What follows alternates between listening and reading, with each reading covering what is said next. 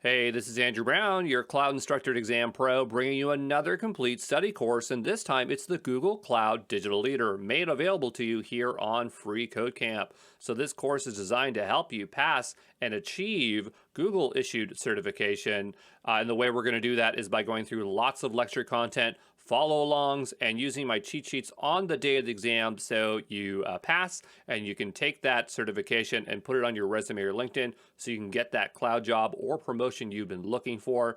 Just a bit about me. I was previously the CTO of multiple edtech companies with 15 years industry experience, 5 years specializing in the cloud. I'm an AWS community hero. I've published many free cloud certification courses just like this one, and I love Star Trek and coconut water. I just want to take a moment here to thank viewers like you because you make these free courses possible. If you're looking for more ways of supporting more free courses just like this one, the best way is to buy the extra study material at ExamPro.co, and in particular for this certification, it's GCP-CDL. There you can get study notes, flashcards, Quizlets, downloadable lectures, which are the slides to all the lecture videos, downloadable cheat sheets, which by the way are free if you just go sign up, practice exams. You can also ask questions and get learning support.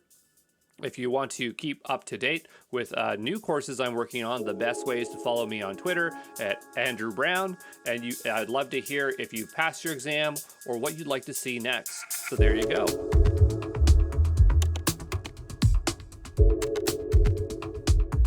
Hey, this is Andrew Brown from ExamPro, and we are at the start of our journey asking the most important question first, which is, what is the Google Cloud Digital Leader? So the Digital Leader is a fundamental or a foundational cloud certification that introduces you to the core concepts of cloud and Google Cloud in particular. So this certification will demonstrate a person can define and understand digital transformation, cloud concepts, core services such as compute, storage, databases, and networking, security, and cost management.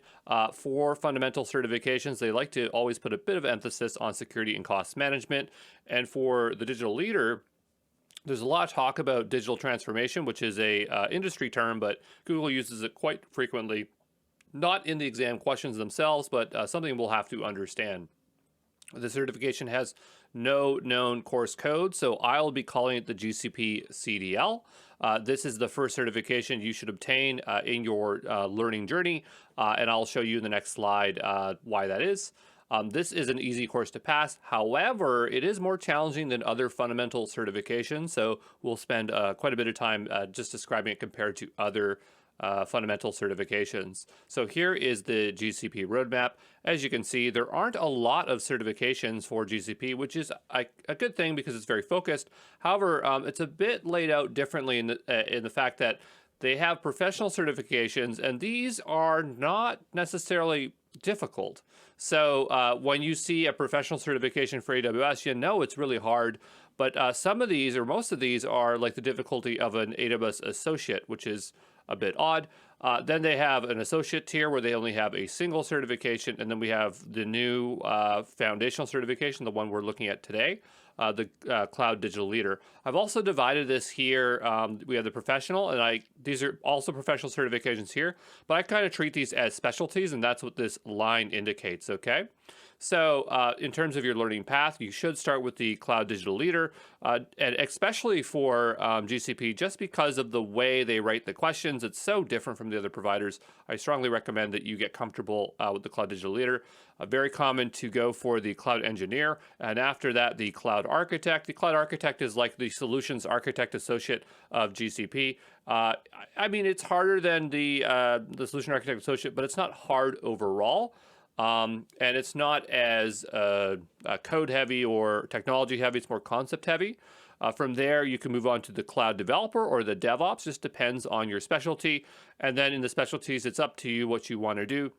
Collaboration Engineer is a very unusually named certification. This one in particular is... it's like administration, so like it's setting up your organization and networking. It's a very odd name for a certification, but they have it there. If it was me going into the specialties, I'd either go for the cloud security engineer, data engineer, or machine learning engineer. Cloud networking, I don't know how useful that is. Neither is the collaborator. Okay. So how long should I study to pass the GCP CDL? So if you're new to GCP, you're looking at 24 hours of study. This is longer than what I generally recommend for study times for fundamentals, but because the exams are more difficult, and we'll talk about that in a moment, that's why it's higher. If you've already passed the certified AWS Certified Cloud Practitioner or the Azure Fundamentals, you're looking at a 15-hour study time.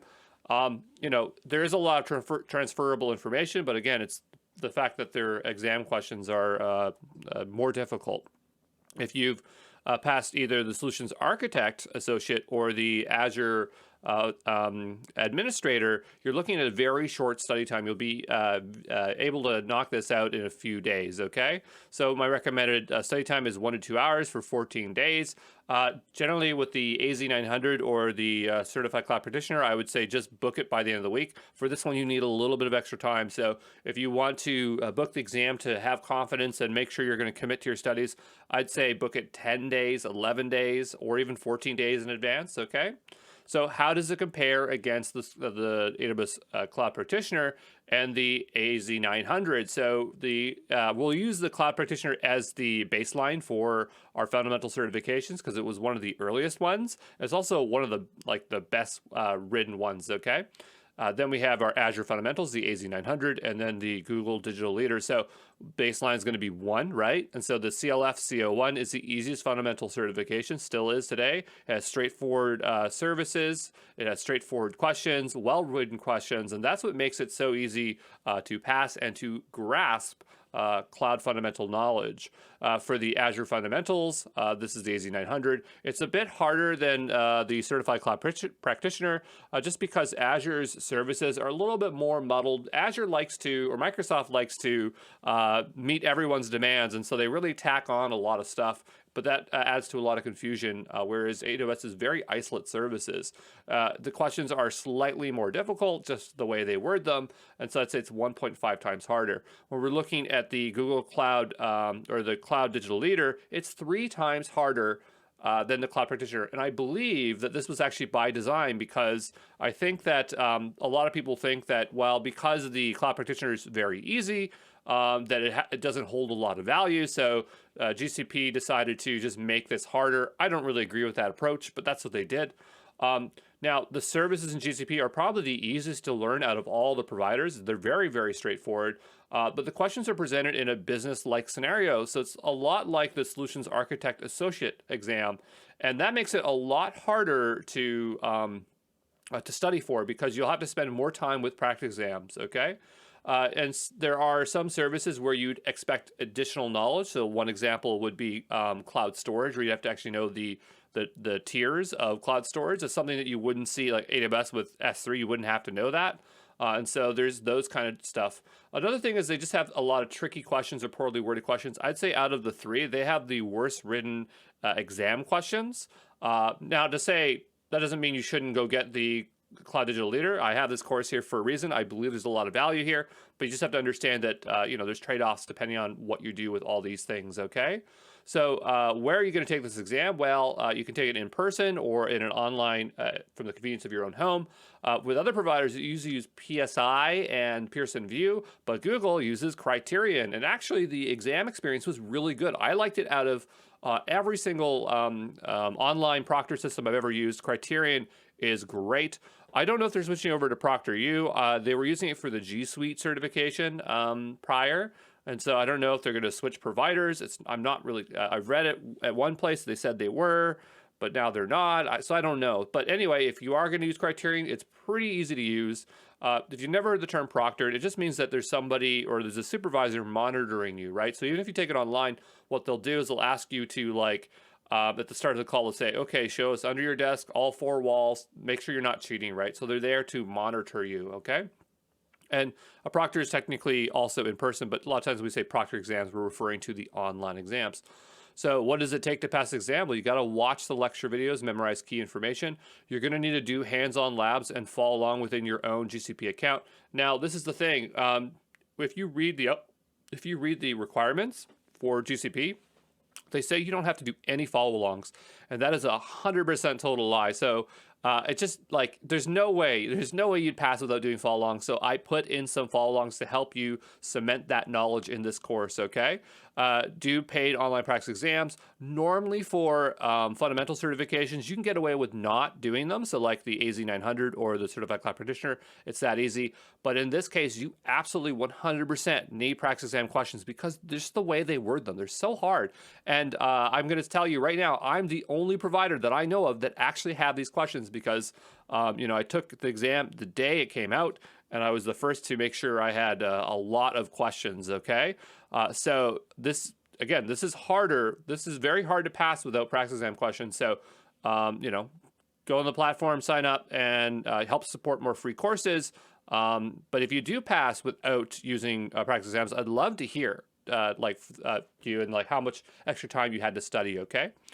For the content outline, here's another oddity that they don't do is they don't break down each of the domains. Usually you'll have a percentage here saying like, okay, you're going to get 20% of questions of this. So we know where to focus our time, but Google doesn't do that. So we'll just read through the domains here. So setting up a cloud solution environment, planning and configuring a cloud solution, deploying and implementing a cloud solution, ensuring successful operation of a cloud solution, configuring access and security. And the distribution of these domains are not known. We do not know what they are. However, on the marketing website, they said the following. They said, well, general knowledge, Google Cloud knowledge, and Google Cloud product services. This is what the breakdown is. This is not very helpful because, we need to know what these are, right? Because this is what they're testing us on. There's a huge breakdown for this. But I guess you kind of get the idea. So do I think this is reflective? Yeah, sure. I guess so. In terms of grading, you just have to get a 70% to pass. It is scaled like most other courses, meaning that it's not always exactly 70% to pass, but generally that's what it's going to be. In terms of the type of questions, you'll get 60 of them, so you can afford to get 18 wrong. There's no penalty for wrong questions. The format of the questions are multiple choice and multiple answer. I think I only saw one multiple answer, like out of the whole course. So it was mostly multiple choice. Which is great, but again, the questions are the actual body of the questions is the hard part. Okay. For the duration, you get 1.5 hours. You get additional time. A lot of other providers give you only an hour, so I really appreciate they gave me extra time. I cleared it within 30 minutes, but I imagine that if this is your first time, you'll need that full time. Make sure you utilize all of the time when you're taking the exam. You're gonna get 1.5 minutes per question. Other providers would only give you 1 minute per question. So the exam time is 90 minutes. The seat time is 120 minutes. Seat time refers to the amount of time that you should allocate for the exam. So that includes time to review instructions, show online proctor your workspace, read and accept the NDA, complete the exam, provide feedback at the end of the exam. And so you do want, if you're taking it online, you have to show up early, okay? And be ready. Make sure your laptop is plugged in. This is actually valid for 3 years, which is great. AWS used to have them for 2 years. I think they extended the CCP to 3 years. Azure's, they're just good forever. But I like this thing where it's just 3 years. But there you go. So that is the introduction here. And what we'll do is we'll go take a look at the actual exam guide so I can just kind of talk through some of the things there, like what I thought actually showed up on the exam as opposed to didn't, okay?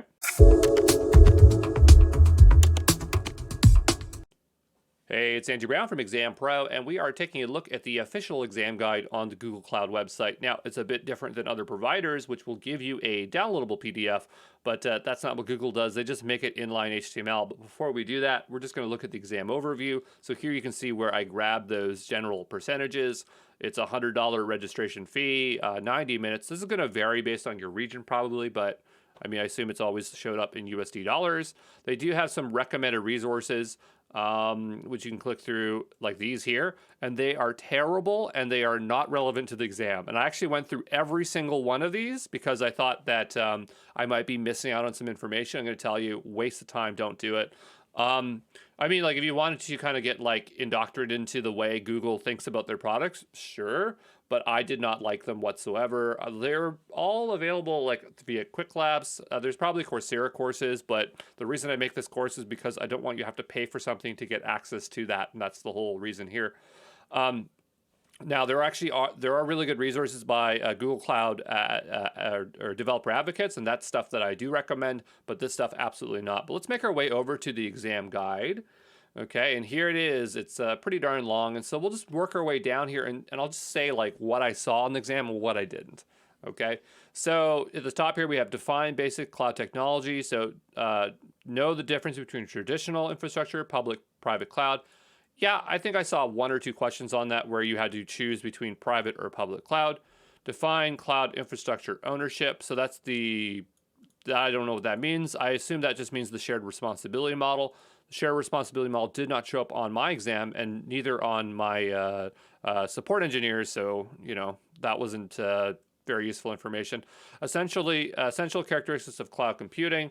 Again, I think actually I did see one. It was like multi-select. It was my only multi-select one. So yeah, I suppose you'd have to know that. Google doesn't have like a official definition of characteristics of cloud computing like Azure and AWS does. So I kind of just provided one that was between the two of AWS and Azure. Okay.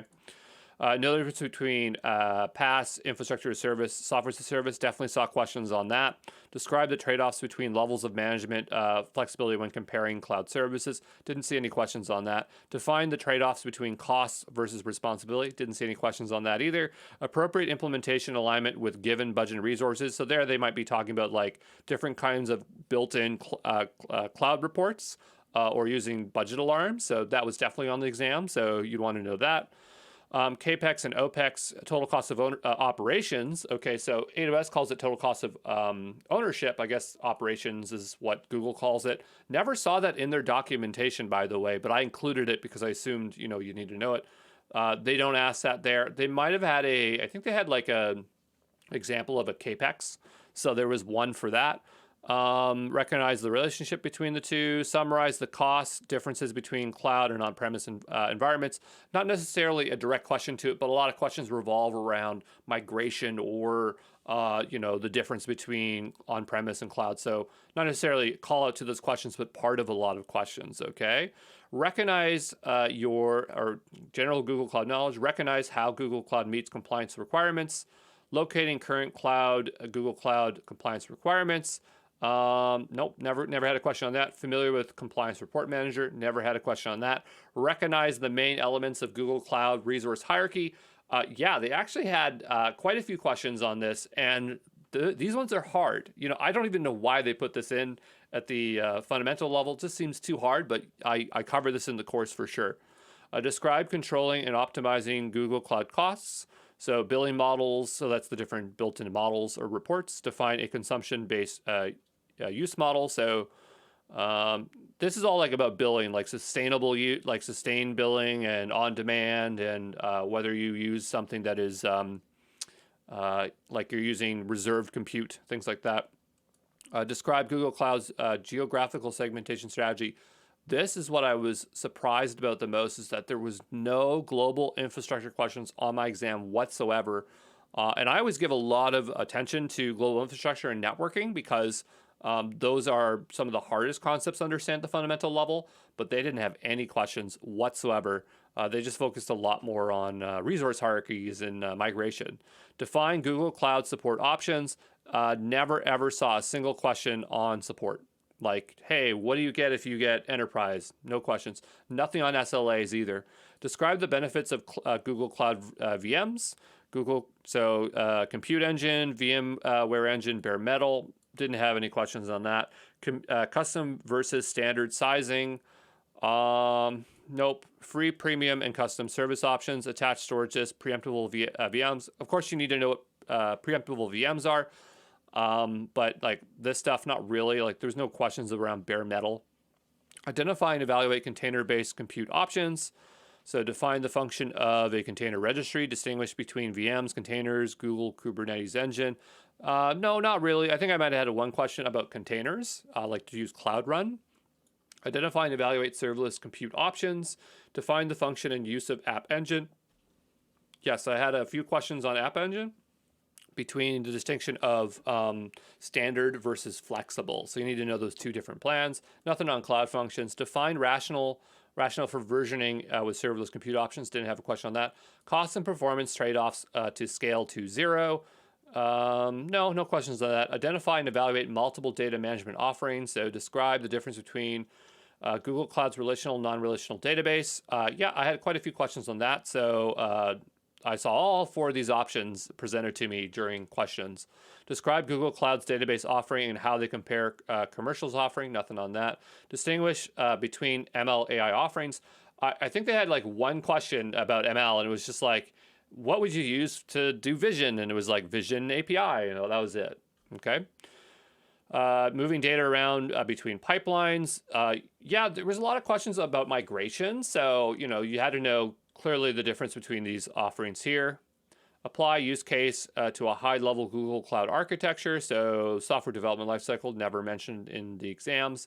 Describe Google Cloud Platform visibility and alert offerings. That's just like billing alarms, budget alarms, whatever they call them. Describe solutions for migrating workloads. Lots of stuff on this. Lots of stuff on migrate for Anthos, migrate to Compute Engine. Something you need to know. Down through networking. No networking in the exam whatsoever. Never ever. I don't even cover this in the course. I don't think SD-WAN, but it was not on the exam, and I would not expect this on a fundamental certification. Just makes no sense. Describe the best connectivity option between networking and security requirements. So you should know like interconnect and then establishing secure connections via VPN. So those are pretty standard. Private Google access. Yeah, so that's just making sure that you have an instance that doesn't go out to the internet. Define identity and access features considering included. So cloud identity, Google Cloud Directory Sync, IAM. So all of those. So yeah, that gives you kind of an idea. I would say this is not very reflective of the actual exam. You know what I mean? Like I'd say 60, 70% of the stuff I saw. And I think maybe it's just that it's still early days. And so if you're watching this from a year from now from I publish it, maybe they've made more questions. But I just think that they just don't have a very large question bank, because when I had my support engineers take it, they're getting pretty much the same stuff as I was, where there was like, why wasn't there any global infrastructure stuff? So, I was very thorough in this course because I just did not know what I was going to get. And there was nobody else before me that made this course. So I just covered everything just in case. So if you're watching this from a year or two from now, you should be in very good shape because I was very thorough, okay?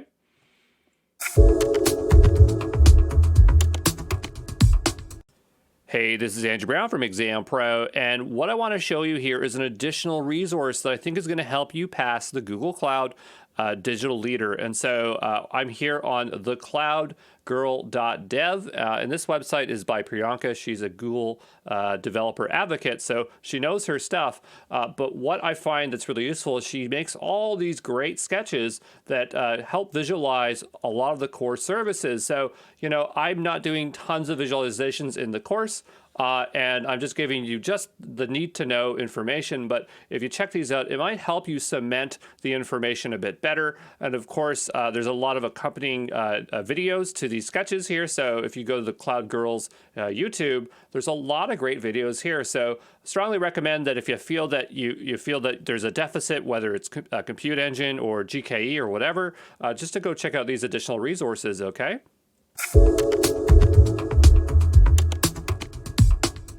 Hey, this is Andrew Brown from ExamPro, and we are at the start of our journey for the Cloud Digital Leader Google Cloud certification, asking the most important question first, which is, what is cloud computing? So cloud computing, per definition, is the practice of using a network of remote servers hosted on the internet to store, manage, and process data rather than a local server or personal computer. And the way I like to think of it is that if you're on premise, you own the servers, you hire the IT people, you pay the rent and the real estate, you take all the risks. But when you're using a cloud provider, someone else owns the servers, someone else hires the IT people, someone else pays or rents the real estate, and you're only responsible for configuring cloud services and code, and someone else takes care of the rest, okay?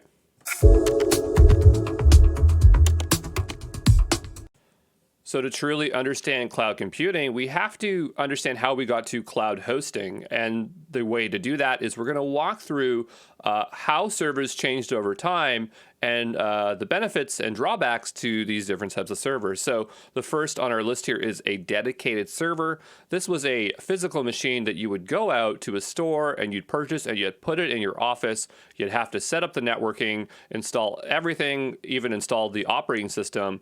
And the great thing about these things is that you would get full control over your server. And so theoretically, you would have the highest level of security possible.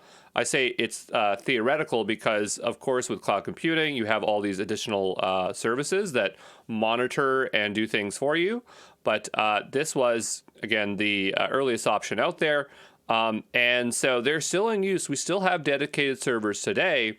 But, it just made it very inaccessible for most people to be able to run web apps or etc. Then we had virtual private servers.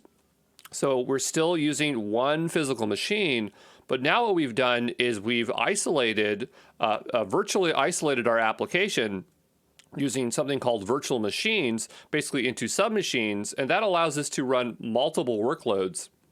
Because if you have different machines different apps with different requirements, by virtualizing the machine, we're now able to meet the needs of each application. And so that was the evolution there.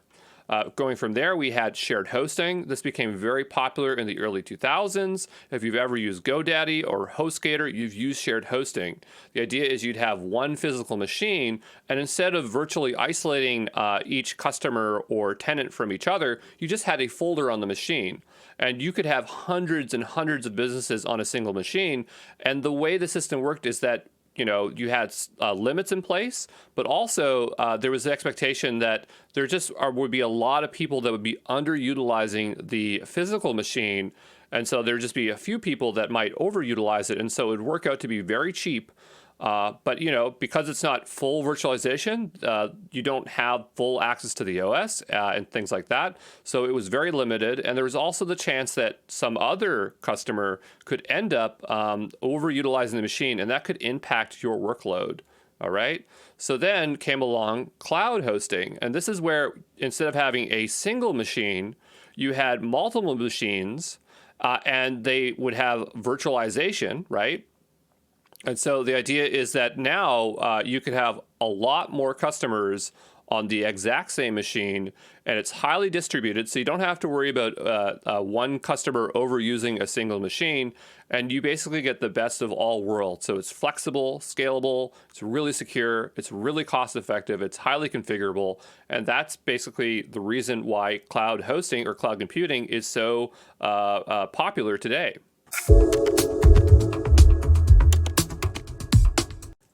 So before we talk about Google Cloud, we need to ask ourselves, what is Google? So Google is an American multinational technology corporation headquartered in Mountain View, California, and its claim to fame was in 1996 when they invented the Google search engine. And so the reason why this is such a big deal was that prior to Google, and really it didn't really take off until 2000, because I remember when this thing came out, where we saw mass adoption, but it was just that other search engines at the time, like Alta Vista, Hotbot, all the ones out there just couldn't do a very good job of finding things. But Google was smart that they would actually look at the contents of web pages, they would cache them, and that's how they would determine whether to serve you content. Another very impressive thing that they did was they didn't use high-end machines. They didn't have the money, but they had the money to buy up a bunch of low-end machines, and they created new technology to distribute compute and storage across those machines. And that technology is now open source, and it's called Hadoop.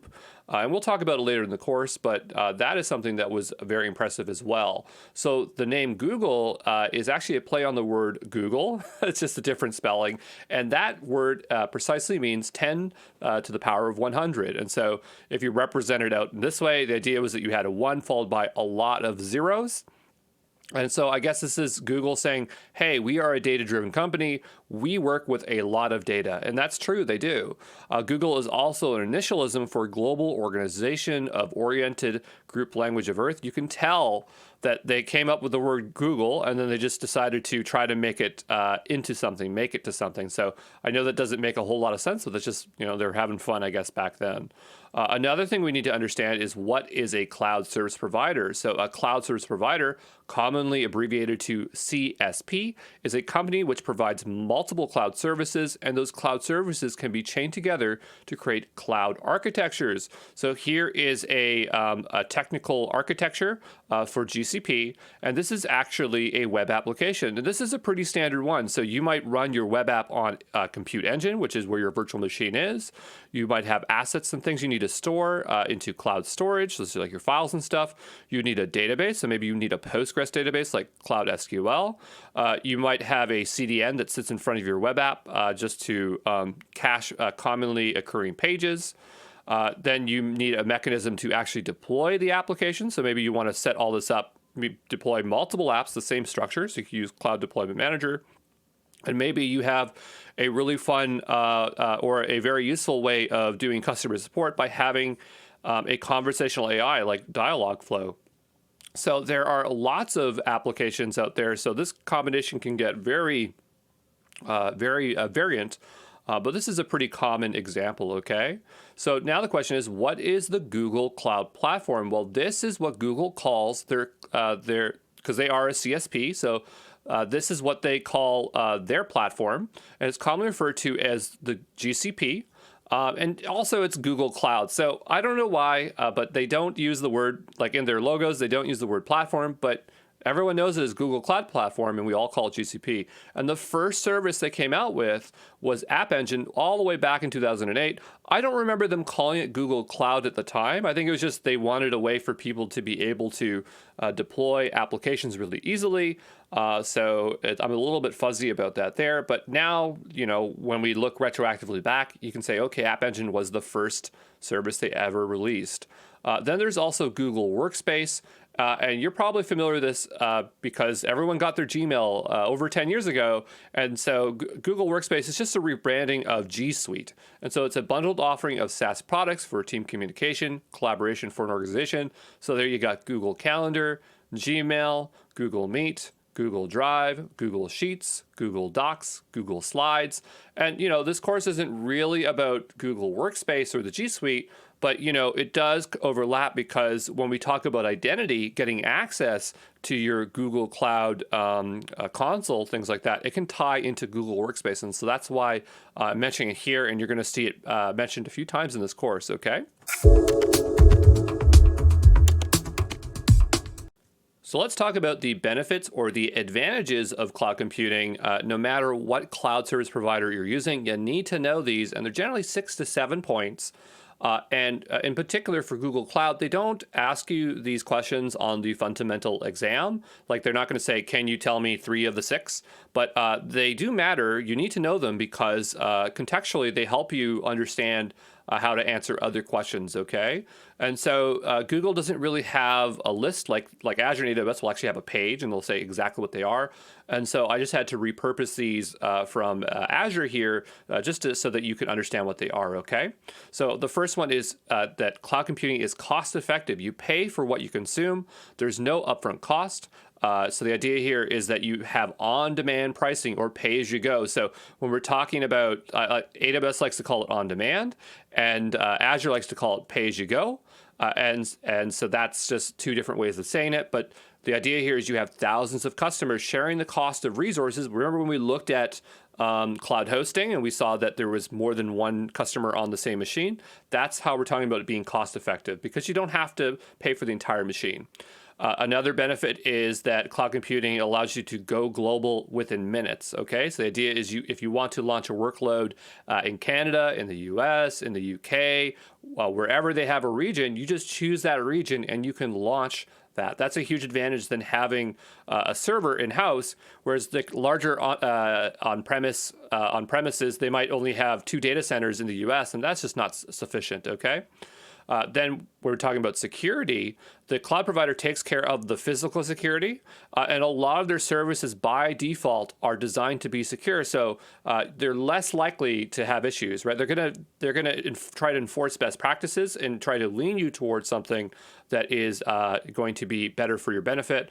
And you have granular access to control anything you want. So this is something you might not have if you were self-hosting, but you can say, I only want this particular user in my Google console to only be able to launch instances. They can't shut them down. Maybe they can only choose a particular size. And so that level of granular control really does make it a lot more secure, okay? Then you have reliability. So a lot of services will have the ability to backup. They might have built-in disaster recovery or make it easy to strategize for disaster recovery. You could have data replication and fault tolerance. So that is something that is just a lot more better than on-premise, okay? There's scalability. So the idea is that when you need more resources, you don't have to go out and buy a machine. You just press a button and now you have additional compute.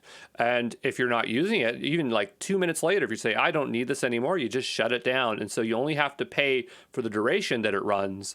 And the idea is you can scale up very quickly. So, you know, your capacity is very fitting to that. Then there's the concept of elastic. And so scalable means you have the ability to add or remove machines or compute or storage. But elastic means that you can also automate that. So the idea is that imagine you have a web app and a week goes by and you know the weekend's coming up, it's Black Friday, so you know there's going to be a lot of sales, and so you might not be around to provision enough machines. You might not know how many machines to provision for that event, but with the cloud, you can automate it, so it'll just say, okay, you have a lot more capacity now, we'll just do it for you. We'll spin it up to meet whatever that demand is, and when people stop using it, we'll scale down the machines for you. We'll just get rid of them for you, okay? And the last point here is that the cloud is always current. So the idea is you have all this underlying hardware and it has to be patched. It has to be upgraded. There's always new technologies coming out. And that stuff is being swapped out all the time by the cloud provider, and they're experts at it, right? Whereas if you bought a physical machine, you're going to hold on to it for like 10 years, but they might be switching out machines every year. Okay, so you're going to have, you know, the best in class hardware underlying, okay, or access to things, okay?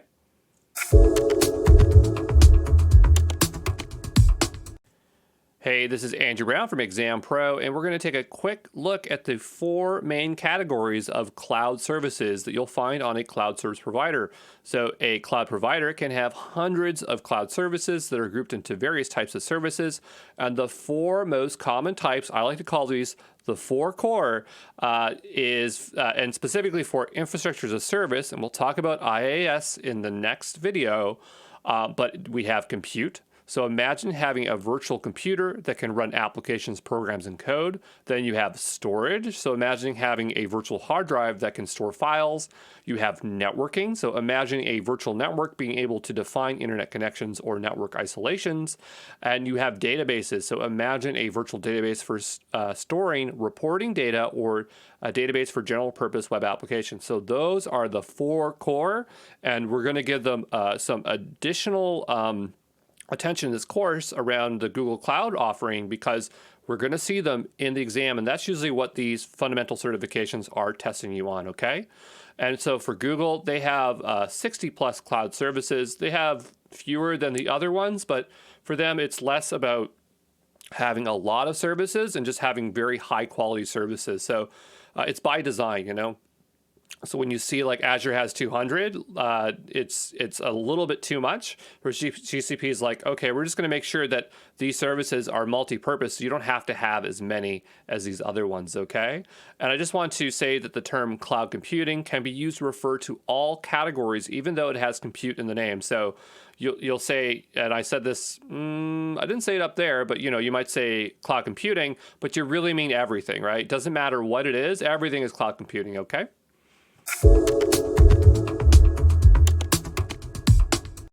So we were just looking at the categories of cloud computing. Now let's take a look at the types of cloud computing. And so we have this pyramid on the left-hand side, and the idea is that each type is reliant on the technology beneath it, okay? And so the one at the top is called software as a service, also known as SaaS. And it is a product that is run and managed by the cloud service provider. So you don't worry about how the service is maintained. It just works and remains available. The keyword here is software. So imagine just using any old software, but it's over the cloud on the internet. So Salesforce, Gmail, Office 365. You could even consider Facebook or Twitter software as a service, okay? And these are specifically for customers. The next layer is platform as a service, also known as PaaS. And this focuses on the deployment and management of your apps. So you don't worry about provisioning, configuring, or understanding the hardware OS. You can just upload your code and it will do the rest, okay? And so here we would have things like Elastic Beanstalk on AWS, Heroku, or Google App Engine. And this is the original logo, and I always love this logo, so I use it whenever I can. But the idea is that if you have a web application, you just want to deploy it and just focus on your code, that's what a PaaS is. And this is specifically for developers. And then on the bottom, we have infrastructure as a service, IaaS. There's no easy way to say this as one word, but this is the basic building blocks of cloud IT. It provides access to networking features, computers, and data storage space, so you do not worry about the IT staff, the data centers, and the hardware.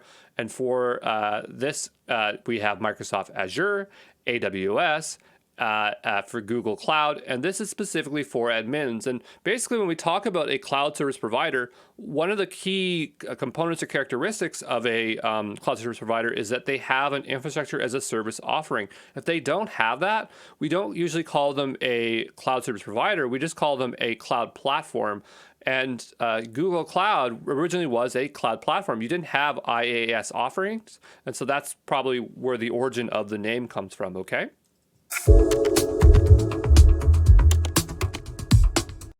Hey, this is Andrew Brown from ExamPro, and we are looking at the shared responsibility model. And this is a simple visualization that helps you determine what the customer is responsible for and what Google is responsible for related to the Google Cloud platform.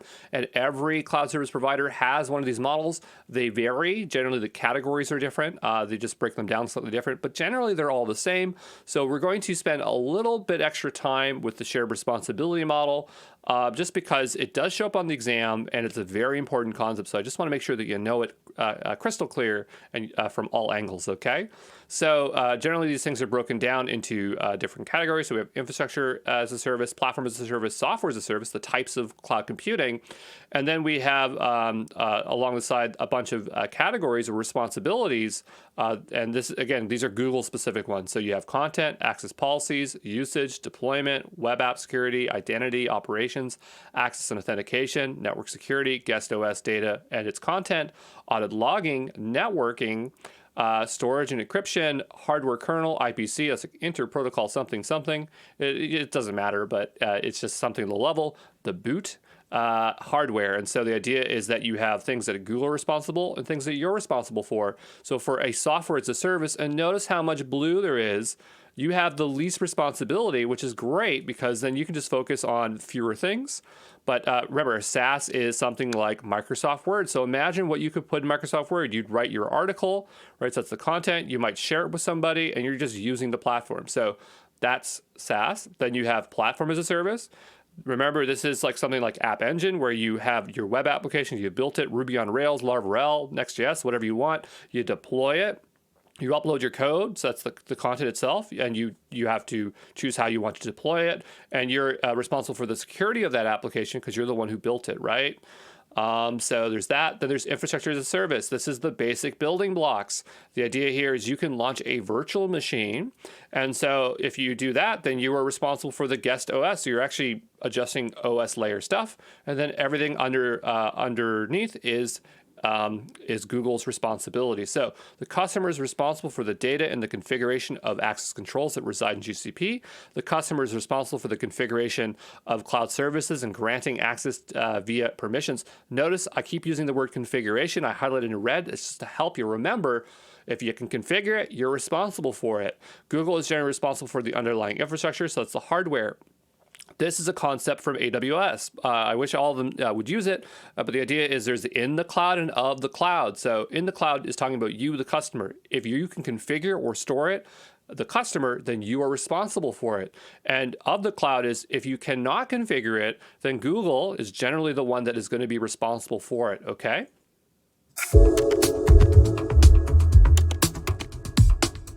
So now that we've looked at the Google's shared responsibility model, let's take something like compute and compare it across different types of cloud computing so we can understand in practice what we would be responsible for or not responsible for. So we have infrastructure as a service, platform as a service, software as a service, and notice we have another one here called function as a service. You don't usually see these in the shared responsibility model, and it is a type of cloud computing, but it's kind of a bit of a hybrid, okay? So it's kind of an edge case, and it's going to just help us understand some of the caveats and how these models are a little bit flawed, okay? So starting at the bare bottom where we have the most responsibility is with bare metal. And so bare metal just means that it's a physical machine and you're basically responsible for everything else. You just want the cloud service provider to take care of the hardware for you. So you have control over the host operating system. So literally what's going to be installed on at the lowest level. And so at this level, that means you can control the hypervisor. If you want to install some type of different kind of virtualization or have no virtualization at all, it's all up to you. And so you are the most responsible at this layer. Then you have VMs, virtual machines. And so this would be compute engine. I wrote compute engine here because I'm not really sure what the offering is for bare metal. Bare metal is expensive, so that's just why, okay?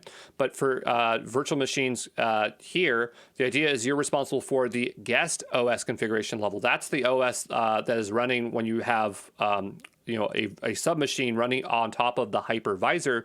You could also install a container runtime.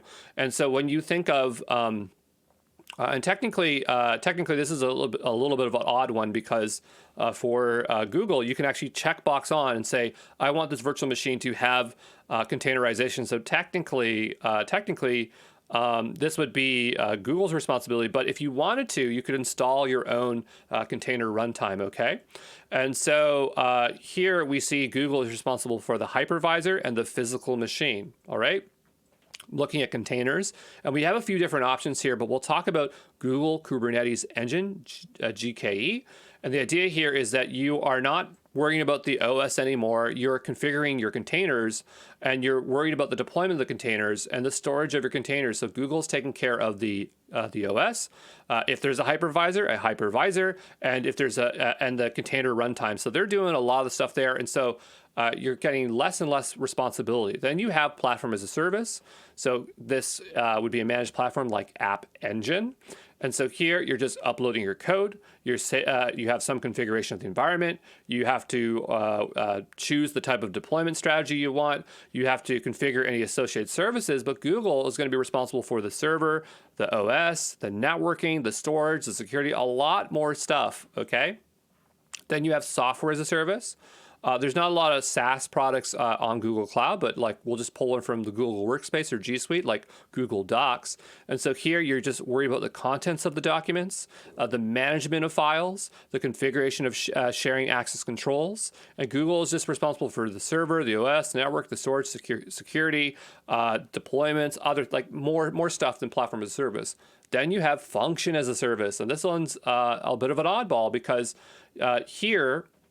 This is serverless compute, okay? Cloud Functions is serverless, but you upload your code. Sounds a lot like platform as a service, but you don't have to worry about deployments, about scaling, anything else. It takes care of everything. So deployment, container, runtime, networking, storage, security, physical machine, everything, okay?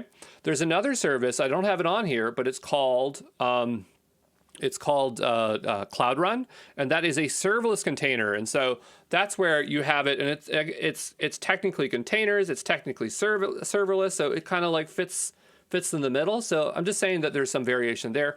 The exam's not going to be that hard to figure out what these are, but I just want you to know that there is some caveats or variations to this stuff, okay? It's not clear cut as you might think it is. Just to give a better visual here, we'll just go across bare metal, dedicated hosts, virtual machines, container functions. We didn't cover this, I just didn't have room, but there was sole tenant node. Because when you have a virtual machine, right, a virtual machine can either be single tenant or multi-tenant. And so what that means is that when it's multi-tenant, and that's the whole advantage of cloud, is that you have the same, or you have multiple customers using the same physical machine, but you're virtually isolated having your own virtual machines. But if you wanted to have the entire physical machine, you could have a sole tenant node. So you're the only person on that physical machine with those virtual machines. And so that's something that's in between bare metal and virtual machine, okay? So just looking at the responsibility of the customer, level of control, like look at code here. So code, you're responsible across the board. For app containers, it's up to the containers. At functions, you're not responsible for it.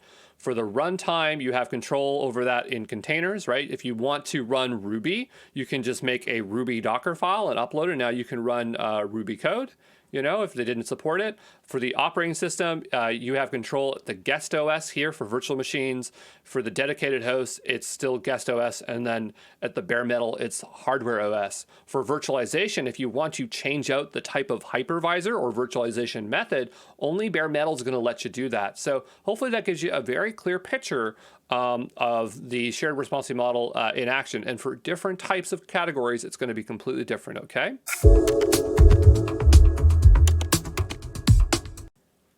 So let's take a look at an alternate way of viewing the shared responsibility model. And this is the way AWS and Azure does it. And the reason I want to show it to you is because it's a lot more encompassing of everything that the cloud can offer you, whereas the Google shared responsibility model is really focused on the application. So you can really tell they're developers, right?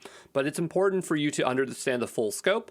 So we have the customer and we have GCP. So GCP is responsible for the hardware and the global infrastructure. So the regions, right? Like everything that has to do with regions, the zones, and zones is a collection of data centers within a region, and the fault domains. Fault domains is a logical isolation of hardware that's within a data center, and then there's the physical security of the data center. They're responsible for that as well, right? Then you have software. So this breaks down to the core four. So you got your compute, your storage, your database, and your networking. Now onto the customer side, there's the configuration of managed services or third-party software. So that could be platforms, applications, IAM. IAM is a big one. That's a huge component for customer responsibility. Configuration of virtual infrastructure and systems. So operating systems, the network, firewall. So I notice you see networking down below. So we're talking about the actual like routers and switches and things like this. And up here, this is like cloud networking, okay? This is like, I want to create a VPC and I want to have these subnets in it and I want to use these cloud networking services, but you're not really dealing with lower level software like setting up the switch or the router or things like that, okay?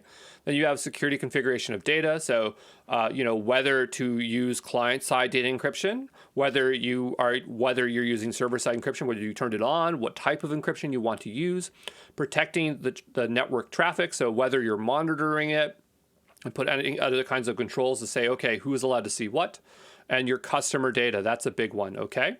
So yeah, this is basically the AWS and Azure way of looking at, or sorry, I said Azure, but it's more like AWS and Oracle. Azure actually has their own way. It actually looks a lot more like this. And so theirs, they do on-premise. They put on-premise in the mix, infrastructure as a service, platform as a service, and software as a service. And so they just break it down to here. And these are going to look very, very, very similar to the Google's one. So you have applications, data, runtime, middleware, OS, virtualization, server, storage, networking. How many is there? 1, 2, 3, 4, 5, 6, 7, 8, 9. These almost match up to the OSI layer. That's the layers, like the application layer, the networking layer, things like that. And so that's basically how Azure kind of does it. But it just helps you to see the names in a different way. So you can see there's still data. There's no mention of like access controls, but it's just assumed that if you have an application responsible for it, things like that. Okay. So hopefully that gives you a really clear understanding of the shared responsibility model. Hey, this is Andrew Brown from ExamPro, and we are looking at the cloud computing deployment models. This one's an important one. It will show up in your exam, so you'll want to know the difference. Starting at the top here, we have public cloud, and this is where everything is built on the cloud service provider. This is also known as being cloud native. So the idea here, and I know this is an AWS example, and we're doing GCP, just didn't have time to make the new graphic here. But the idea is that you have a virtual machine and a database. It's sitting within subnets, within a VPC. Both AWS and Google call their VPCs the same thing, so that makes it easy here. And everything's contained within the cloud service provider. There's no cloud services outside the cloud service provider, okay? Then you have private cloud. This is where everything is built on the company's data center. This is also known as on-premise because it's on the premises where your office is. And so here you would use something like OpenStack to have private cloud. So OpenStack, I believe it's by Rackspace, and the idea here is that it gives you a lot of the benefits where, like, imagine you want to distribute a virtual machine across many machines. You want to have granular permissions like IAM and things like that. That's what private cloud's going to do for you. Then you got hybrid, and hybrid cloud is where you are using both private and public cloud, and you're connecting them, right? You're offloading some of your private cloud compute storage stuff to the public cloud, and that's happening via some kind of hybrid connection, okay? And then we have cross-cloud, also known as multi-cloud. A lot of people will call it hybrid cloud. It's not hybrid cloud. Hybrid cloud is when you have a private cloud and a public cloud connected. A cross-cloud is when you are using multiple CSPs and the workload is spread across them. A really good example here is something like Azure Arc, or for Google's offering, they call theirs Anthos. So the idea is that you have a control plane that will control compute across multiple cloud service providers and on-premise environments. Multiple cloud providers, or multi-cloud, is just when you use multiple providers, but you don't necessarily use data across them, okay? But Google's going to just treat multi-cloud and cross-cloud as the same terminology, all right? To try to just kind of give this more of like a business use case or who's using these things, we talk about for cloud, or public cloud, we're fully utilizing cloud computing. This is where we're using cloud and on-premise, and this is where we're deploying on-premise using virtualization. It's sometimes known as private cloud, okay? So who's using cloud, like public cloud? We're looking at startups, SaaS offerings, new projects and companies. So think of Basecamp, Dropbox, Squarespace. For hybrid, we have banks, fintech investment management, large professional service providers, legacy on-premise. There's reasons why they're hybrid. They have to keep certain data on-premise for regulatory reasons, or it could be because of just because they have so much infrastructure, it's just too hard to move everything away, or they have customers that are concerned about the cloud or the public cloud. When we're talking about the public sector, like government or hospitals with super sensitive data, or very, very large enterprises with crazy regulation, like insurance companies, they might want to have 100% private cloud. They're starting to adopt a hybrid model, so we're seeing less and less of this, but like hospitals, AIG, which is an insurance company, or the government of Canada, okay? Hey, this is Andrew Brown from ExamPro, and we are looking at the total cost of ownership, also known as TCO, to really understand what it is that we are paying for when we're using on-premise, and what we're paying for or not have to pay for when we're using GCP. These break down to Capex and Opex. Notice here at the top, we're going to talk about that in the next slide here.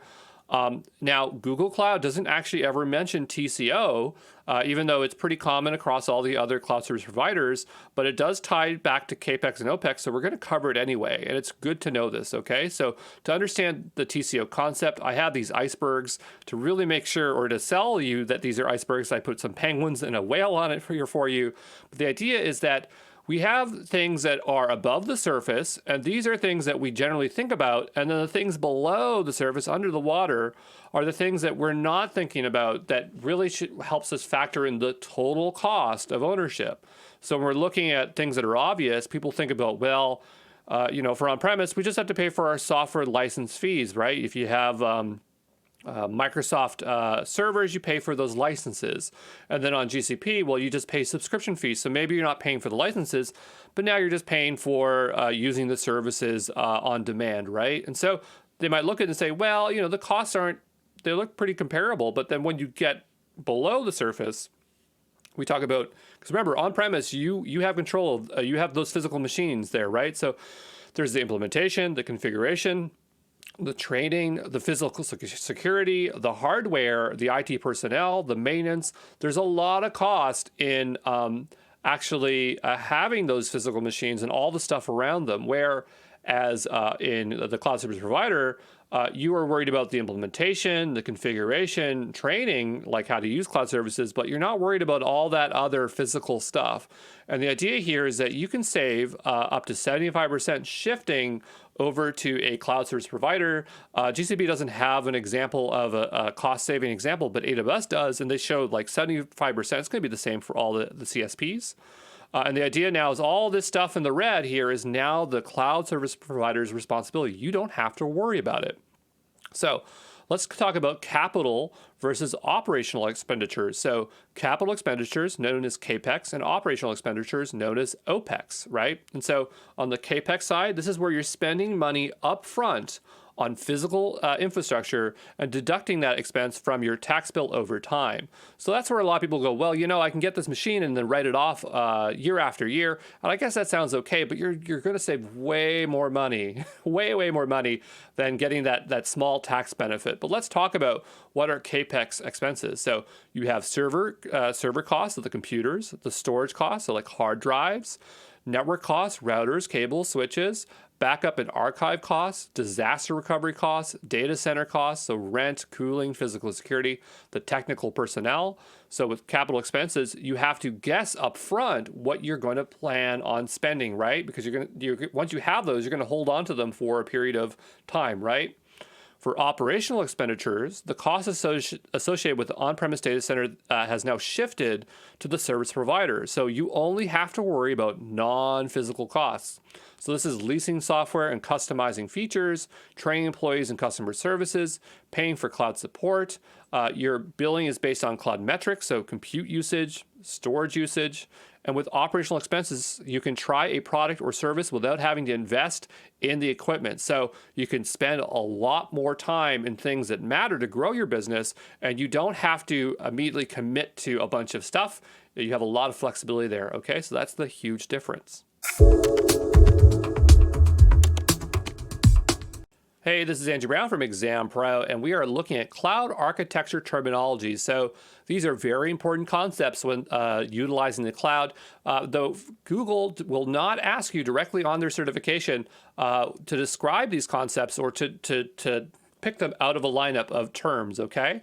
However, they are still going to play into questions, so we generally need to know what these things are. So let's go through the quick list here, and then we'll do a bit of a deeper dive on each of these ones, okay?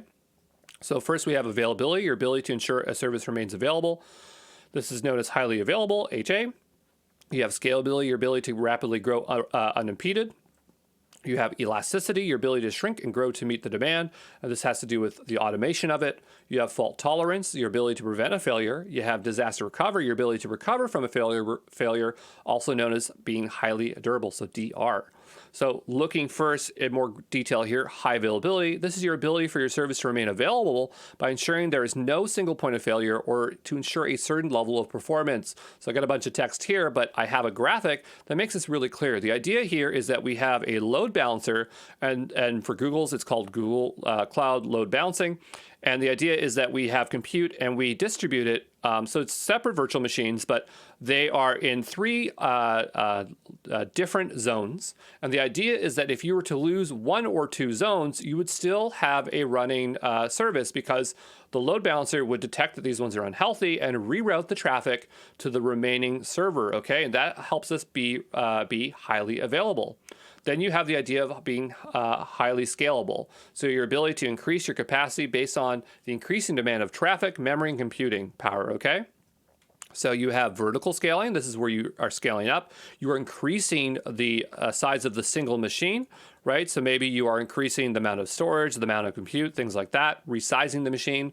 Then you have horizontal scaling. So you're just adding additional servers of the same size, and then you're distributing the workload across those machines, okay?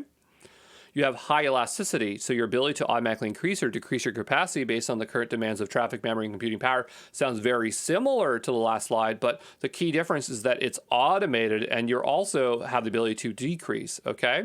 So the idea here is that you have the concept of horizontal scaling where you can scale out, but you can also scale in. So scaling out is when you add more servers, and scaling in is when you remove servers, okay? And generally speaking, when we're doing things that are elastic, it's usually of the same size. There is an exception where you can have containers. I think it's like Mesos or whatever. They allow you to have a mix and match of different kind of containers, but generally it's the same size containers, okay? Or virtual machines, I should say. So vertical scaling is generally hard for traditional architecture, so you're not going to see the concept of elasticity with vertical scaling. It's with horizontal scaling, okay? The way we can do horizontal scaling or elastic automatic scaling is with managed instance groups with Google. So this is automatically increasing or decreasing the response to a demand or a defined schedule. Next, we have fault tolerance. So your ability to for your service to ensure there is no single point of failure or preventing the chance of failure. So I'm just going to lay out all this stuff here.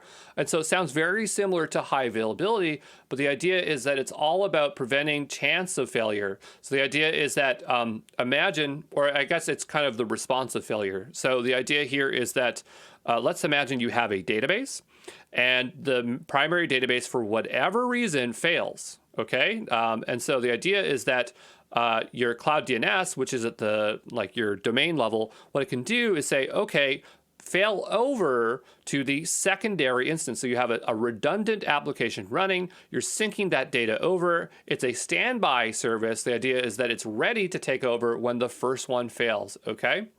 So whether something happens, we can fault over to it. I know it gets confusing with high availability.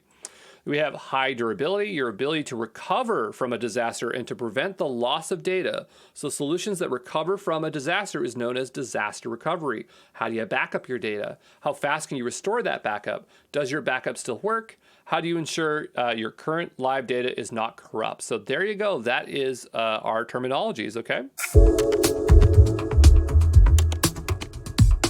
Hey, this is Andrew Brown from ExamPro, and we are looking at the evolution of computing. Your cloud service provider has all of these offerings, and the idea is that you need to choose the one that meets your use case. A lot of times, this all has to come around the utilization of space. That's what we're trying to illustrate here in this section here, and the trade-offs of why you might want to use some of these offerings, okay? For dedicated, we're talking about a physical server wholly utilized by a single customer. That's considered single tenant. And for Google Cloud, we're talking about single node clusters and bare metal machines where you have control of the virtualization, so you can install any kind of hypervisor or virtualization you want in the system. The trade-off here, though, is that you have to guess upfront what your capacity is going to be, and you're never going to 100% utilize that machine because it's going to have to be a bit under in case the utilization goes up. That's you choosing the CPUs and the memories. You're going to end up overpaying because you'll have underutilized server. It's not going to be easy to vertically scale. It's not like you can just say resize it because the machine you have is what you have, right? You can't add more. I mean, I suppose they can insert more memory for you, but that's a manual migration, so it's very difficult. And replacing the server is also very difficult, okay? So you're limited by the host operating system. It's not virtualized, so whatever is on there is on there. And that's what your apps are going to have access to. If you decide to run more than one app, which is not a good practice for these kind of machines, you're going to end up with resource sharing where one machine might utilize more than the others. Technically, with a dedicated machine, you have a guarantee of security, privacy, and full utility of the underlying resources. I put an asterisk there because, yes, it's more secure, but it's up to you to make sure that it's more secure. So that's up to your skills of security, right? Whereas if you had a virtual machine or anything above that, there's more responsibility on the cloud service provider to just provide a secure machine, and they can do a better job than you. So why would you use a dedicated machine? Well, maybe you're doing high performance computing where you need these machines like very close together and you have to choose what kind of virtualization you need to have, okay? So then we're looking at virtual machines. The idea here is you can run a machine within a machine. The way that works is we have a hypervisor. This is a software layer that lets you run the virtual machines. And the idea here is now it's multi-tenant. You can share the cost with multiple customers. You're paying for a fraction of the server. You'll still end up overpaying for the underutilized virtual machine because a virtual machine is just like, you have to still say how many vCPUs, how much memory, and your app is, you don't want an app that uses 100%, right? You want to use exactly the amount you need, but you can see here, there's still going to be some underutilization. You are limited by the guest operating system, but now it's virtualized, so at least it's very easy to possibly migrate away. If you choose to run more than one app on a virtual machine, it can still run into resource sharing conflicts. It's easier to export or import images for migration. It's easier to vertically or horizontally scale, okay? And virtual machines are the most common and popular offering for compute because people are just very comfortable with those. Then you have containers, and the idea is you have a virtual machine running these things called containers.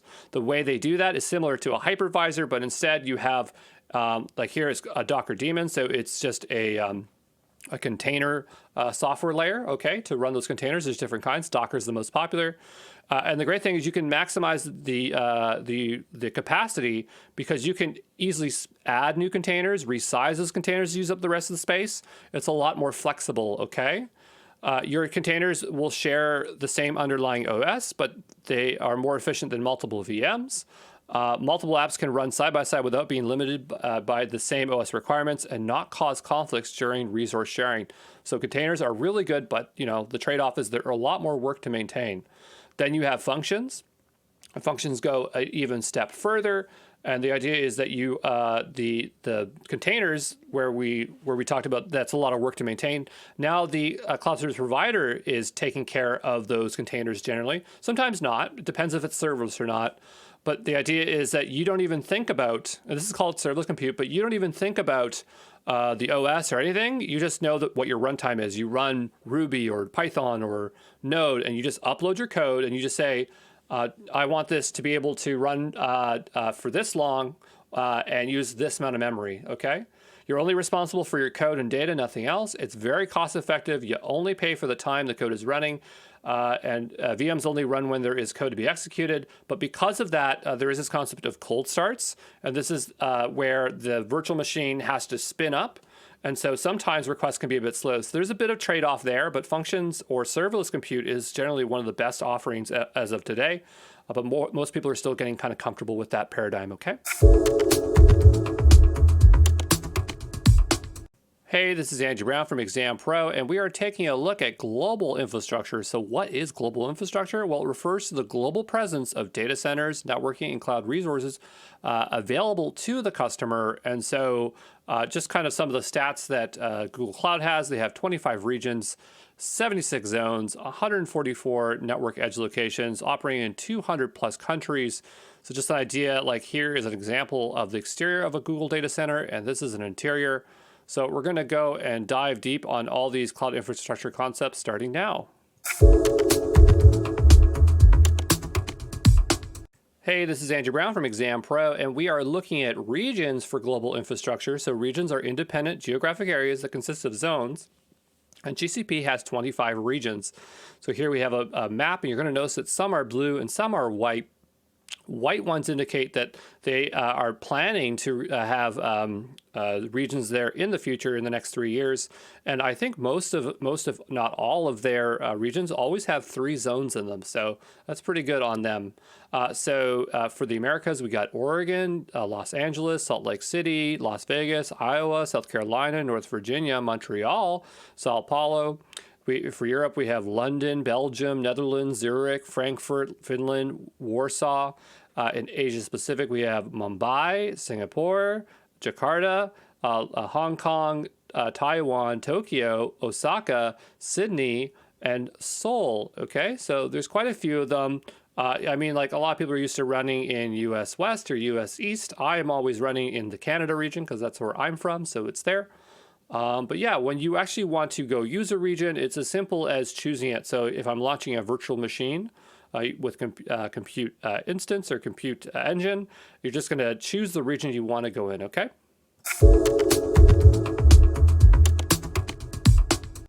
Hey, this is Andrew Brown from ExamPro, and we are looking at Google Cloud's global infrastructure edge network. And so edge networking is the practice of having compute and data storage resources as closest as possible to the end user in order to deliver the lowest latency and to save bandwidth. And so when we're talking about edge networking, we're always talking about points of presence, POP or POPs.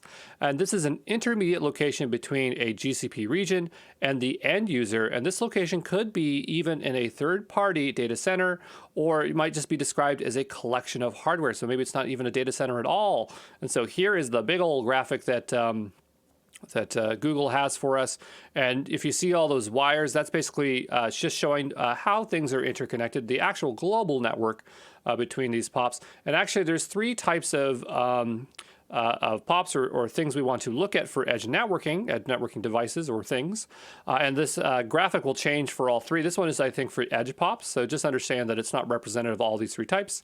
But the first is edge POP. So a location where a user can quickly enter, so ingress the GCP network for accelerated access to cloud resources. Then you have a CDN, and this is a location to serve, so egress, leave the network, for cached websites, files, assets, so they load very fast for the end user. Then you have Cloud Media Edge. This is a location specialized for the delivery of media such as video content. And so there you go.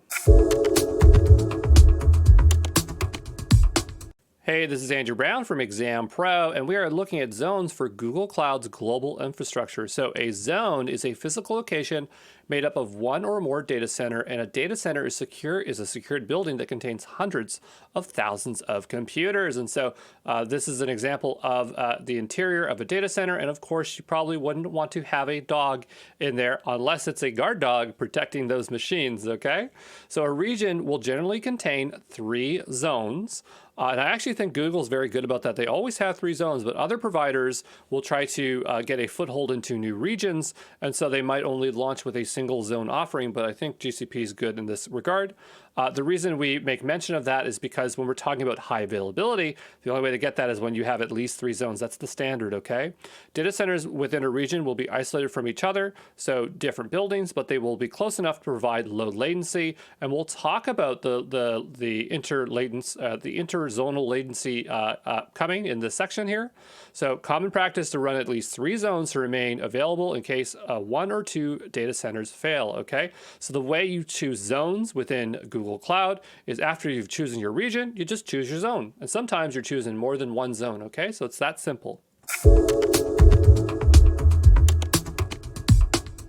Hey, this is Andrew Brown from ExamPro, and we are looking at resource scoping for Google Cloud's global infrastructure. So we were just talking about zones, and I was saying that you can, when you launch a resource, sometimes you choose a single zone or multiple zones, and that comes into resource scoping, okay? So I just want to talk a little bit more or reiterate on zones one more time. So a zone is a deployment area for Google Cloud resources within a region. Zones should be considered a single failure domain within a region, and deploy redundant resources in multiple zones, multi-zones, for fault tolerance and high availability, okay? So let's now talk about product or resource scoping. So the idea is you can launch a resource in a single zone, in a single region. So this is a zonal resource. You have regional resources. This is where a resource resides in multiple zones in a single region. You have multi-regional resource, so resources reside across multiple specific zones. You have a global service. This is where resources reside globally and regions and zones are abstracted away. Very common with serverless services, okay? And then you have internal services. These are foundational services used by many other services. You don't interact with these services directly. They're managed by Google, such as Spanner, Colossus, Borg, and Chubby, okay? So the reason I bring this up is that, I saw a question or two on the exam and they were using this terminology. And so, it just helps you to kind of frame that question better if you know resource scoping, okay? Hey, this is Andrew Brown from ExamPro, and we are looking at data residency for Google Cloud's global infrastructure. So What is data residency? Well, it's the physical or geographic location of where an organization or cloud resources reside. And the reason we care about this is so that we can do or have compliance boundaries. These are regulatory compliance, so they're legal requirements by a government or organization that describes where data and cloud resources are allowed to reside. So, if you're working with the Canadian government, they say, we're only going to use your software as long as the data resides within Canadian data centers. That is the idea behind this stuff. So when you're trying to run these kind of workloads and you need to meet compliance boundaries, strictly defining the data residency of the data and cloud resources, in GCP, you can use something called assured workloads. So this is a feature that allows you to apply various security controls to an environment. So it's not just for data residency, but that's its primary feature. So data residency, personal data access controls based on attributes, personnel support case ownership controls based on attributes, encryption. So in order to apply data residency, you're going to use an organizational policy called a resource location restriction and choose the allowed region or multiple regions. Will this show up in the exam? Probably not, but it's good to get you kind of exposed to global or organizational policies because those kind of do show up on the exam, okay?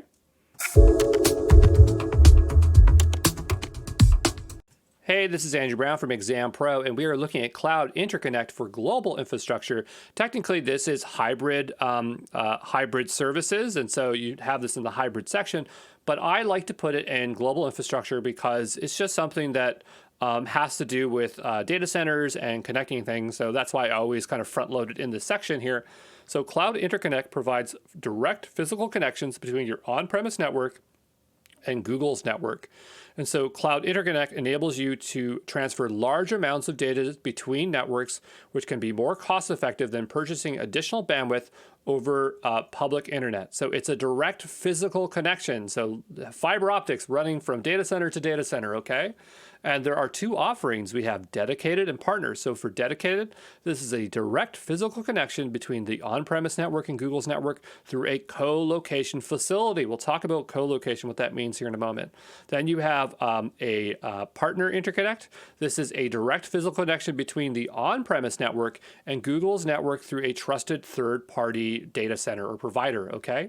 So on the dedicated side, this is between 10 to 200 gigabytes per second. And for partner, it's between 50 megabytes per second and 10 gigabytes per second. The reason you would be using a partner one is maybe because you just can't do dedicated based on your location. So you have to work through a partner, or maybe it's more cost effective, or it meets your needs. So it's just going to be dependent on that kind of stuff. But generally the reason people are going with partners because they just can't get the dedicated one. So what is a co-location facility? So a co-location or carrier hotel is a data center where equipment, space, and bandwidth are available for rental to retail customers. So the idea is that it's a rental data center, right? And Google there's ones that they're cool with using. And so those is like you have a bit more direct control over it. So, it just depends on what you want to do, okay?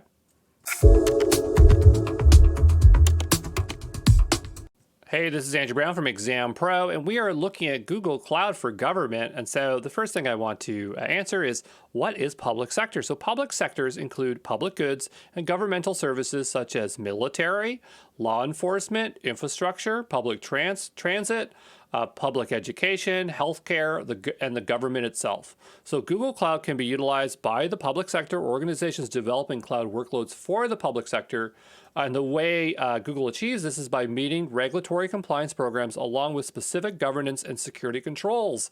So some compliance programs that would be used in public sector would be HIPAA for health, FedRAMP for dealing with the US, the Criminal Justice Information Service.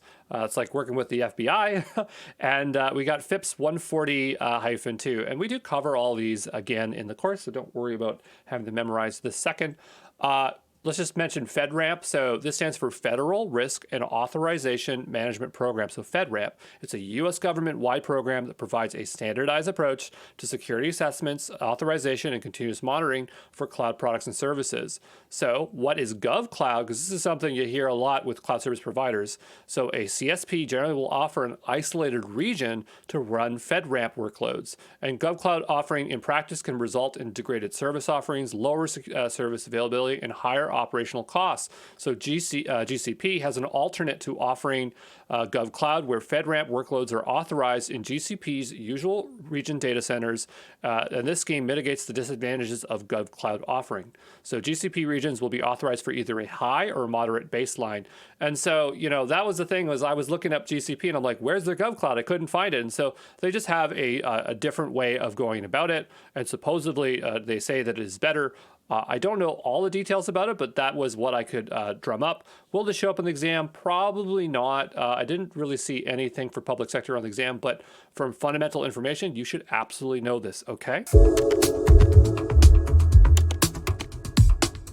Hey, this is Andrew Brown from ExamPro, and we are looking at latencies for Google Cloud's global infrastructure. So what is latency? Well, latency is the time delay between two physical systems. And what is lag? Well, lag is the noticeable delay between the actions of input and the reactions of the server sent back to the client, all right?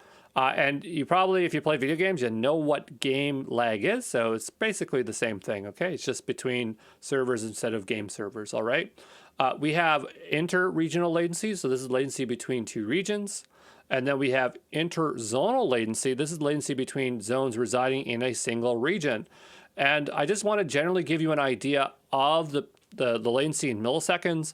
This isn't going to be exact because I honestly couldn't find something definitive by Google. And there are benchmarks out there and they vary because it's going to be between regions and different zones. But I want to try to kind of give you kind of a bit of a de facto way of understanding generally what they'll be. And so I would imagine that between two regions, you could see the worst case of 500 milliseconds. So that's in the triple digit.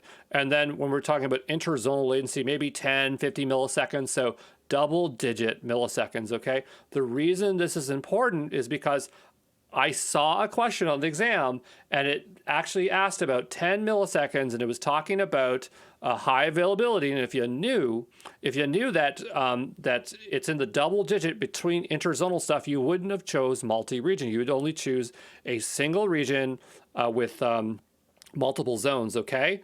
So don't get hung up on so much the exact number, but just understand triple digit, double digit for these two, okay? Hey, this is Andrew Brown from ExamPro, and we are taking a look at innovation waves, actually known as Kondrativ waves. That's a Russian name, so I'm sorry if I pronounced it incorrectly, but they are hypothesized cycle-like phenomenons in the global world economy. The phenomenon is closely connected with technology life cycles. So the idea here is that we have these waves that irreversibly change the society on a global scale, and generally we underpin these for particular technological advancements, okay? So here we have the steam engine and cotton, we have railway and steel, we have electrical engineering and chemistry innovations. Here we have petrochemicals and automobiles. We have information technology. And the idea here is that Google is suggesting that the wave that we're in right now includes cloud technology as one of the larger factors. When we look at one of these waves in greater detail, there is a common pattern to the wave that changes the supply and demand. And so they say there's an expansion, a boom, a recession, and a depression. And if you can detect that pattern, that's how you know that something is going on, okay? And so if we are in, if cloud technology is the case here, then we're definitely in an expansion phase right now. And we might be in a boom, it's hard to say. But yeah, so there you go. Hey, this is Andrew Brown from ExamPro, and we are looking at the concept of a burning platform. So the term is used when a company abandons old technology for new technology with the uncertainty of success and can be motivated by fear that the organization's future survival hinges on its digital transformation. So this idea comes back to the oil industry, where you would have a platform and oil would catch fire. And so the only way to survive would be to abandon or jump off the platform. And so this term is not so popular today, but Google seems to still be using it. But the idea is that, it's just you have to take a leap of faith into this stuff if you want to keep up, okay?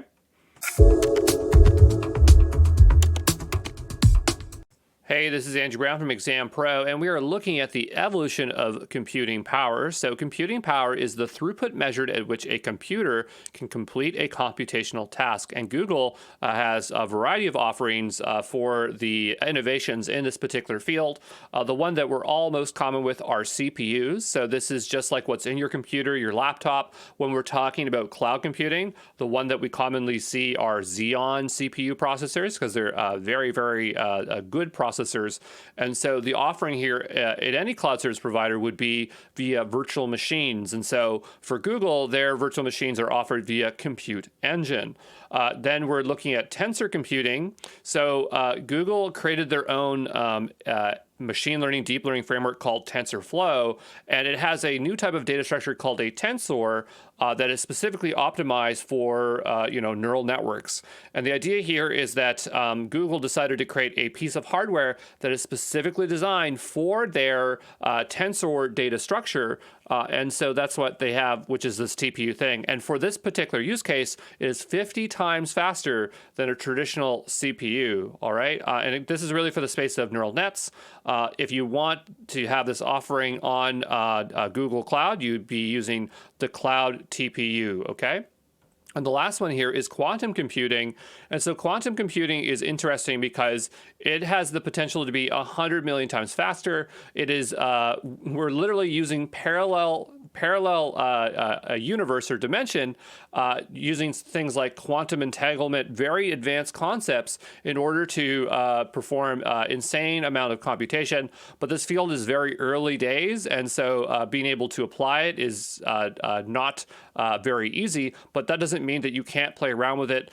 Google has an offering. I know AWS has an offering for this, but in particular, Google has been producing different hardware. So they first had Foxtail in 2016, then Bristol Cone in 2017, and I think the latest one they have is Sycamore in 2018. All right, and so this is all accessible via the Google Quantum AI. All right.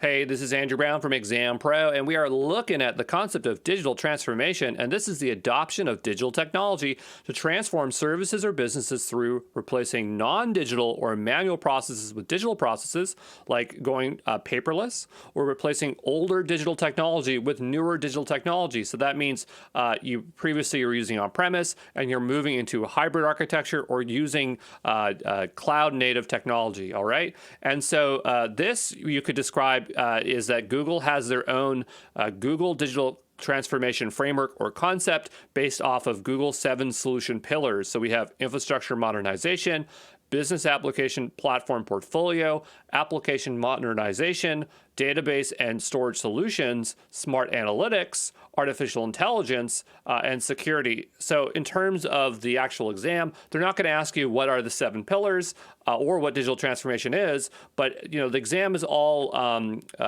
business use case scenarios. So there are some tidbits in here which might help you with some of the questions, and that's why we're going to go through all the pillars, okay?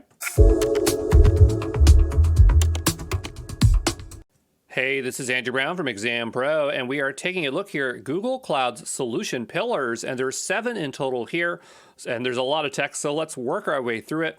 So the first is infrastructure modernization, so replacing legacy hardware and software systems with cloud solutions allows organizations to adopt hybrid architectures and have more infrastructure mobility, choosing a mix of best cloud service provider offerings for their organizational use case. So in this case, if we're talking about hybrid architectures, one service that we could utilize would be Anthos, and this allows you to manage compute from both on-premise and public cloud in a single unified interface. Moving on to business applications platform portfolio. So the backbone of CSPs are built on top of robust, well-documented APIs standardized across all offered cloud services.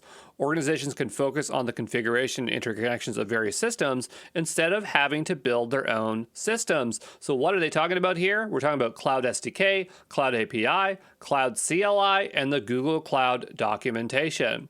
For number 3, we have application modernization. So building web applications on top of cloud services allows organizations to globally deliver and rapidly iterate faster than ever before. CSPs offer automated deployment pipelines, AI-powered code reviews, easy staging and testing of new features, the ability to test in production, roll back changes. Apps are more durable and can remain available when facing catastrophic regional failure. So one thing that makes it really easy to build out very robust web apps is if you're able to migrate your web app over to App Engine, because it just takes care of a lot of the stuff for you. And all you got to do is upload your code and do some configuration, make some choices, but more or less it makes it very highly durable, available, and scalable. Then you have database and storage solutions. So most companies can tolerate losing application code. You can always write. You can always rewrite. Losing data is not something you can recover. Cloud service providers have guaranteed SLAs of data durability, as well as the ability to easily migrate and secure your data. So in this case, if we're looking at cloud storage, which is on the storage or file side of the scenario here, it can store files and documents as objects, and its availability is 99.5%, and it's SLA backed, okay? And the way they do that is that they're replicating your data across multiple zones. So if a zone fails, it'll just cover files from another zone, and it does that automatically for you. For number 5, we have smart analytics. So when you store data on cloud service providers, you can tap into big data and business intelligence cloud offerings assisted by AI to help you analyze your data. So for Google, there's Looker, and this is data exploration discovery business intelligence platform acquired by Google, and it is now part of GCP. Then you have artificial intelligence. So AI, deep learning, ML are specialized domains that traditionally required scarce and expensive subject matter experts. Cloud is commoditizing, simplifying AI knowledge while driving costs lower for adoption. So there's a lot of tools here that Google has, but the primary ones is Vertex AI. This is a unified platform for AI, ML, deep learning, auto ML. They have their own deep learning framework they've developed. It's really easy to use. This is my most favorite framework, and this is the one I always use. Then we have security. So cloud services by default have strong mechanisms built in for security, governance, and compliance. CSPs are continually developing new and innovative security offerings, not just at a service per service level, but to analyze, recommend, and remediate at the project and organization level. You can easily and quickly audit and apply security controls to become compliant in a fraction of the time than on an on-premise solution. And so things you get when you're working in the cloud, IAM. I mean, if you're using private cloud, I suppose you'd get that with OpenStack, but IAM, so role-based access controls and user management. One that I really like that Google has is BeyondCorp. It's a zero trust model framework. Then there's the security command center. So it's a centralized, it centralizes visibility and control for security and stuff, for misconfigurations. But there's a lot more there, but this is just to kind of help you ground each of these pillars into something practical, okay? Hey, this is Andrew Brown from ExamPro, and we are looking at what the Google Cloud Console is. And this is a portal that is a web-based unified console that provides an alternative to the command line tools. It allows you to build, manage, and monitor everything from simple web apps to complex cloud deployments. And so this is generally the main way you're going to be interacting with Google Cloud, because it's the easiest way to do it. So the idea is that you have this hamburger menu. You can drop down and see all the possible services. You can also search for them. You can organize different projects here and switch between them. And in the background here, what you can see me doing is I'm actually trying to launch a new compute engine virtual machine instance. You can also get notifications and things like that. But basically, everything you want to do is via the console, okay? Hey, this is Andrew Brown from ExamPro, and we are taking a look here at Cloud SDK. So SDK stands for Software Development Kit, and it is a collection of software development tools in one installable package. So you can use the Cloud SDK to pragmatically create, modify, delete, or interact with Google Cloud Resources. And the SDK is offered in a variety of programming languages. So we got Java, Python, Node.js, Ruby, which is my favorite, Go, .NET, PHP. And so here's an example of us using the SDK with Ruby code. So we've installed the package as a Ruby gem. That's how we did it. And we're accessing BigQuery, and we're just iterating out that table. Okay.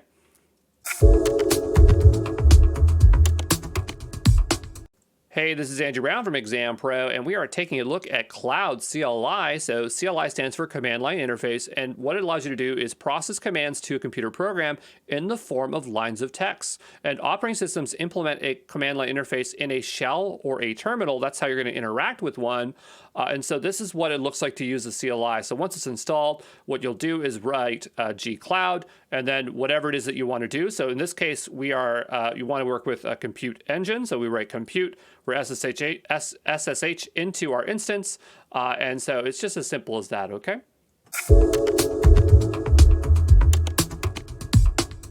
Hey, this is Andrew Brown from ExamPro, and we're taking a look here at Cloud Shell, and this is a free online environment with a command line access for managing your infrastructure and an online code editor for cloud development. So the idea here is these are the two interfaces. They're very pretty similar, but the idea is you'll press this little button here. It will launch generally a shell, and if you want to switch over to the editor, you just press that.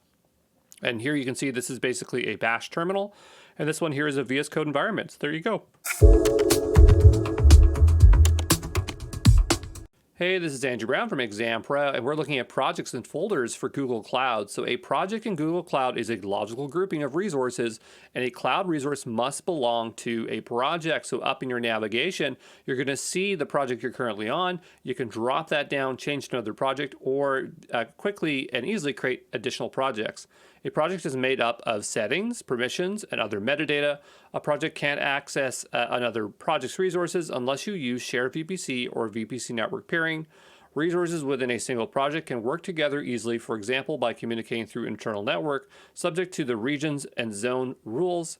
Each Google Cloud project has the following: a project name, which you provide, a project ID, which you can provide or Google Cloud can provide for you, a project number, which Google Cloud provides. As you work with Google Cloud, you'll use these identifiers in certain command lines and API calls. So each project ID is unique across Google Cloud. Once you have created a project, you can delete the project, but its IDs can never be used again. When billing is enabled, each project is associated with one billing account. Multiple projects can have their resources usage billed to the same account. A project serves as a namespace. This means that every resource within each project must have a unique name, but you can usually reuse resource names if they're in separated projects. Then there's the concept of folders. So folders allow you to logically group multiple projects that share common IAM permissions. Folders are commonly used to isolate projects for different departments or for different environments. We'll see more of this when we cover resource hierarchies, okay? Hey, this is Andrew Brown from ExamPro, and we're looking at the Google Cloud Adoption Framework, also known as GCAF.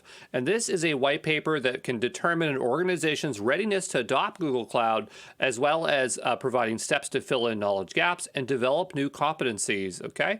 So to really understand the Google Cloud Adoption Framework, we need to know what is a white paper.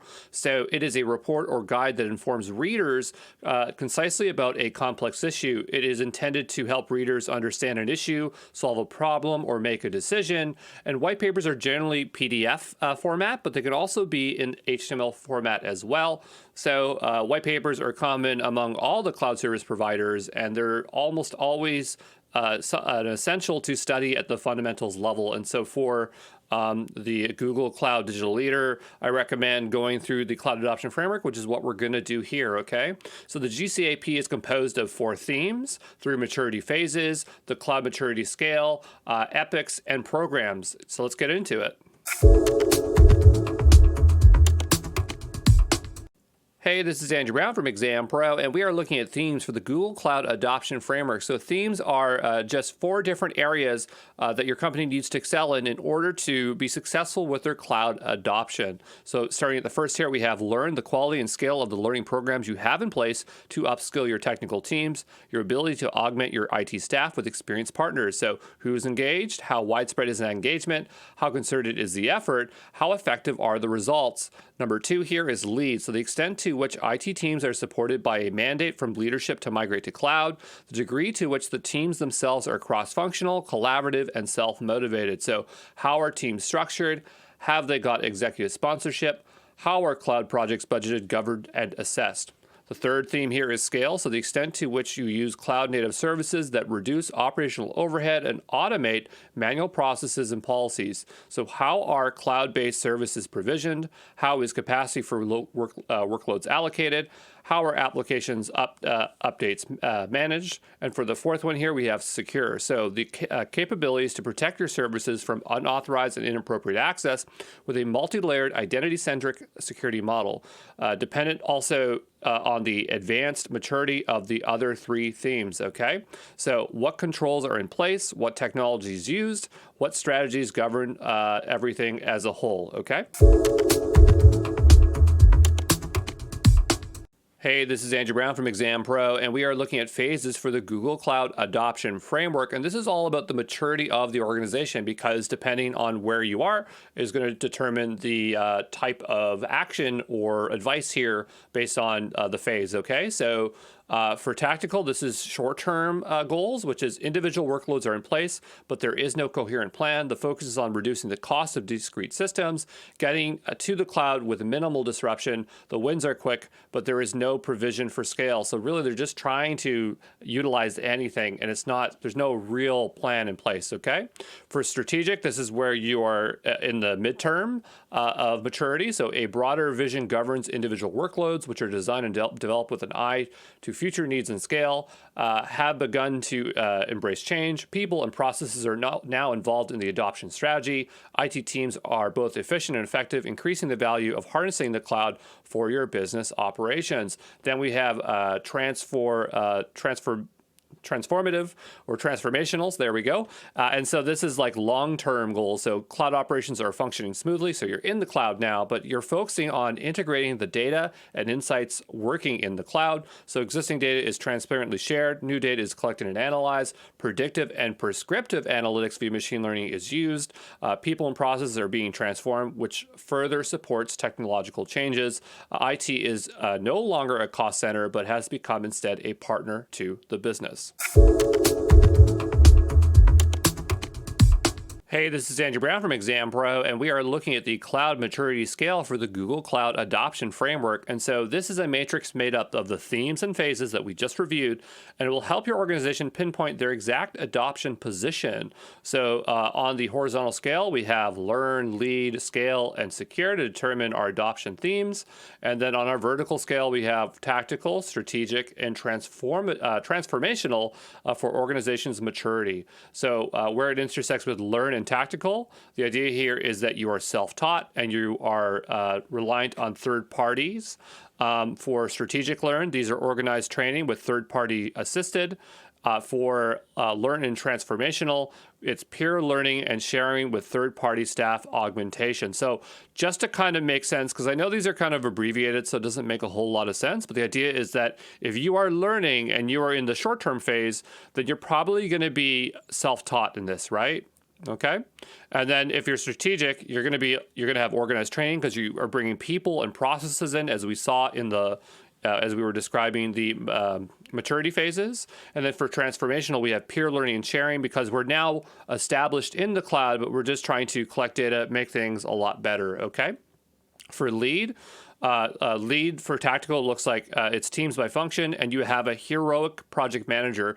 Basically, anytime you want to adopt cloud, no matter if it's Google or other ones, you need somebody in your team that's going to act as the hero or the evangelist for that adoption, for the adoption of the cloud. And you got to find that person to carry you through all the stages, okay? So for lead and strategic, we have new functional cloud team. So this is where you actually have a specialized team in your organization because you're now in the cloud, right? And so that's going to help support the workloads and move it further. And then down for transformational and lead, you have cross-functional feature teams, great autonomy. So the idea is you don't just have a single team, but you have multiple teams that are feature specific. So maybe you have data team, you have a DevOps team, And the idea is that you also want to make sure they have the control to do what they need to do in their own space, right? That means in Google Cloud, they're going to have their own folder, and they can self-govern all their projects in there. They can do their shadow IT, and they don't have to ask a centralized IT to do stuff. For scale and tactical, so change is slow, and risk is ops heavy. Because basically everything is still in the old on-premise system, right? So that makes sense. For scale and strategic, templates ensure good governance without manual review. So, you just want to make sure that you have infrastructure as code is in place and you're putting governing rules in the midterm. For transformational scale, all change is constant, low risk, and quickly fixed. So you're really in good shape for scale here. Scale is going to be really easy, right? So whereas this, you're doing a lot of automation still to try to get your scale. For secure, fear of public internet, trust in private network. That's, of course, why people are on-premise, because they're really afraid to be in the public cloud or on third parties in general. So that is something you're going to have to fight with at that stage. For strategic, you have central identity, hybrid network. So that could be using the Beyond Corp, which is the zero trust model, or you could be doing federation between your Azure Active Directory on-prem into with cloud identity using Google's syncing directory service. Then the last one here is secure and transformational trust. Only the right people, device, and services. This is what they're talking about. They're talking about the zero trust model here. So that really is where Beyond Corp would come into play for the Google Cloud Adoption Framework, okay? Hey, this is Andrew Brown from ExamPro, and we are looking at Opex for the Google Cloud Adoption Framework. So when you've determined where your organization is in the adoption process using that cloud maturity scale, then you need to define Opex. And Opex are work streams to scope and structure cloud adoption. Opex are defined so they do not overlap. They are aligned to manageable groups of stakeholders. They can be further broken down into individual user stories. If you've ever done agile development, Opex and user stories are pretty darn common, and you can definitely use them in Jira. So if you line these things out, that's what you might want to do. So we have this Venn diagram where we have 3 areas. So we've got people, processes, and text, just broad categories of different kinds of epics. Everything within this Venn diagram is going to be epics, okay? So under people, we have behaviors, people's operation, communication, right? Under process, we have cost control, incident management, instrumentation. For tech, we have resource management, networking, and then we have these places where they intersect. So we have external experience, upskilling, sponsorship, teamwork, architecture, infrastructure as code, CI/CD, identity and access, data management. All right. So if you're limited for time and resources, focus on the epics in the colored segments. And since these align with learn, lead, scale, and secure, that's what these are when you're seeing those 4. Okay. Just to help that make a little bit more sense, there's programs, and these are a logical grouping of epics that correlate to themes to allow you to focus on specific adoption efforts. So the idea is that you have learn, which is for training programs, change management, so that would be lead, cloud operation models with scale, secure account setup, which is secure. And the idea is okay, well, there's these epics. How do I know how to write them out or do user stories? I would imagine that that's where you would work with Google or the Google partnered network to find somebody that actually knows how to go and implement this stuff. Because I did find that the documentation was a bit lacking for this, but I imagine that there are people out there that have a good idea how to actually utilize this framework, okay?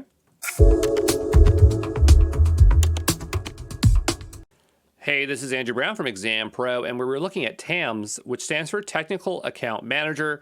And no matter if you're using Google Cloud, Azure, AWS, they all have TAMs. This is a human resource assigned to work with your organization when paying for Google Cloud's premium support. So TAM can assist with Google Cloud Adoption Framework by performing a high-level assessment of your organization's cloud maturity, tell you how to prioritize your training, change management programs, partner relationships, cloud operating models, secure account configuration. So the idea here is that, if you don't know how to apply the Google Cloud Adoption Framework, you want to get a TAM because they're really going to help you connect you to people that do know how to do it or give you a bit of a kickstart in that process, okay?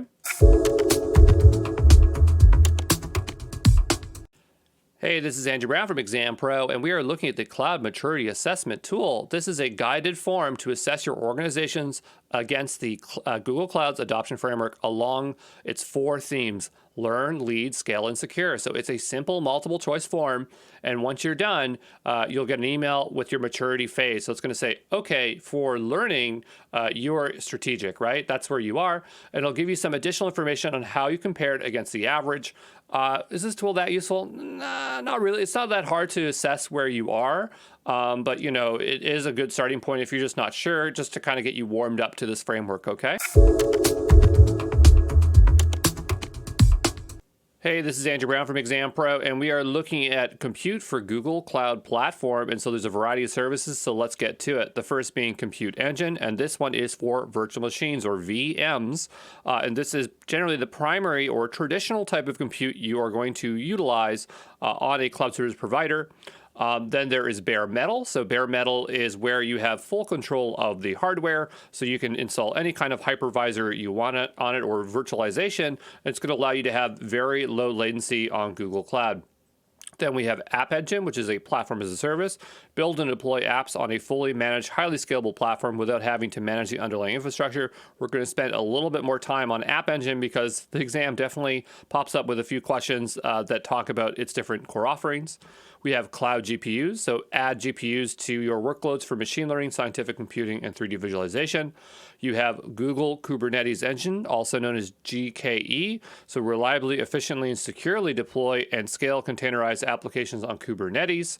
We have sole tenant nodes, and this is known as dedicated virtual machines in all the other different providers. So the reason you'd want to use these is you need to meet compliance, you have your own licenses, you need to keep these instances physically separated with dedicated hardware because maybe you're not allowed to run it with as a multi-tenant. So there's all sorts of reasons for that.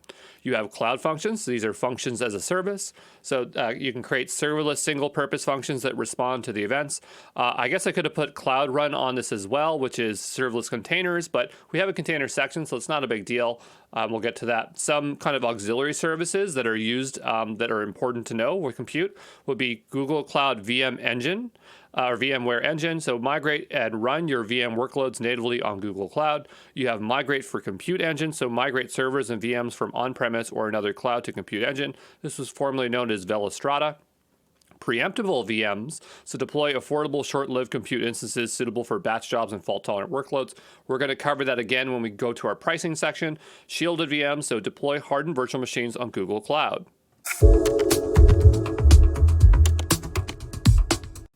Hey, this is Andrew Brown from ExamPro, and we are taking a deeper look here at App Engine. So App Engine is a platform as a service for your applications. You can quickly deploy and scale web applications without having to worry about the underlying infrastructure. And a great way of thinking of this is if you know Heroku, it's basically the Heroku of GCP. So the idea here is you can use your favorite programming language, whether it's Node.js, Java, Ruby, C#, Go, Python, or PHP. You can also bring your own language runtime, and you do that by creating a custom Docker container. So there is all our familiar logos just to kind of put home as to what you can use.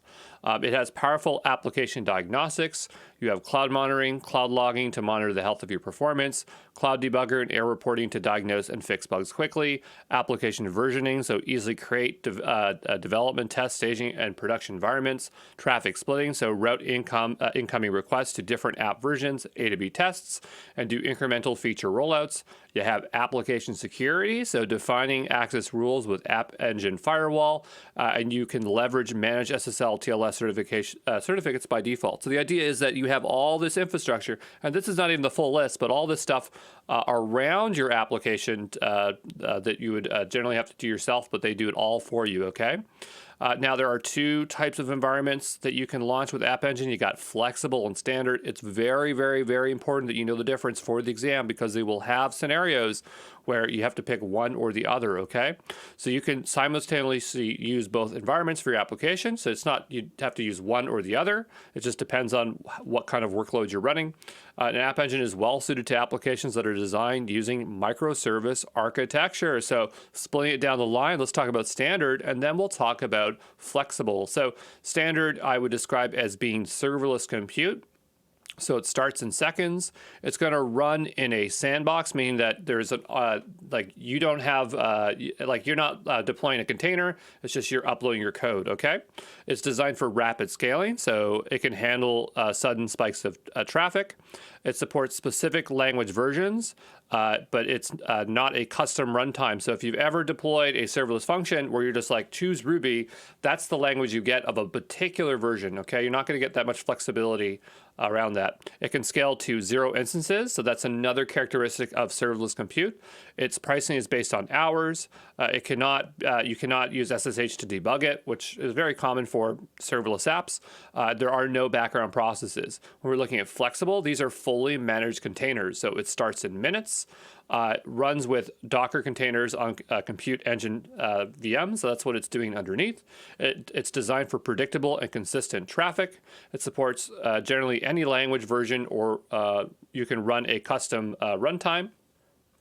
Must have at least one instance running. The pricing is based on vCPUs, memory, and disk.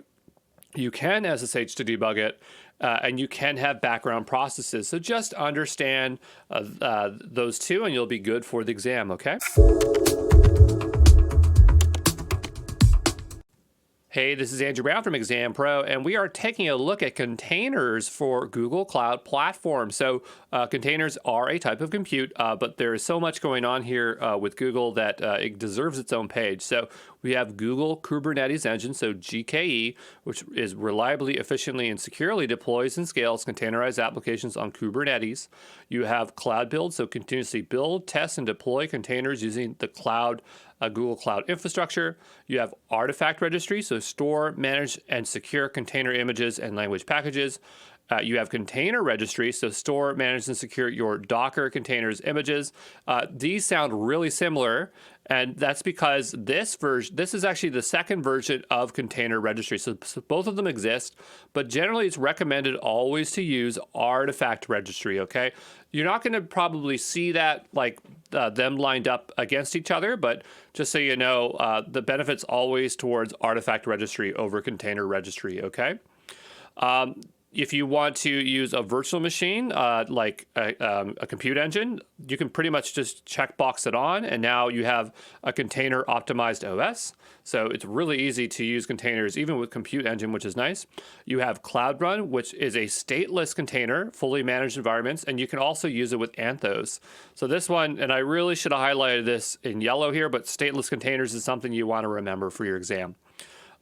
They also have containers for the AI platform deep learning. So this is when you'd be using Vertex AI. You might need to have a bunch of tooling around that.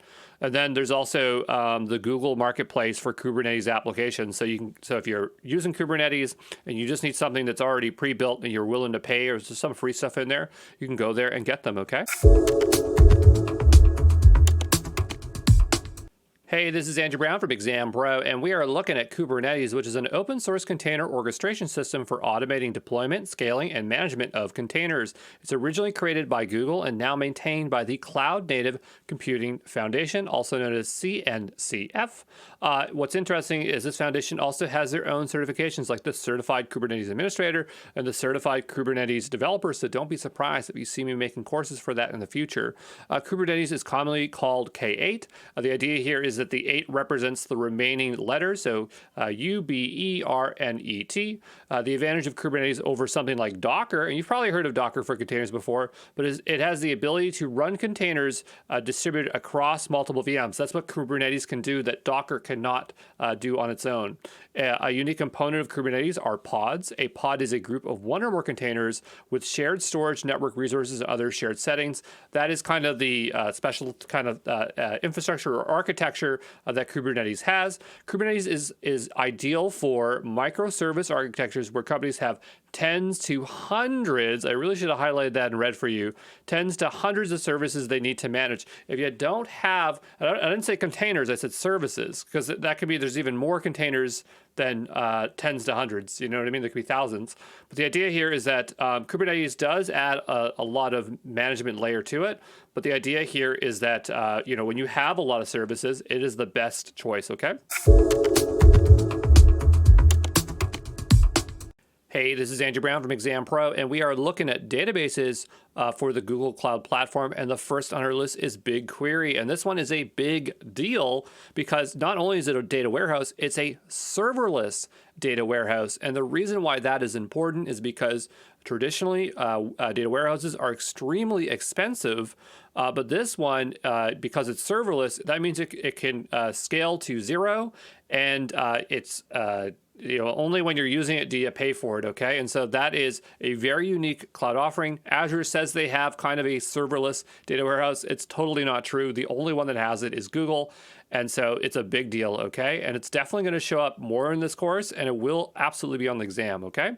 So it can store terabytes or petabytes of data using NoSQL. It is a wide column database service, and it also has built-in ML, which we'll visit later on, okay?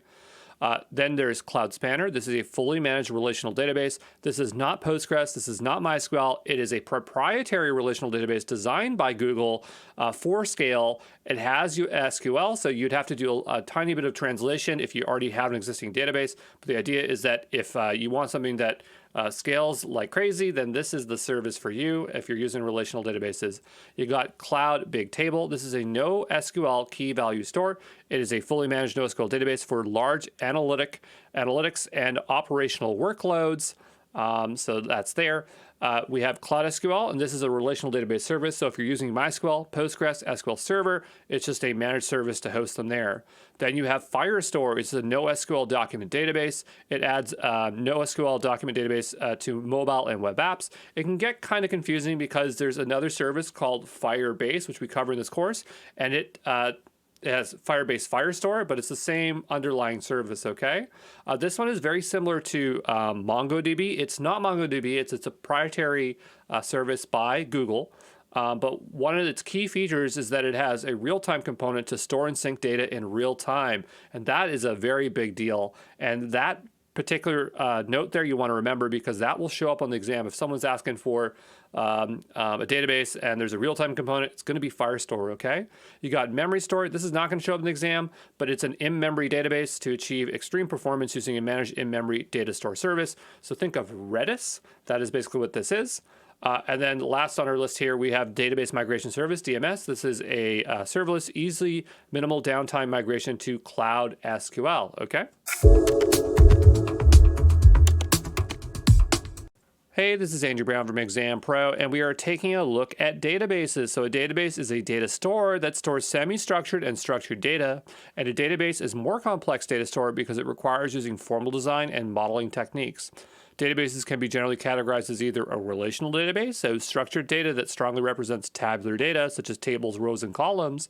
That means it could either be row-oriented or column-oriented, or non-relational databases, semi-structured data that may or may not distantly resemble tabular data.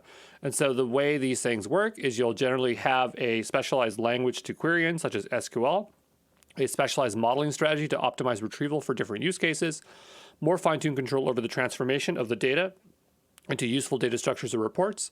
And normally when we just say database, we're generally referring to relational row-oriented data stores. So think MySQL, Postgres, MSQL, okay? Hey, this is Andrew Brown from ExamPro, and we're looking at the concept of a data warehouse. So it's basically a relational data store or database designed for analytical workloads, which is generally column-oriented, okay? So companies will have terabytes or millions of rows of data, and they need a fast way to be able to produce analytical reports. Data warehouses generally perform aggregation. So aggregation is grouping data, so like finding a total of average. Data warehouses are optimized around columns since they need to quickly aggregate column data. And so data warehouses are generally designed to be hot. Hot means that they can return queries very fast, even though they have vast amounts of data. Data warehouses are infrequently accessed, meaning that they aren't intended for real-time reporting, but maybe once or twice a day or once a week to generate business or user reports. A data warehouse needs to consume data from a relational database on a regular basis. So that's what we're kind of seeing over here, where imagine that this is our data warehouse and we want to generate a report. The idea is that we're either ingesting data from SQL, or if we're ingesting data from a tabular-like structure, we have to use ETL so to transform the data into the format that we want, okay? Hey, this is Andrew Brown from ExamPro, and we are looking at a key value store. So key value databases or data stores is a type of non-relational database, no SQL, that uses a simple key value method to store data. And the way I like to describe them is that they're dumb and fast, and they generally lack features like relationships, indexes, aggregation, transactions, you name it, they don't have it, but what they do have is speed, okay? So a key and value store is a unique key alongside a value, and the idea here is that a simple key and value store will interpret this data resembling something that looks like a dictionary, so an associative array or a hash. And so when we look at it, kind of like a table, it can resemble tabular data, but it does not have consistent columns per row. Hence, it's called schemaless because it doesn't follow a particular scheme. Due to the simple design, they can scale well beyond a relational database.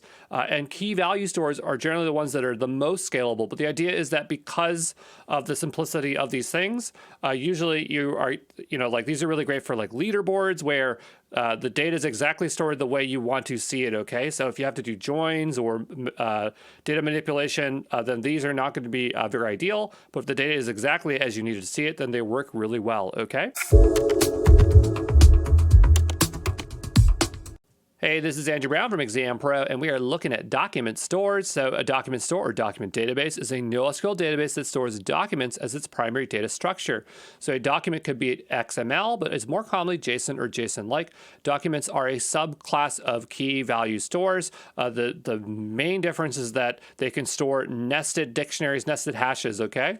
The components of a document store compares to relational database is the easiest way to explain it. So where you would have tables, they call them collections. Where you'd have rows, they call them documents. Where you have columns, they call them fields.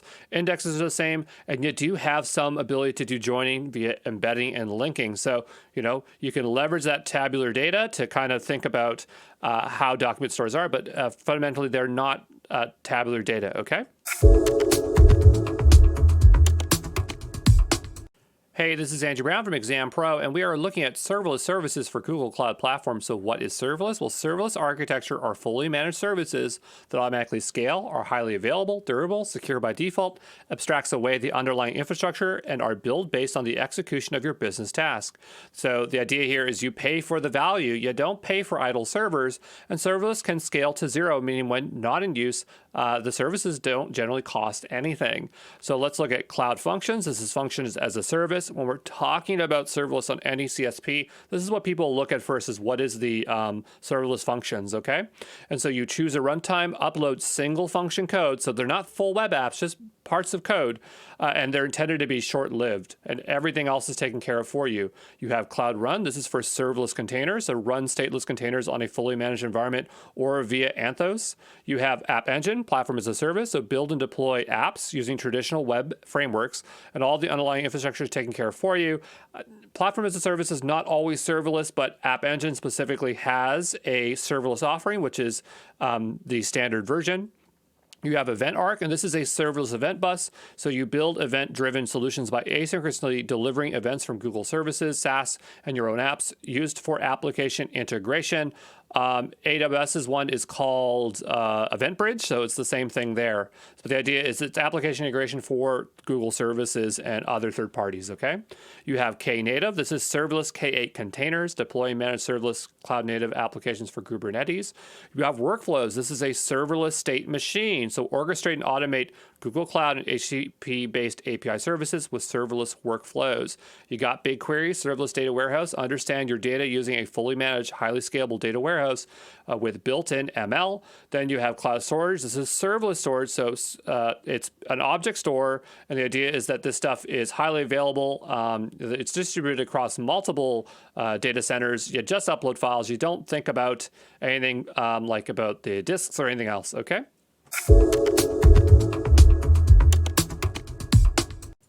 Hey, this is Andrew Brown from ExamPro, and we are looking at storage for Google Cloud Platform. So we got cloud storage, persistent disk, and file store.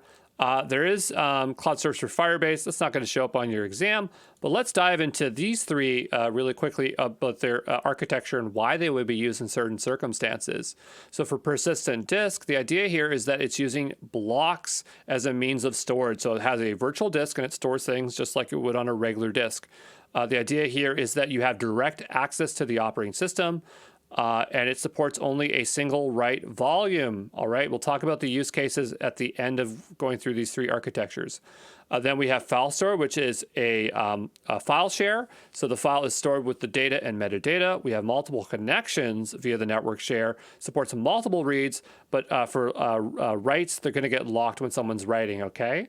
Then you have cloud storage, which is for object or blob storage. So data is stored as objects. So there's metadata, unique ID. It scales with next to no upper limit in terms of the storage. It supports multiple reads and writes, so there are no locks in place. So what would you use these things for? Well, the first one, the idea is that you would, if you had a virtual machine and you need a volume, you could attach a block storage. This is just basically a virtual hard drive. So you could have a VM with multiple block storage or virtual hard disks. But the thing is that that virtual disk is only being used by one operating system at the time, the single VM, okay? So if you needed to have a virtual hard disk that could be accessed by multiple virtual machines, that's good where you're going to be using a file share, and that's what file store is. Or you could also just have users connect to it because it's using this NFS and SMB protocol, and these are ways where you could easily mount the drive to your Windows computer or to a virtual machine, okay? And so then last we have is cloud storage, which is an object serverless storage. The idea here is that you can just upload files. You don't have to choose the size of the drive, the type of the drive. You don't have to worry about backing up the drive or the redundancy of the drive. It just works, right? And there's no concept of a drive. It's just there's a bucket and you put everything in it. The only drawback here, it's not intended for high IOPS, so input, outputs, reads and writes. Like it's pretty darn fast, but the idea is that, if you, it's not going to be used as the primary drive of a virtual machine, right? It's going to be for accessing files, okay? So hopefully those three categories are clear. Hey, this is Andrew Brown from ExamPro, and we are taking a look at cloud storage. So cloud storage is a serverless object storage service. You do not have to worry about the underlying disks, right sizing, availability, durability, the file system underneath. You only pay based on the storage, so the at-rest storage, and the download, so actually accessing or requesting files. Files are called objects, and folders are called buckets. It has unlimited storage with no minimum object size. Probably there is an upper limit. Most serverless object storages do have a particular limit, but theoretically it's unlimited storage. Worldwide accessibility and worldwide storage locations, low latency, so time to first byte, typically 10 of milliseconds, has a high durability, so it has 9 nines of annual durability. When I say 9 nines, it's because it's 99 and then followed by 9 nines, okay? It has geo-redundancy if the data is stored in multi-region or dual region.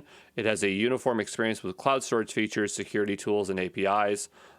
And I want to cover available storage classes because these do show up on the exam. This isn't something that other fundamental certifications would go this deep on, but Google really wants you to know better in detail their core services. So for available storage classes, we have standard. And so here, this is for frequent file use. So if you're building a web application or just general use, you're going to be going with standard storage. Now, this is the least cost-effective solution. It's not expensive, but there's ways to save, okay? You have nearline storage. This is when you're going to be accessing, on average, a file once a month or less, right? It's going to be cheaper than standard storage, but the key thing is once a month or less. Then you have cold line storage. This has a higher access cost than nearline store, but a lower at-rest cost. So that's kind of just a bit of a trade-off there.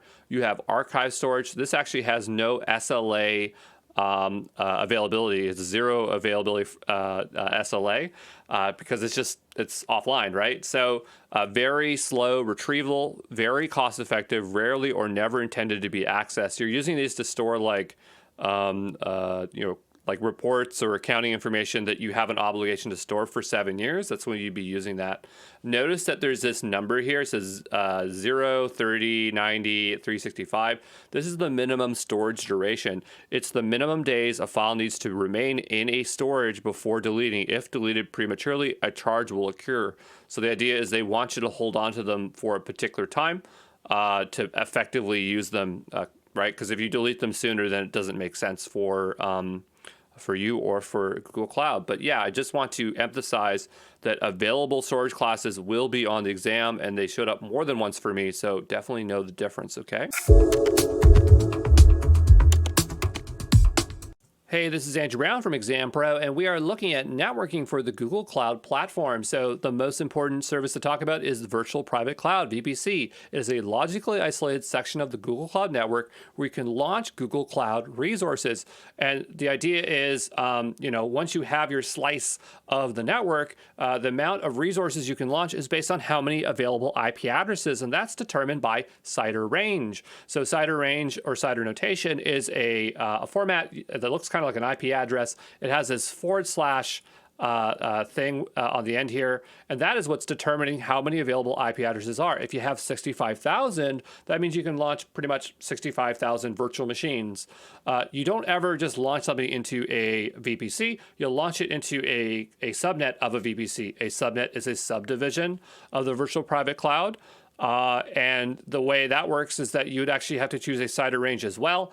That CIDR range is going to be smaller than the VPC one.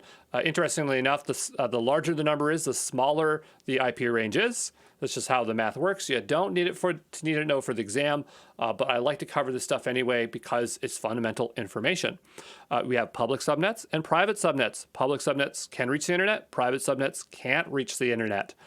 Now, there is no hard rule about that. Like, there's no constraint that is just like you don't say create a private subnet. You just create a subnet. And if you don't want, if you want to treat it as a private subnet, just don't give them any external or public IP addresses. So here I have a little diagram I made here for you just to kind of explain some of the components. This is not an exhaustive one. Networking has so many features here. It just got too complicated, so we'll just have a very simple example here. So here we have our VPC. A VPC has to be launched within a region, so here it is in US West 1. We have a public and private subnet. These would be launched in particular zones. That's how you get multi-zone. So you create a subnet across one subnet per zone, so you have 3 zones, and that way you'd be highly available. We have compute engines. These are virtual machines running here. So if we wanted a virtual machine in our public subnet to reach the internet, it has to have an external IP address. It would also communicate through an internet gateway. In Google Cloud, you don't have to create an internet gateway like AWS. It's just there. There's already a route set for it. So that's really nice. You don't have to think about that. For a private subnet, if it has to go out to the internet, not internet coming in, you'd have to use a network address translation. So CloudNet, that's pretty standard across all the cloud service providers. If you're trying to get traffic into a virtual machine sitting in a private subnet, that is where you'd need some kind of hybrid connection. So a cloud VPN or cloud interconnect. You'd probably be using both of these in combination. That's usually how it goes, or just the cloud VPN. But that basically establishes a private connection to this VPC and its private subnet, and that way you could just treat it as the same network. The way you're going to protect your resources is via firewall rules. Firewall rules are at the instance level, and they're also stateful. So you can say allow or deny, which is, again, if you're in AWS, it's totally different, right? You have different controls for that, okay? But yeah, that's generally the main components there, okay? Hey, this is Andrew Brown from ExamPro, and we are looking at more networking services for the Google Cloud Platform. Now, these are just basically auxiliary services. Not all of them you really need to know in detail for the exam, but you should know them in general, and they can kind of help you out. So let's go through them all. So we have Cloud Armor. This helps protect against DDoS and web attacks. We're going to cover that later again. This one could show up on your exam. Cloud Load Balancing is just a load balancer, a high-performance load balancer. We have Cloud CDN. So this is a content distribution network. It caches your data globally so that your websites load fast, stuff like that. Cloud NAT, the provision applications without public IP addresses, allows web apps to communicate in private subnets out to the internet to download things like packages or software updates, things like that. Cloud DNS, publish and manage your domain names using Google's reliable, resistant, low latency DNS service. Traffic Director, this is a global load balancer. This has to do with like service mesh stuff. Cloud Interconnect, so connect your infrastructure to the Google Cloud on your terms from anywhere.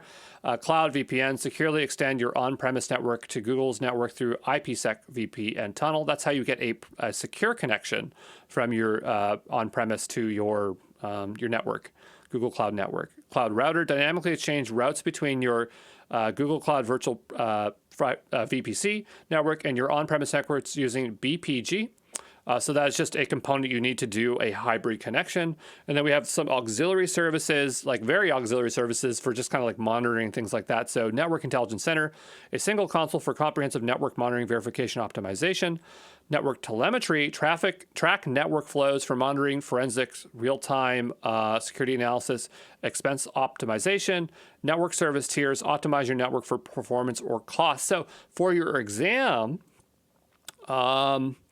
Cloud VPN, Cloud Interconnect, Cloud Armor, and that's about it. Okay. Now they say like there's supposed to be things like SD-WAN and service mesh. I never saw those on the exam. So these are the real three that you need to know, but these are all the other things that are involved. Okay. Hey, this is Andrew Brown from ExamPro, and we still got one part left with networking. These are just kind of like features of VPC that I just want you to know they're not core to any questions on the exam, but they might show up as choices, and so it'll help you eliminate them as the wrong answer, okay? So we have private Google Cloud. This allows your instances to reach Google APIs and services using an internal IP rather than a public IP address. So sometimes services are publicly accessible, maybe like Firestore or something like that, or BigQuery. And so the idea is you want them to stay in the network, right? Because you're paying outbound or egress costs, or you're concerned about security. And so having private Google Cloud turned on is a good idea. That doesn't necessarily mean that your subnet's a private subnet because you turn this on. It just means that when it communicates with Google services, it's going to use a private IP address. For shared VPCs, this is a way of sharing subnets with other projects, so connect resources from multiple projects to a common VPC. This sounds like VPC network peering. It's more like a convenience feature where you're not doing it at the networking level, it's more at the project level. So it confuses me a bit, but I get it. There's VPC networking peering. So privately connect two VPC networks, which can reduce latency costs and increase security. So VPC peering is common in all cloud service providers. Just joining those VPCs together. Serverless VPC access, allow cloud functions, cloud run services, app engines, standard environments, apps to access resources in a VPC network using those private IP addresses. I wonder if you have to have private Google Cloud turned on for that, but it sounds like the other way. So private Google Cloud is like my machine connecting with other Google Cloud services, and serverless VPC access is just services that are generally public facing, where you access them over a public IP address, access things via the private network, okay? Hey, this is Andrew Brown from ExamPro, and we are looking at internal services for the Google Cloud Platform. So these are services that you generally cannot use, and they're designed to be supportive of all the underlying infrastructure for many Google Cloud services. I just want to get you exposed to these because they might show up as choices, as distractors on your exam. And you might see them in the documentation with no context, and so you just might wonder what these things are. So that's why we're going to cover them. And the first one actually is an exception where you can use this service, but it's Spanner. And so Spanner, without the word cloud, is the internal service, globally consistent, scalable relational database. And then Google made this available to us as Cloud Spanner. Then you have Borg. It's a cluster manager that runs hundreds of or thousands of jobs from many thousands of different applications across a number of clusters, each with up to tens of thousands of machines. Borg, I think, is inspired by Star Trek, right? The Borg. We have Chubby, a distributed lock manager, DLM, as a service that temporarily prevents files and records from being used by another user or operation on a virtual machine. And then you have Colossus, cluster level file system, successor to the Google File System, GFS, provides the underlying infrastructure for the Google Cloud Storage Service, from Firestore to Cloud SQL to Firestore again, I suppose, and to Cloud Storage. I guess I was trying to write something else there, but that's okay. But there we go. Hey, this is Andrew Brown from ExamPro, and we're looking at what is Apogee. So Apogee Corporation was an API management and predictive analytics software provider before its merger into Google Cloud. So Apogee is a founding member of the Open API Initiative. So that's what we're talking about, Open API 3.0 specification, originally known as the Swagger specification. So Open API specification is an open source standard for writing declarative structure of an application programming interface API, and can either be written in either JSON or YAML format. So here it is.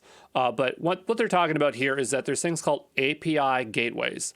And API gateways is a hosted version of an API. And if you're familiar with APIs, the idea is you can define endpoints. You can say, I want a route to users, and it's a get. And the idea is I want to send it to somewhere. I want to send it to this Lambda, to this virtual machine or whatever, okay? CSPs will have fully managed API services known as API Gateway. These API gateways generally support open API standards, so you can quickly import or export APIs. So like on AWS, you can use Open API 3.0 or Swagger, which is 2.0. Same thing with GCP, same thing with Azure. They all have these things, okay? But in particular, Google has Apogee, okay? And so their Apogee services were blended into Google Cloud Platform, okay? Hey, this is Andrew Brown from ExamPro, and we are looking at API management. So API management is where you have API gateways that are basically hosted API endpoints that access Google Cloud resources. We got a couple of options here. We have the Apogee API platform. This is an API gateway. Develop, secure, deploy, monitor APIs everywhere. Expensive, but has many features. Then you have Cloud Endpoints. This is also an API gateway. Develop, deploy, and manage APIs in Google Cloud. Cheap and simple. Good integrations with app engines and other services. I don't know if Cloud Endpoint came before Apogee, but I mean, I can understand why there's two offerings here. You know, they acquired a company that had an API gateway, and then they just wanted a cheaper one that's more like serverless kind of offering on the right-hand side. So, but we'll look at what Apogee does, because it does a ton. So we have API analytics. We have API monetization, where you can actually, people pay to access particular resources via the API. Apogee Sense, so add intelligent behavior detection to protect APIs from attack. Apogee Hybrid, so manage API on-premise, on Google Cloud, or in a hybrid environment. So you can use your APIs outside of Google Cloud, which is cool. Cloud Healthcare API, help secure APIs that power actionable healthcare insights. I think that last one is on the Apogee side. For Cloud Endpoints, now it doesn't sound like it does much, but it has one really cool thing, which is a developer portal. So the idea is that once you've created your API, you can press a button, and it takes about 10 minutes. But what it'll do is it'll spin up a website or web app that allows you to explore the API. And that's really useful if you're just like looking for documentation, or you want to interact with the API for the developers on your team. And I really like that feature. So there you go. Hey, this is Andrew Brown from ExamPro, and we are looking at data analytics services for the Google Cloud Platform. So the number one here is BigQuery. Understand your data using fully managed, highly scalable data warehouse with built-in machine learning. You got Cloud Composer, create, schedule, monitor, and manage workflows using a fully managed orchestration service built on top of Apache Airflow. You got Dataflow, develop real-time batch and stream data processing pipelines. It is using Apache Beam in this case. Cloud Data Fusion, so quickly build and manage data pipelines using fully managed code-free data integrations with a graphical interface. You have Data Prep by Trifacta, so explore, clean, and prepare data for analysis. Data Proc, perform batch processing, querying, streaming using a managed Apache Spark Hadoop service. You got Google Data Studio, tell great stories to support better business decisions. PubSub, ingest event streams from anywhere at scale. Data Catalog, discover and understand your data using a fully managed, scalable data discovery and metadata managed service. cloud life sciences, process, analyze, and annotate genomic and biomedical data at scale using containerized workflows. For the exam, you want to know the difference between data flow and data proc, because these will come up like side by side in choices, and they seem very similar because they do the same thing. Actually, these three all do the same thing. They're ETLs. They take data and they do batch transformations on them or streaming on them. But this one here, data proc, is when you want to use Hadoop. Then you have data flow, and this one is more of a fully managed service. And then cloud data fusion. This is where you actually have a graphical user interface and it's code free. All right. So, if you understand the difference between those three services, you're going to get yourself some extra points there on the exam. Other than BigQuery, nothing else really showed up here, just those three, okay? Hey, this is Andrew Brown from ExamPro. We're looking at data proc versus data flow versus cloud data fusion, because I said these three are important to know the difference between. So data proc is for open source pipelines. It can use Apache Spark, Apache Hadoop service. It's for batch processing, querying, streaming. When I say ETL or ELT, this is just batch processing, okay? And so one of the things...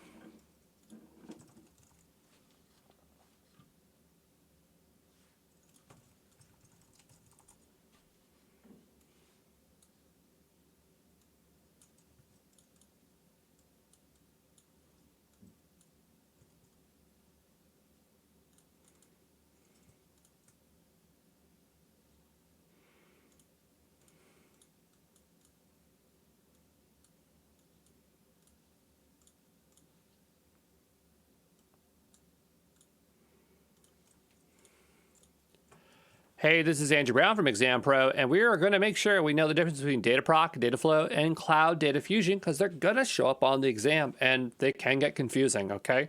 So data proc is for open source pipelines, Apache Spark, Apache Hadoop. So it can do batch processing, querying, and streaming. And so the real focus here is really on Spark, because Spark is known to be the fastest tool. I think it's like 50 times faster, 100 times faster than standard Hadoop jobs, and overall, it's super, super fast, extremely popular. So, that is the reason why you'd go with data proc, because you're using Apache Spark or Hadoop. The downside here is there's more management to be involved here. Some of it's abstracted away, but not all of it.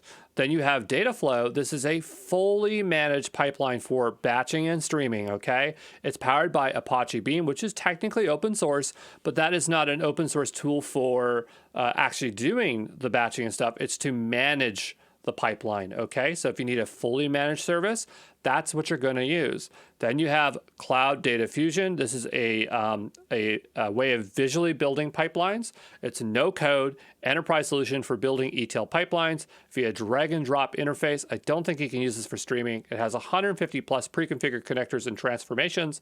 So you just drag and drop stuff. You just run it, and as it's consumed, that's what it does. If you're using Azure, this is the same thing. This is similar to Azure Data Factory, or AWS. This is similar as Glue, okay? Again, I don't think it does streaming, but I think that Cloud Data Fusion probably would have the highest price point. For best performance, you would be using data proc. For the least amount of headaches, but still doing things pragmatically, you'd be using data flow, okay? So those are the three, and remember them, okay? Hey, this is Andrew Brown from ExamPro, and we are looking at developer tools. Now, these aren't really going to show up on the exam, or if they are, we've already covered them, the most important ones. But I just wanted to go over these just so that you had a full scope, just for your own knowledge of things that are here. I couldn't even be bothered to even pull out icons for this one, but let's get through it here, because I think that, you might be able to take something away from this that you might use in your own development workflow, okay? So you have artifact registry. So this is for storing containers. You have the Cloud SDK. We covered that earlier. This is a package to interface with the command line interface or pragmatically write code in your code. You have container registry. This is the older form of storing containers, recommended to use artifact registry nowadays. You have code cloud code. Man, that's a hard one to say. Extend your IDE with tools to write, debug, deploy Kubernetes applications. So it's just I think you saw that with Visual Studio Code, but it's just stuff around Kubernetes, cloud builds. So we looked at this in our container section. This is for running containers for build environments, cloud source repositories. So manage code and extend your Git workflow by connecting Cloud Build, App Engine, stuff like that. It's just a way of connecting Git repos to various services, Cloud Scheduler, schedule batch jobs, big data jobs, cloud infrastructure operations using a fully managed cron job service. If you're used to AWS, that's CloudWatch, right? Cloud tasks, asynchronously execute, dispatch, deliver distributed tasks. When you're working with cloud functions, you're going to be working with cloud tasks. Cloud code for IntelliJ, so debug production cloud apps inside IntelliJ, okay? Tools for PowerShell, so you can work with PowerShell with Google. They got tools for Visual Studio Code, Eclipse, App Engine plugins, a Maven App Engine plugin. So it's all for Java there, the Gradle and the Maven. Firebase Test Lab, so test your mobile apps from a variety of devices and device configurations. That one I'm interested in checking out. Firebase Crash Analytics, but these are all within Firebase, so that's the only issue there. So get clear, actionable insights into your app issues.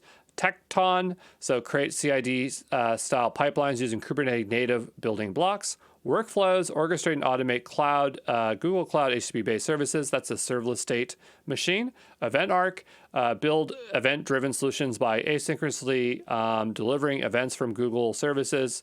That is just a serverless event bus. So a lot of these we've already covered, but just wanted to show you some of these tools because maybe you use one of these IDEs and you just went, oh, okay, I'm going to go check this out. I use Eclipse. That'd be cool, you know? Hey, this is Andrew Brown from ExamPro, and we are looking at hybrid and multi-cloud services for Google Cloud. Now, it seems like we're reiterating over the same services again and again in different ways, and that is on purpose because I want you to know these services so you can remember them for the exam. So let's get to it. The first is Anthos. So modernize existing apps, build web apps, build in hybrid and multi-cloud environments when enabling consistency between on-premise and cloud environments. Remember, Anthos allows you to extend your control plane to not only other multi or other cloud service providers, but also on-premise. You can do compute and Kubernetes. You have Anthos deployed on VMware, so modernize existing apps and build new apps on your VM environments. They're never going to ask you to do a VMware deployed on, or Anthos deployed on VMware, but VMware can show up on the exam, so you should know what that is. Anthos GKE, so that's Google Kubernetes engine. So deploy, manage, and scale containerized applications on Kubernetes powered by Google Cloud. This is just showing you that Anthos handles Google Kubernetes environment. Anthos config management, automate policy and security at scale for your hybrid Kubernetes deployments. You have Cloud Run for Anthos, so easily leverage and the benefits of combining Kubernetes and serverless. Apogee API management, deploy, secure, and monitor APIs everywhere. Remember, you can use Apogee in hybrid or multi-cloud, okay? So that is one of its advantages. The Google Cloud Marketplace for Anthos, easily deploy containerized apps with features of pre-built deployment templates and consolidated billing. Migrate for Anthos. So if you're trying to move servers onto Google Cloud, this is going to be specifically for containers. I've seen this questions on the exam where you have to choose between migrate for Anthos and migrate for Compute Engine. And so if it's virtual machines, you're using Compute Engine. If it's containers, you're using migrate for Anthos, okay? There's operations, so aggregate metrics, logs, and events from your infrastructure to get signals and the speed of analysis. That's under Compute Engine. You have Traffic Director. This is a global load balancing across clusters and config sophisticated traffic control policies for open service mesh. What you really need to know is Anthos, because Anthos is what's going to show up on the exam, okay? Hey, this is Andrew Brown from ExamPro, and we are looking at Internet of Things. So Internet of Things are physical objects embedded with sensors, software, and other technologies that stream data to cloud services or other edge devices. An edge device is a device that is an entry point to a service provider network. So Google has exactly one offering for IoTs, and that's IoT Core. securely connect and manage IoT devices using a fully managed service. If you're wondering what kind of things would be IoTs, maybe you'd have something like a smart plant health sensor, video security. This is the Ring device by Amazon, where it will, when people press the button, it will record. You have conversational AI, so home assistant, like Alexa, Google Home, temperature control with Nest. There's these IoT kits. This is the AdaBus one, but Core 2 is pretty much a standard one for IoT kits to start learning how to use IoT. And of course, drones. So there you go. Hey, this is Andrew Brown from ExamPro, and we are looking at Cloud Deployment Manager. So to understand this, we need to know what infrastructure as code is. So IAC is the process of managing and provisioning cloud services through machine-readable definition files, so YAML or JSON files, rather than manual configuration. When you want to have governance in your cloud, you want to use IAC because it means that it will exactly define what there is, and that is a really great way to keep track of exact configuration, okay? So for Google's, it's called Cloud Deployment Manager. So that is their IAC service. You write them as YAML files, and you deploy them via the Cloud CLI. I was a bit surprised to see that they didn't have like an upload, and so I was a bit confused as to how they go do this. If you search for IAC for Google Cloud, you'll see Terraform a lot, which is a third-party provider. For some reason, they just kind of like buried their own IAC solution, but it does exist. And I don't believe there's a JSON format, just the YAML files. But there you go. Hey, this is Andrew Brown from ExamPro, and we are looking at media and gaming services for Google Cloud. What's interesting, on the actual exam, they'll use a gaming company as the business use case so many times, but they never give you the choice of an actual gaming-specific service, which is a bit of a shame to me. But they actually have a service called Game Servers and delivers seamless multiplayer gaming experience to a global player base. What this actually is, it's an open-source game management server called Agnos that runs on Kubernetes. And I guess the idea here is that you're able to create realms. So if you're ever making a massively multiplayer game, the idea is you can set up different regions, and the idea is that, like it's just going to work really easy where players come in and say, okay, I'm in the US region, or I'm in Europe and I want to connect there, things like that. They have OpenQ, so manage complex media rendering tasks using open source render manager. Then they have Transcoder AI, so convert video files and package them for optimized delivery to web, mobile, and connected TV. That would be for video on demand kind of stuff, okay?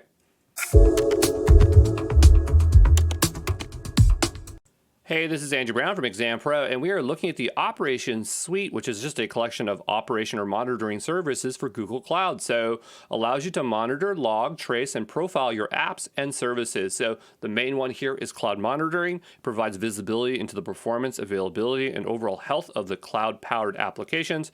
You got service level monitoring, so define and measure availability, performance, and other service levels for cloud-powered applications. For cloud logging and error reporting, you have cloud logging, so store, search, analyze, monitor, and alert on log data and events from Google Cloud and AWS. Error reporting, identify and understand application errors. Then you have APM, so you have Cloud Trace, find performance bottlenecks in production, Cloud Debugger, investigate code behavior in production, and Cloud Profiler, so continuously gather performance information using low-impact CPUs and heap profiling services. Is this stuff going to show up in the exam? Probably not. You should just know cloud monitoring here, okay? Hey, this is Andrew Brown from ExamPro. We're going to look at a couple other products that Google has. Probably not going to show up in the exam, but you should know about them anyway. One thing you can do is you can utilize Google Maps platform within the GCP. So if you want to create interactive maps and interact with that API, you can do that. The other part is Chrome Enterprise. So this is a Chrome management policy to meet productivity and security needs. We might cover it in the security section. I think you can use it alongside BeyondCorp. Which is their zero trust model framework. But yeah, those are just two kind of loose ends I just wanted to throw in the course, okay? Hey, this is Andrew Brown from ExamPro, and we are looking at Firebase. So this is Google's fully managed platform for rapidly developing and deploying web and mobile apps. Really, it's a platform as a service utilizing serverless technology. Firebase offers the following services and features. So Cloud Firestore, machine learning, cloud functions, authentication, hosting, cloud storage, real-time database, crash of Linux, performance monitoring, test lab, app distribution, Google Analytics, in-app messaging, predictions, A/B testing, cloud messaging, remote config, dynamic links. So Firebase is basically an alternative to using Google Cloud directly for users who want to focus on building and deploying their applications in a highly opinionated framework. If you ever heard of AWS Amplify, that's the AWS competitor for this.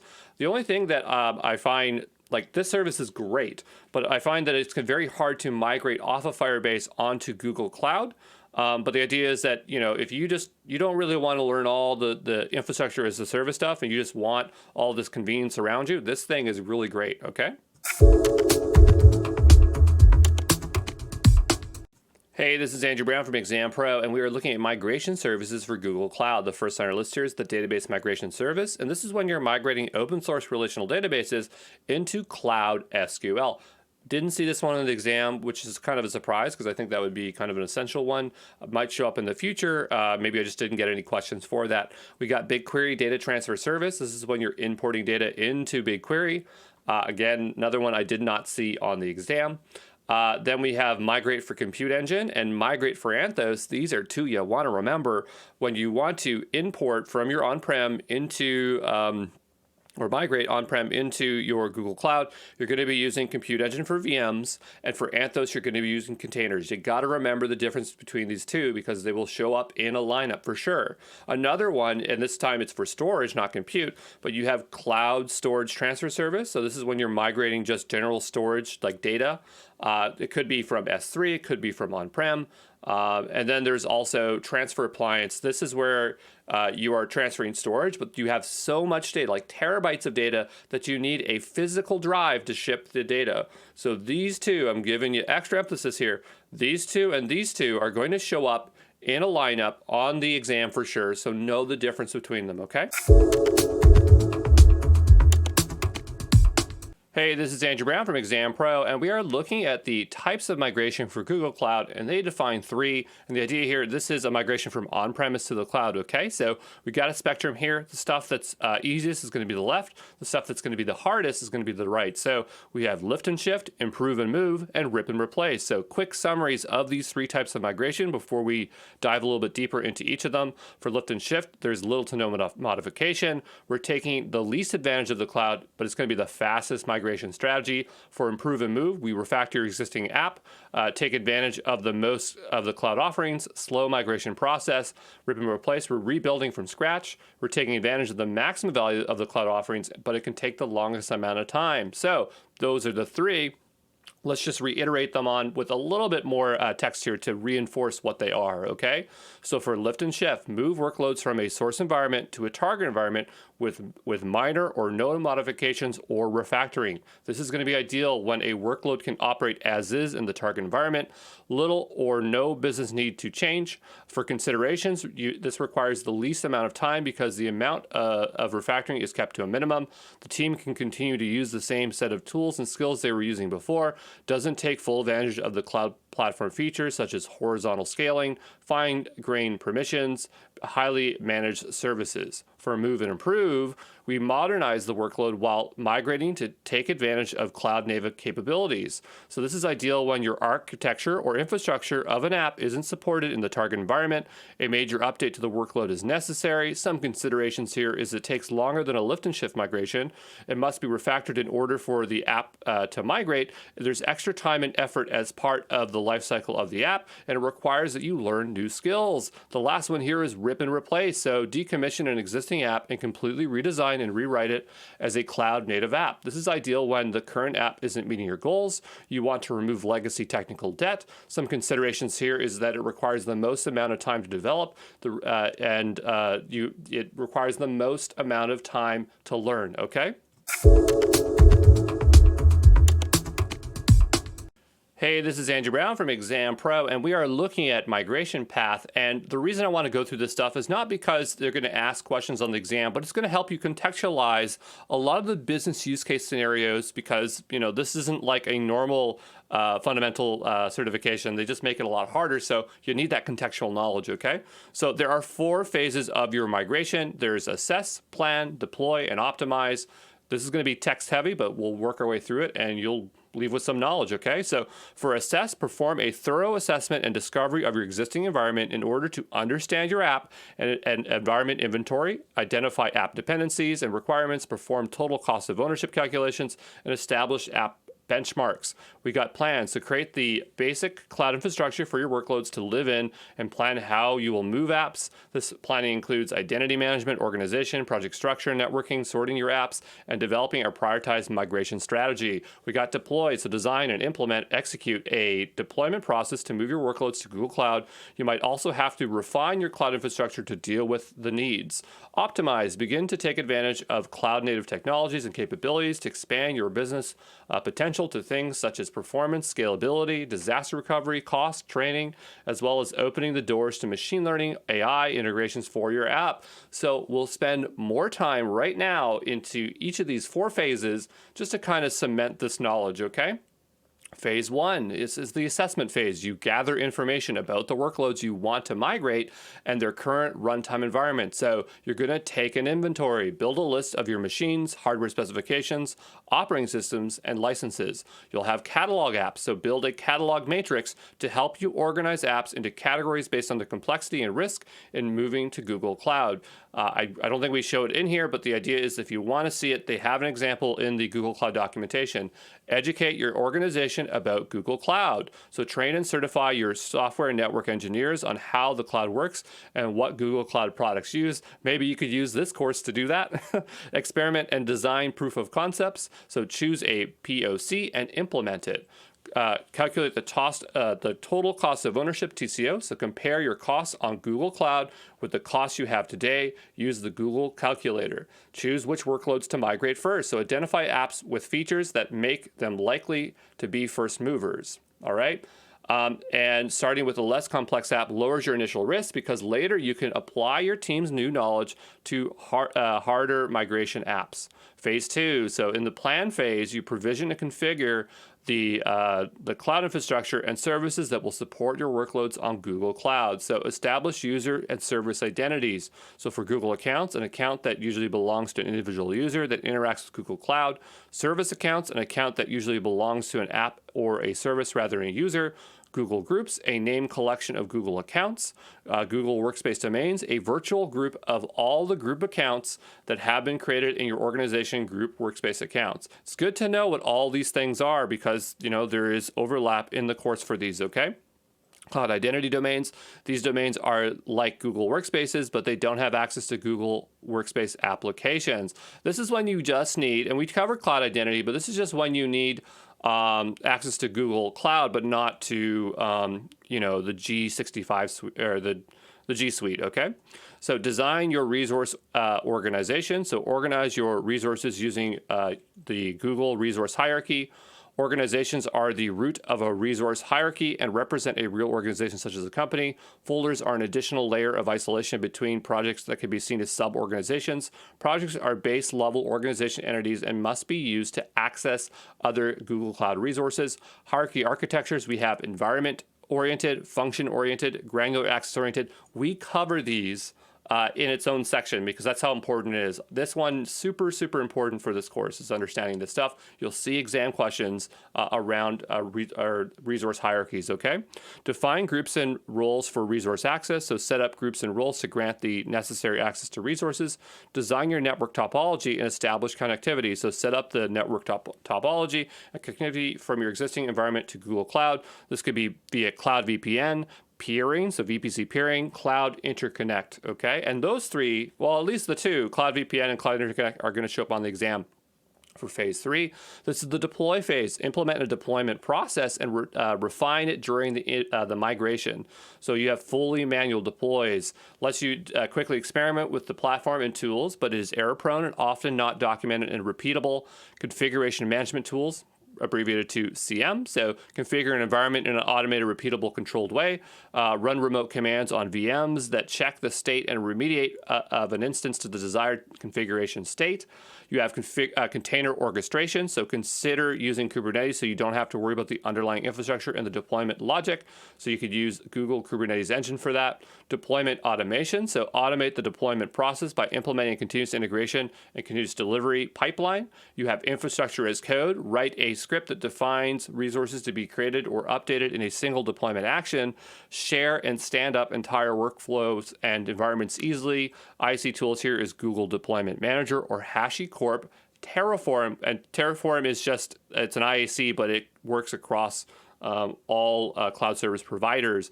And it's really important to know all these different type of deploy types at the fundamental levels. It can really help you on the exam, okay? Phase 4, the optimize phase. Start optimizing your target environment. So build and train your team, train your development and operations team to take full advantage of new cloud environments. Monitor everything. Monitoring is the key to ensure that everything in your environment is working as expected. Prometheus, Google Cloud Logging, Google Cloud Monitoring. Automate everything. So manual operations are exposed to a high error risk and are also time consuming. Automation leads to cost and time savings and reduces risk. So we're looking at Google Cloud Composer, which is using Apache Airflow, SpinMaker. They're not going to ask those on the exam. Codify everything. So by implementing processes such as infrastructure as code, policy as code, make environments fully auditable and repeatable. Use managed services instead of self-managed ones. Cloud SQL, AutoML, GKE, App Engine.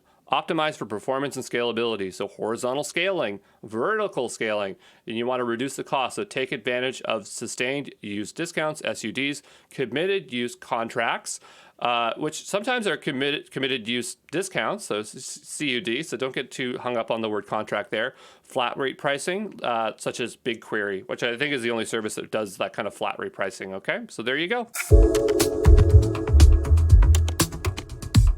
Hey, this is Andrew Brown from ExamPro, and we are looking at Migrate for Compute Engine, and it enables you to migrate lift and shift of your virtual machines with minor automatic modifications from your source environment to the Google Compute Engine. The reason we're giving this a little bit more detail is because on the exam, I just saw some more questions that are kind of around the feature set of Compute Engine. And so I just didn't want you to get tripped up on the exam, okay? So continuously replicates disk data from the source to VMs to Google Cloud. No downtime on the source via transfer. Quickly clone and test a migrated VM. So after it's migrated, you can use test clones and make sure everything's working fine. If not, you can roll back. I'm highlighting this one in particular because I saw it on the exam. Easily perform all migration tasks with Google Cloud Console. So just understand there's no downtime with this thing. It continuously replicates and you can use test clones, all right?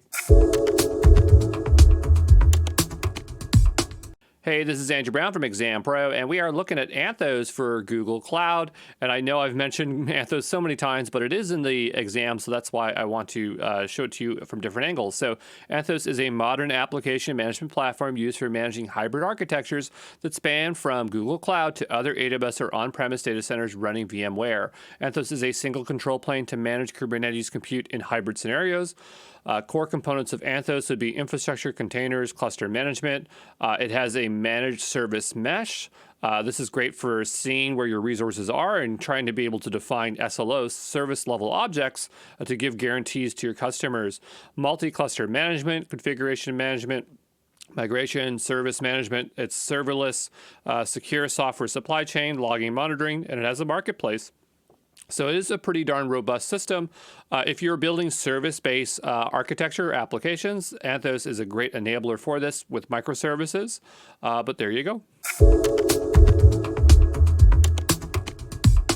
Hey, this is Andrew Brown from ExamPro, and we're looking at Migrate for Anthos and Google Kubernetes Engine. Normally it'll just be Migrate for Anthos, but we just extend it with the full name here so you understand what the utility of Anthos is, which is for migration of containers to GKE.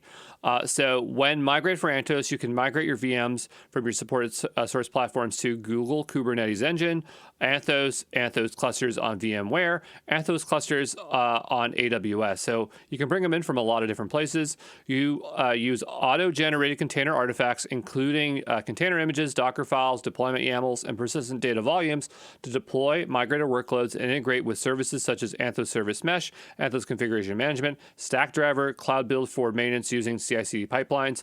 Migrate for Anthos is offered at no charge, and no Anthos subscription is required when migrating to GKE. Charges for other GCP services may still apply. Okay, so the big takeaway is that you use this for migrating containers to GKE, and there's no cost to doing that, and you don't need a subscription. Okay.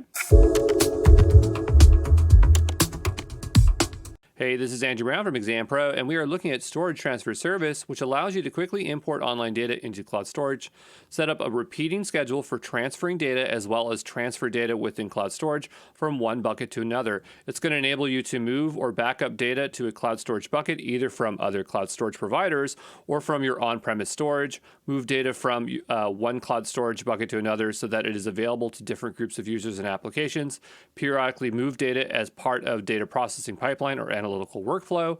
You can schedule one-time transfer operations or recurring transfer operations, delete existing objects in the destination bucket if they don't have a corresponding object in the source, delete data source objects after transferring them, schedule periodic synchronization from a data source to data sync with advanced filters based on file creation dates, file names, and the times of day you prefer to import data. So what I want you to understand here is that you can use it for cross-region replication. So because you can move it on a schedule from bucket to bucket, that you can get data from other cloud storage providers like AWS, or you can get it from on-premise, okay?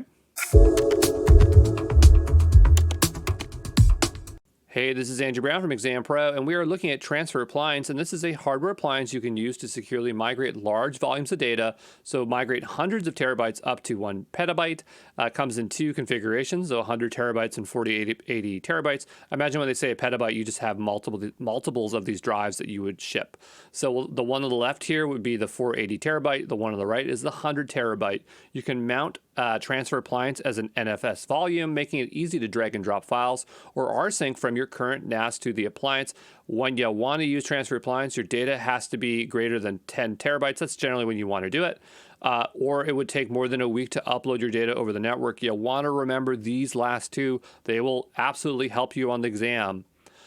For just features in general, they're tamper resistant, so they cannot be easily opened. Apply tamper evident tags to the shipping case. They're ruggedized. That means like they have like an exterior case that makes them so they're not damaged, Trusted Platform Module, TPM chip is installed on these, so they're a mutable root file system and software components that haven't been tampered with. It has hardware attestation, so they validate the appliance before you can connect it to your device and copy data to it. For other features, when you're in transit, it has AES 256 encryption, customer managed encryption keys, NIST 888 compliant data erasure. Okay. For performance features, all drives are SSD, so there's no moving parts. It's very fast IOPS. Multiple network connectivity options here. We got 10 gigabytes per second, 40 gigabytes per second. It's scalability with multiple appliances, so use multiple appliances to increase the transfer speed. That's where I imagine you'd get up to a petabyte of data. Globally distributed processing, so ships quickly to and from the data center to Google Cloud. Minimal software, so use common software already on your Linux or Mac or Windows system, okay? Hey, this is Andrew Brown from ExamPro, and we're looking at AI and ML services, and the most important one here is Vertex AI. So this is Google Cloud's unified ML platform for building ML solutions end-to-end, and so a lot of the stuff you're going to be doing when it's ML or deep learning is going to be with Vertex, okay? So let's just kind of define what a ML pipeline looks like. So we have data readiness, feature engineering, training, hyperparameter tuning, model serving, understanding, edge. So that would be like deploying to the edge, like on mobile devices, model monitoring, and model management. And so we're just going to break it down here into 3 sections. And so before we get into the actual functionality of machine learning services, we need some way to actually run these models. So there's specialized or train or run or infer, but they have specialized virtual machines and containers. So that's part of the deep learning environment. These will be compute that already has pre-installed on them like Python and TensorFlow, and they might be optimized for GPUs, things like that. Now that we have our compute, we need an actual environment to build these in. And the golden standard across the board for no matter what platform you're on is Jupyter notebooks. And every single platform, just like GCP, they'll just call them like Vertex notebooks, but really they're Jupyter notebooks, okay? So now that we have an environment or a developer environment we can work on and we have our compute, let's talk about the services throughout this pipeline. So starting on the left-hand side, we have data labeling. This is a service that the idea is that if you want to train a supervised machine learning model, it needs to have labeled data because it's going to use that to learn. So the idea is that you can input data and then get people to help you label it, okay? You have data sets. That is just a curation of your data that's going to be ingested into the pipeline or into the ML model or prepared for feature engineering. Feature store is you extracting out key data and making it machine readable for the ML model. You have experiments. This is when you are trying different iterations of the ML model. So you need to remember like parameters and configurations and the history about them. You have AI accelerators. This is just, I think this is fractional. This is fractional GPU. So the idea is that if you have a virtual machine and the GPUs are too expensive, you can just have fractional GPUs. Visor optimization. This is a closed source service that does optimizations on your models. I imagine it's for hypertuning. So we have training. So that's where you are just training your model. So you use like a container or a virtual machine to do that. Then there's actually the prediction. So that's you doing inference. Explainable AI. So the idea is there's this big concern about the ethics or responsibility of AI. And so if you can see how it works, then you can detect for bias or other unfair things. We have hybrid AI. So I imagine that is just being able to take a model and deploy it on a phone or low-end devices, like on the edge, closer to the people. For model mono, we have continuous monitoring. You want to watch for things like drift or degradation, because if you have a machine learning model, it can get worse at predictions over time. I know that sounds very unusual, but it's something that can happen. So you want to watch out for that kind of stuff. And for model management, we can collect a bunch of metadata. And I imagine that would be just for like we'd have a model catalog, like a place to store our models for easier deployment. And then we want to automate this entire thing. So we have pipelines. This is called ML Ops. It's the automation of the end-to-end pipeline for building, training, inferring, deploying a model. Then we have Auto ML. And so this is basically automates a bunch of this away. It's kind of like your platform as a service for machine learning. So this can do it for vision, for video, for language, for translation, for tables. The idea is you just upload your data, and then it pretty much does the rest for you. It will actually run a bunch of experiments, and you'll just choose which is the best one. So it really makes it easy if you don't know what you're doing, okay? Hey, this is Andrew Brown from ExamPro, and we are looking at TensorFlow. So TensorFlow is a low-level deep learning machine learning framework created by the Google Brain team. And TensorFlow is written in Python, C++, CUDA, and there are APIs to allow you to use various other languages. And so TensorFlow is all based around this idea of a tensor. So a tensor is a multi-dimensional array, and so they call it ts.tensor in their stuff, and it's similar to a NumPy ND array of objects. And so tf.tensors can reside in accelerator memory like a GPU. So they're basically a new type of data structure that's just very specialized for machine learning. And Google actually has created their own hardware called a tensor processing unit, specifically optimized for TensorFlow and the tensor data structure. The way you write TensorFlow is in Python. An example of an ML model in TensorFlow is here on the left-hand side. Technically, this is Keras. Keras is a high-level abstraction of TensorFlow. And so it can get a bit confusing initially, the difference between Keras and TensorFlow, but they're essentially the same thing because Keras is packaged with TensorFlow. For the Google Cloud Platform, they specifically offered TensorFlow Enterprise, so they accelerate and scale ML workloads on the cloud with compatibility tested and optimized TensorFlow, along with enterprise-ready services and support, okay?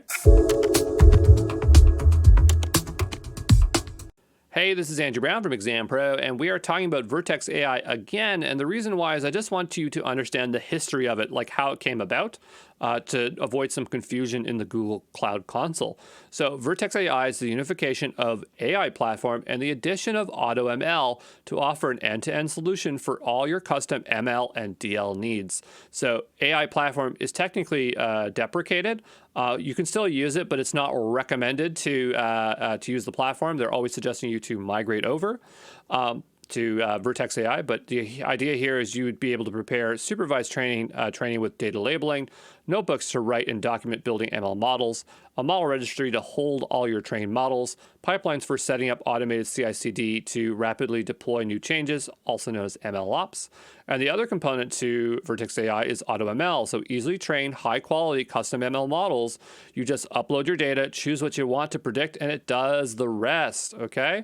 And actually I had a bit of a hard time finding this service. I was typing like AutoML, but really there's a thing in there which is called tables. And so you could build and deploy machine learning models on structured data. So you just like, you'd upload or actually be through data sets. So you'd upload a data set, and from there you say, okay, I want to analyze this tabular data, okay, through AutoML.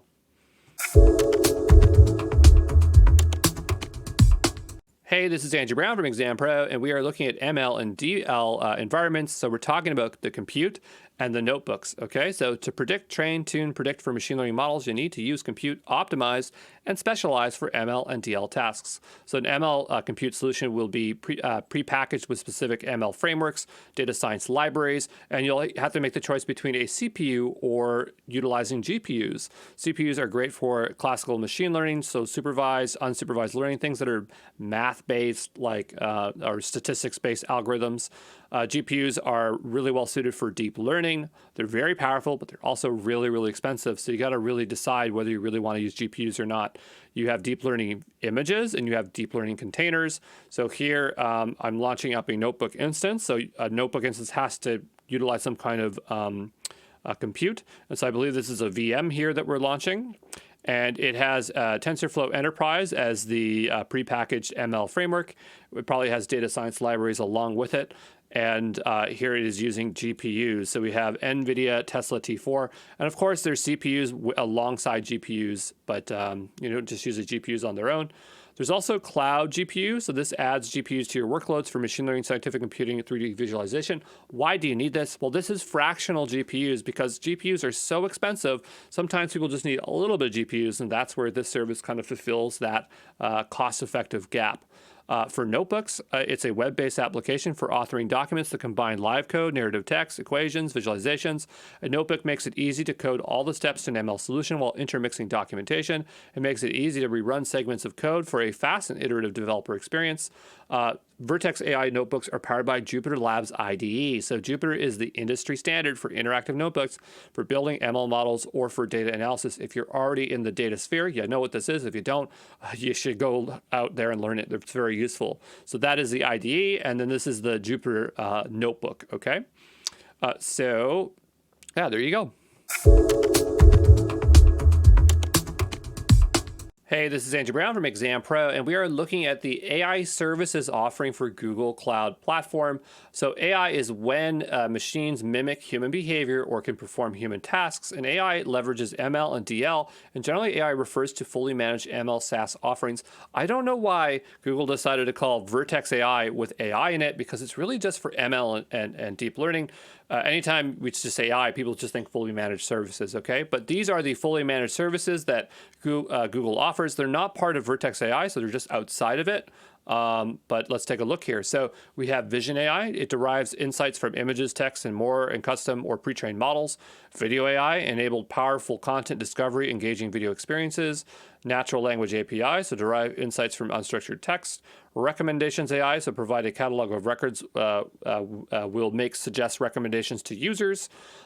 Translation, so dynamically translate between languages. Document AI, natural language processing to train and simulate human review of documents. Talent solution, the capability to create, update, read, update, delete job postings. This one is such an oddball. You know, I think I looked at it before, but I don't fully understand it. For the exam, you know, they might give you a lineup of vision or video AI. Okay, so if you know what these generally do, it's not really that hard to figure out here. So we don't have to go very deep on these AI services, okay? Hey, this is Andrew Brown from ExamPro, and we are looking at conversational AI, and this is technology that can participate in conversations with humans, so chatbots, voice assistants, interactive voice recognition systems, so IVRS. Use cases here would be online customer support, accessibility, HR processes, healthcare, Internet of Things, computer software. Mostly we're seeing it as the first one there, online customer support. Google has really good conversational AI, and they have a few different offerings here. So we have Agent Assist, empower human agents with continuous support during calls by identifying intent and providing real-time and step-by-step assistance. You got Dialogue Flow, so build engaging voice and text-based conversational interfaces, and they have more than one offering here. So they have Dialogue CX, so provides an advanced agent type suitable for large or very large agents. Dialogflow ES, so provides the standard agent type suitable for small and simple agents. Just some auxiliary services here. We have text-to-speech, so convert text to natural-sounding speech using ML, and speech-to-text, so convert speech to text using power of ML. I suppose the last two there should have been in our AI service lineup, but we got through it. Will you see this stuff on the exam? Probably not, but you should know it because it's one of Google's greatest strengths, and I'm really surprised they didn't have it in the exam. Hey, this is Andrew Brown from ExamPro, and we are looking at identity and access services and also security services for the Google Cloud Platform. So at the top here, we have identity and access management, so IAM. This establishes fine-grained identity and access management for Google Cloud Resources. We got cloud identity, so easily manage user identities, devices, and applications from one console. Identity platform, add Google-grade identity access management to your apps. Beyond Corp Enterprise, a zero trust solution that enables secure access with integrated threat and data protection. Identity aware proxy, that's always usable Beyond Corp. So use identity and context to guard access to your applications and VMs. Managed service for Microsoft Active Directory. So this is just if you need Active Directory and you want it hosted on Google, you can do it that way.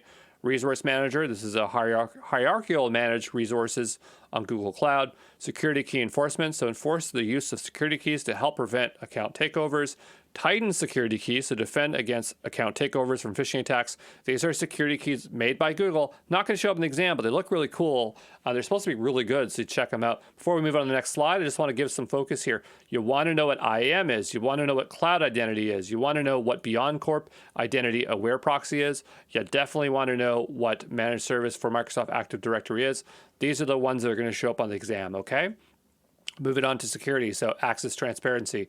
Get visibility over your cloud provider through near real-time logs, binary authorization, so deploy only trusted containers on Kubernetes engines, cloud asset inventory, so view, monitor, and analyze Google Cloud and Anthos assets across projects and services, cloud audit logs, gain visibility into who did what, where, when, all that stuff on Google Cloud. Cloud data loss prevention. Sometimes I write protection in there, but it's prevention. Discover and redact sensitive data. Cloud HSM, protect cryptographic keys with a fully managed hardware security module service. Cloud key management service, manage encryption keys on the cloud. This one is the multi-tenant. This one is the single tenant, okay? Security command center, so understand your security and data attack service. Shielded VMs, so deploy hardened virtual machines on Google Cloud. VPC service controls, protect sensitive data in Google Cloud Services using security perimeters, incident response management, improve your incident and medium time to mitigate. I'm just going to erase the ink here for a second. The ones you should be focused on for this exam is Cloud Data Loss Prevention and Security Command Center. That's why I give them the icons here so they stand out, okay? So there you go. Hey, this is Andrew Brown from ExamPro, and we are looking at user protection services. And this is like stuff that would be offered via Android or via the Chrome browser, right? So, not core to Google Cloud, but you should know these things anyway. So you get phishing protection, so help protect your users from phishing sites. reCAPTCHA Enterprise, so help protect your websites from fraudulent activity, spam, and abuse. Web risks, so detect malicious URLs on your website and in client apps. But I thought this one was the most interesting, is that if you want this I'm not a robot thing, you can get that in Google Cloud, okay, and put it on within your apps, okay? Hey, this is Andrew Brown from ExamPro, and we are looking at Secure by Design infrastructure for Google Cloud. And this isn't exactly going to show up in the exam, but the idea here is it's going to help you understand to what level Google takes its security seriousness, okay? So we have operational device security. So develop and deploy infrastructure software using rigorous security practices. Operation teams detect and respond to threats to infrastructure from both inside and external actors 24/7, 365, okay? Internet communications over internet to public cloud service are encrypted in transit. Network and infrastructure have multiple layers of protection to defend our customers against denial of service attacks. For identities and users and services are strongly authenticated. Access to sensitive data is protected by advanced tools like phishing-resistant security keys. Storage services, so data stored in the infrastructure is automatically encrypted at rest and distributed for availability and reliability.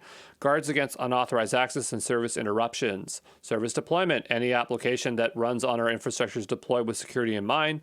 We don't assume any trust between services, and we use multiple mechanisms to establish and maintain trust. Infrastructure was designed to be multi-tenant from the start. Hardware infrastructure, from the physical premises to the purpose-built servers, networking equipment, and customer security chips or custom security chips to the low-level software stack running on every machine. Our entire hardware infrastructure is Google-controlled, secured, and hardened.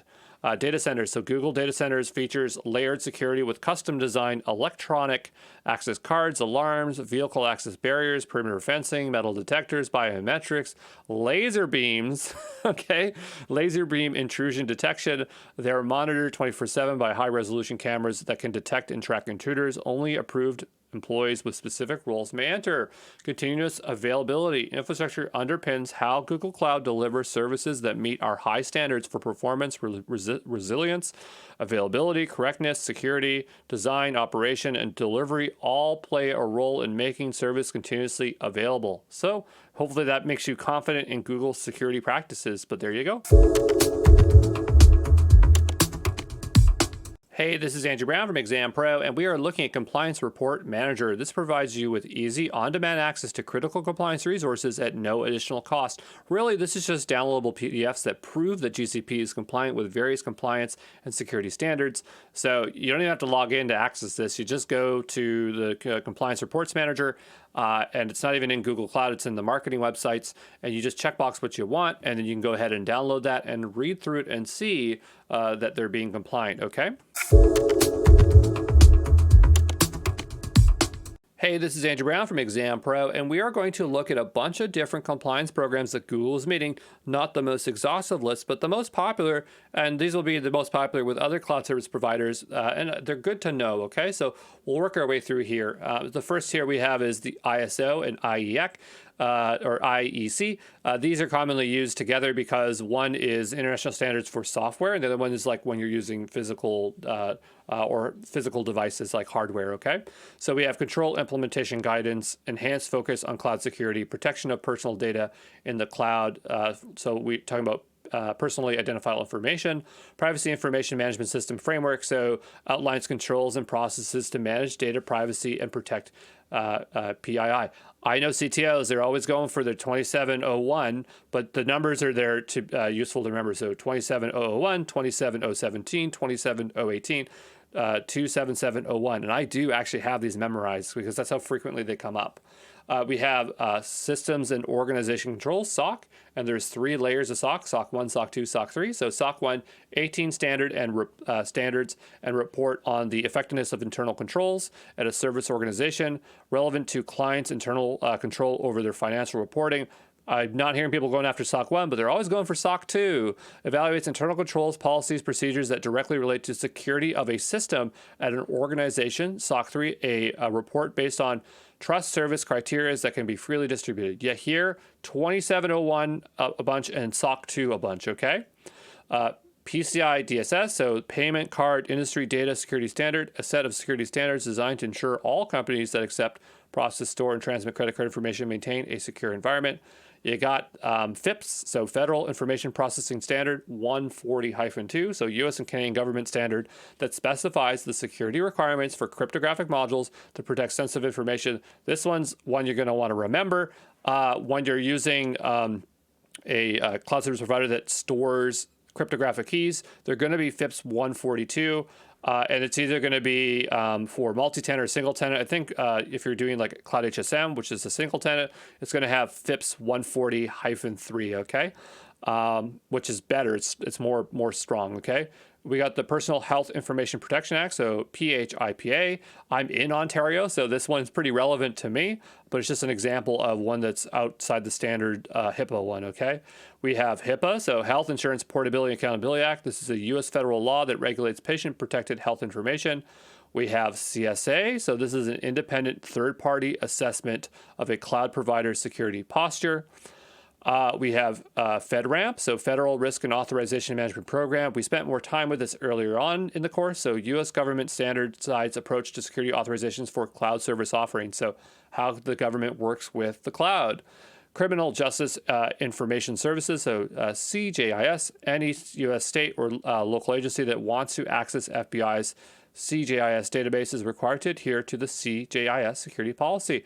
Then we have the General Data Protections Regulation, GDPR. So a European privacy law imposes new rules on companies, governments, agencies, nonprofits, other organizations that offer good, secure services to people in the European Union or collect and analyze data tied to the EU residents. You want to know GDPR, you want to know FedRAMP, okay? So there you go.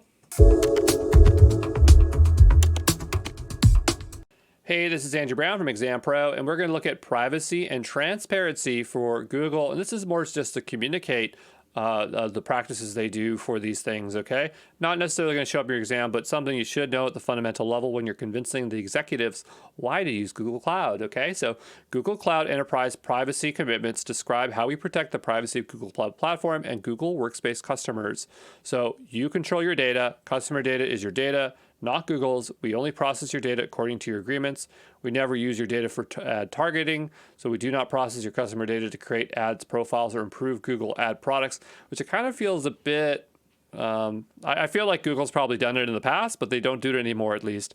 We are transparent about our data collection and use. We're committed to transparency, compliance with regulations like GDPR and privacy best practices. We never sell customer data or service data. We never sell customer data to third parties. Security and privacy are primary design criteria for all of our products. Prioritizing the privacy of our customer means protecting the data you trust us with. We build the strongest security technologies into our products. Google provides resources on privacy regulations such as LGPD, GDPR, CCPA, the Australian Privacy Act, My Number Act, PIPEDA, and a bunch more. For transparency, Google has trust principles. You own your data, not Google. Google does not sell customer data to third parties. Google Cloud does not use customer data for advertising. All customer data is encrypted by default. We guard against insider access to your data. We never give any government entity backdoor access. Our privacy practices are audited against international standards. So there you go. Hey, Hey, this is Andrew Brown from ExamPro, and we are looking at Cloud Armor. And to understand the service, we need to know what a distributed denial of service attack is, a DDoS attack, so a malicious attempt to disrupt normal traffic by flooding a website with large amounts of fake traffic.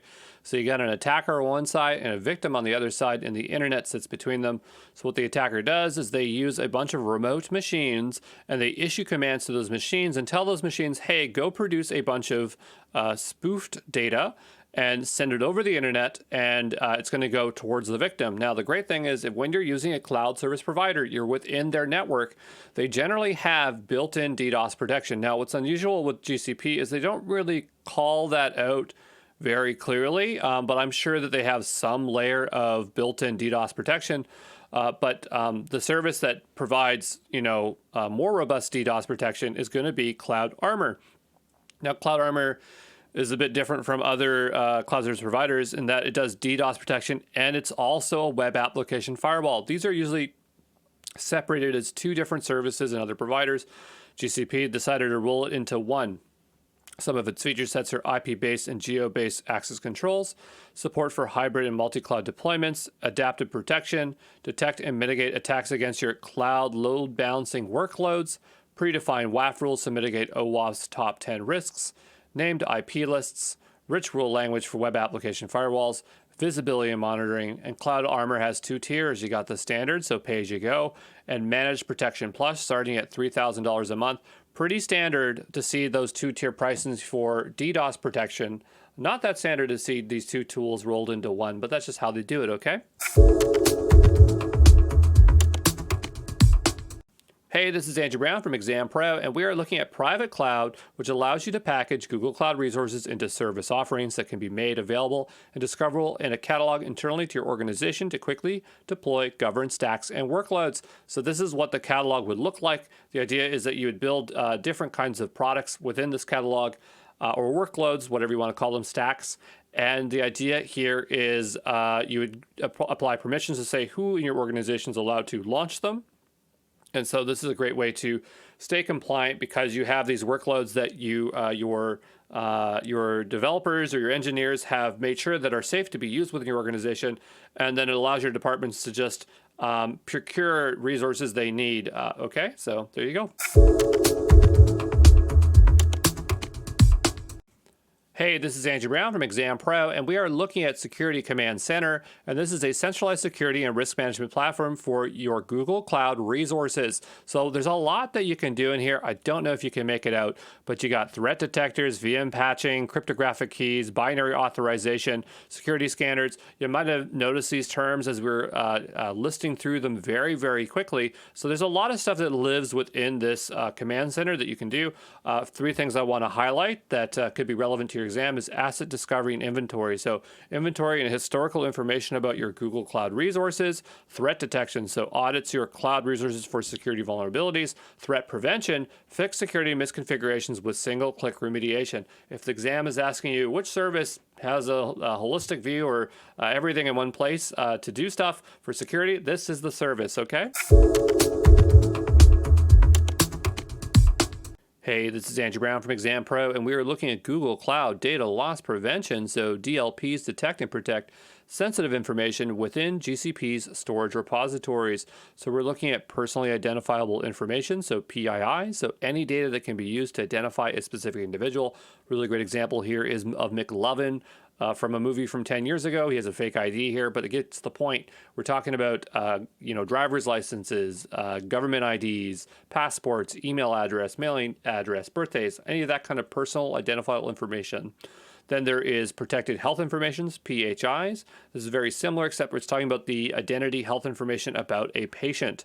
Some of its features of DLP here, it provides tools to classify, mask, tokenize, and transfer sensitive data, support for structured and unstructured data, create dashboards and audit reports, automate tagging, remediation, policy-based findings, connect DLP results into the Security Command Center data catalog, or export to your own security information and event management system, SIEM, or governance tool, schedule inspection jobs directly in the console UI, over 120 built-in information types, so info types, and info types define what sensitive information can be scanned. So there you go. Hey, this is Andrew Brown from ExamPro, and we are looking at BeyondCorp for the Google Cloud. So the zero trust model operates on the principle of trust no one, verify everything. And so the idea here is malicious actors are being able to bypass conventional access controls, demonstrating traditional security measures are no longer sufficient. So BeyondCorp is Google's implementation of the zero trust model, and it's going to allow us to do things such as single sign-on, access control policies, access proxies, user-based authentication, device-based authentication, authorization. And by shifting access controls from the network perimeter to individual users, BeyondCorp enables secure work from virtually any location without the need of a traditional VPN. So the principles here for BeyondCorp are access to services must not be determined by the network from which you connect. Access to services is granted based on contextual factors from the user and their device. Access to services must be authenticated, authorized, and encrypted. Okay? So a zero trust model puts identity as the primary security perimeter, because remember, we shift that over to the users away from traditional firewalls to be protected. BeyondCorp is just itself is just a collection of identity, access, and security services to meet the zero trust model requirements. Okay, so that's where it gets confusing, because there's BeyondCorp Enterprise, which actually is a service, and BeyondCorp is more of a conceptual idea of these identity, access, and security services. Okay, so the idea is that we have apps and data, so web apps, virtual machines, SaaS applications, infrastructure, APIs. We're trying to restrict, control access to these things to mitigate security risks, right? And so on the left-hand side, we have user trust and device trust, right? And this is where we're going to be looking at their identity and their behavior. For devices, it's identity and the posture being the conditions in which the environment they're in, right? So the idea is that they're going to come into the Google network through a global front end, and this is where we're going to get context, location, and time. So that could be extracting information like the IP, the location, the region, the session age, the time, the device type, things like that. We're going to pass that through a rules engine, and then from there we have an enforcement point where it makes further decisions before it accesses our apps and data. So this is generally the idea of a zero trust model, okay? And this is kind of the rough outline of where BeyondCorp is going to be. The idea here is that we now incorporate services. So here we're using cloud identity. This is for endpoint verification. This is just Google's front end. This isn't a service in particular. This is just the Google network, okay? Then you have Access Context Manager. And then for enforcement points, we have Cloud IAP, Cloud IAM, Cloud Identity, VPC Service Controls. I've highlighted the three in yellow because to me, that's really what BeyondCorp is. It's adding those three components into it. But basically, BeyondCorp is the collection of all these services working in this model, okay? Hey, this is Andrew Brown from ExamPro, and we're going to be looking at a few services here that are identity, but I put them in the security section to kind of group them close to BeyondCorp.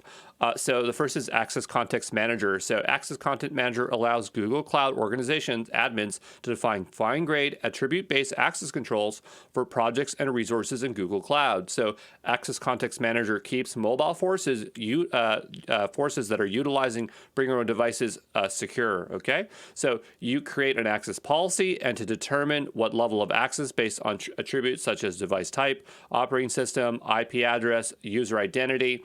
And so the idea here is, and it's a little bit hard to see, but the idea here is that you're going to name it. So I say high access level, and then I can say, okay, I want to restrict to this IP range in this region. You can even have device policies and additional information. You'll get that output, and that's the way you'll have to control it. Now, an high or an access level doesn't do much on its own. We have to mix that in with a VPC service control. So that's what we'll look at next. Hey, this is Andrew Brown from ExamPro, and we are looking at VPC service controls, and these allow you to create a service perimeter, and service perimeters function like a firewall for GCP APIs. So the idea here is you can go here and say, okay, this perimeter is going to be just for these projects and just for these particular services, and then you can even apply access levels. That's where access levels come into play, and you have ingress policies and egress policies. Now, I just want to point out that I kept on saying the word access policies. And Google really makes it think that you create these by yourself, but they actually are automatically created for you when you create an access level, service perimeter, or the IAP is turned on. They cannot be directly managed by the customer. So confusing in the documentation. And I was looking everywhere for this, but I guess they're just kind of like there. But you're just not going to find access controls, okay? Hey, it's Andrew Brown from ExamPro, and we are looking at Cloud Identity Aware Proxy IAP. So IAP lets you establish a central authorization layer for applications accessed by HTTPS, so you can use an application-level access control model instead of relying on a network-level firewall. So you can define access policies centrally and apply them to all of your applications and resources using IAP when you want to enforce access control policies for applications and resources. So the idea here is that you go in there, they have for HTTPS, SSH, and TCP resources, and so it's only for particular services for App Engine, Compute Engine, HTTPS load balancer. But what you'll do is you'll go on and say, I want to enforce IAP for this particular thing. And then you can open up this menu and say, okay, I'm going to add these people with this role for this particular service. So there you go.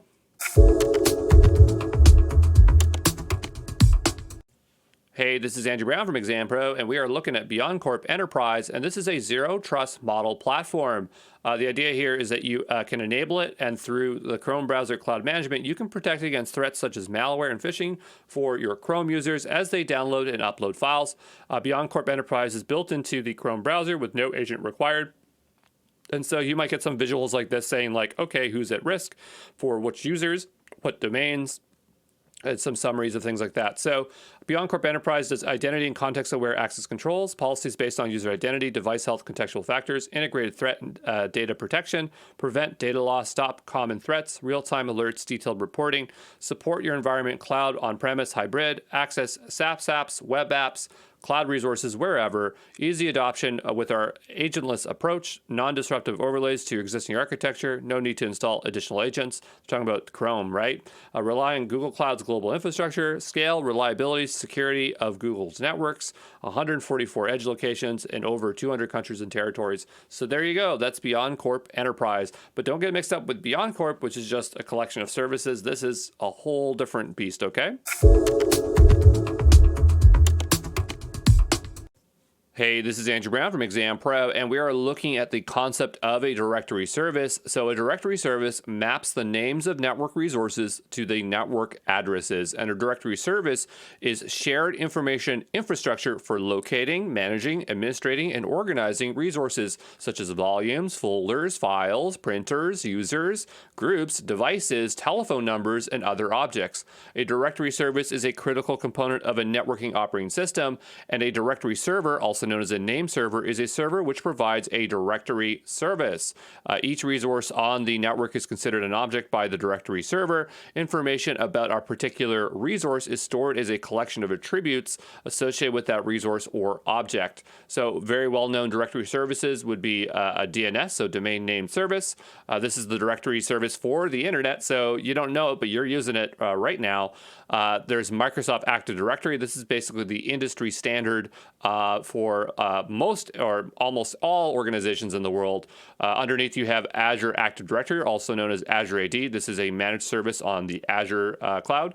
There's Apache Directory Server. Oracle has their own. There's Open LDAP, Cloud Identity, which is Google's identity as a service provider. And then you have Jump Cloud, which is one that is kind of an agnostic one where you can connect a bunch of directories to it. Okay, so there you go.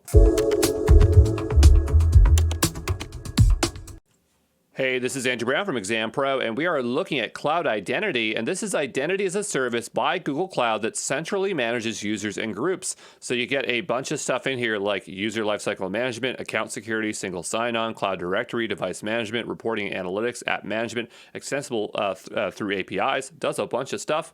And the idea here is to confederate things between Google Cloud, Active Directory, Azure AD, and many more directory services.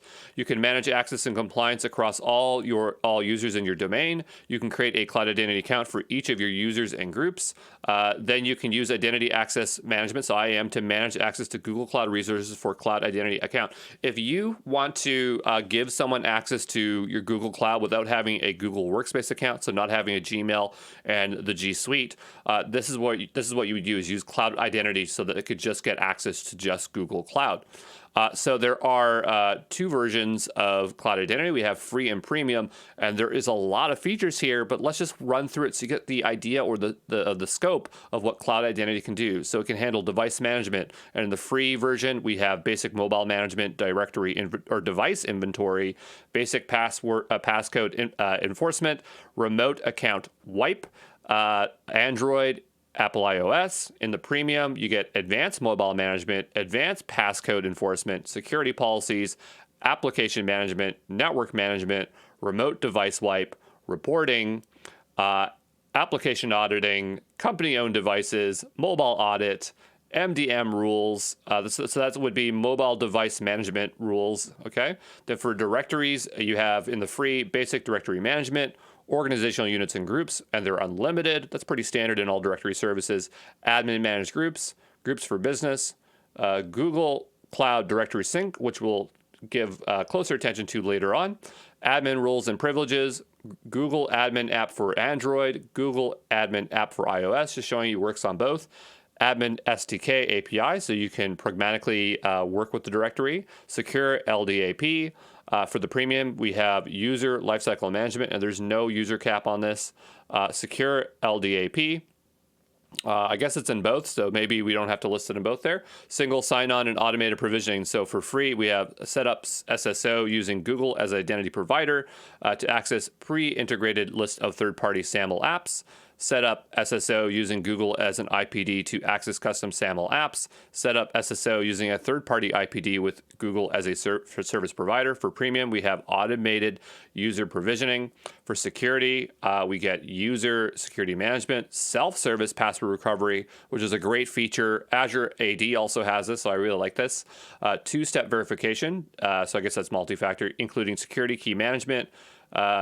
We have enforcement control, so with security key enforcement and management, password management and strength alert. For premium, first-party session management, Google Security Center.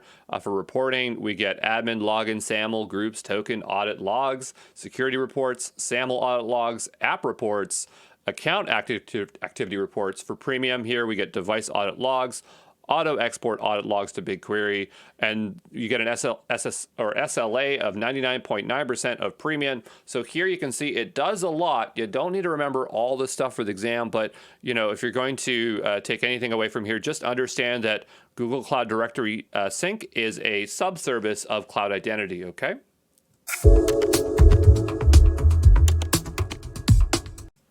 Hey, this is Andrew Brown from ExamPro, and we are looking at Active Directory. Now, this isn't a Google service per se, but the thing is, no matter what you're using, no matter the cloud service provider, you'll want to know Active Directory inside and out because it's fundamental knowledge, and most enterprises are using it. And now with everyone going towards a zero trust model, identity and Active Directory just go hand in hand, okay? So we're going to put some extra attention here on this one. So Microsoft introduced Active Directory domain services in Windows 2000 to give organizations the ability to manage multiple on-premise infrastructure components and systems using a single identity per user. So here's the big architectural diagram that I created. So the idea is that you have your enterprise, which is the forest here, and these are made up of domains. A domain is a means to host these different directory services, and it's also the means to which people authorize or authenticate to your directory, okay? So the idea is that you can think of domains as actual servers, and you're going to have redundant ones because if the main one goes down, you'll want to make sure people can still log in and do their business. And you might want domains that are closer to the region to which they are authenticating, so things are very, very fast. That's why we're seeing a lot more here than just a single one, okay? When we look inside of a domain, doesn't matter if it's a child or a domain, we have organizational units. These are just ways of structuring maybe departments or things like that. And with organizational units, we have objects. And so objects could be groups, users, printers, servers, devices. We saw a larger list when we listed out directory service, so we don't need to go through it, but the idea is that it's just basically things within your network, okay? Then we have Active Directory Domain Services, shortened to ADDS. So these are the services that consist of multiple directory services. All right, I know it gets confusing because there's directory service and then there's directory services, but these are services within a directory service, if that makes any sense. So domain services, these are the foundation stone of every Windows domain network, stores information about members of the domain, including devices, users, verifies the credentials, and defines the access rights. The server running this service is called a domain controller. All right, so usually when we talk about the actual server, that people are calling them domain controllers. All right.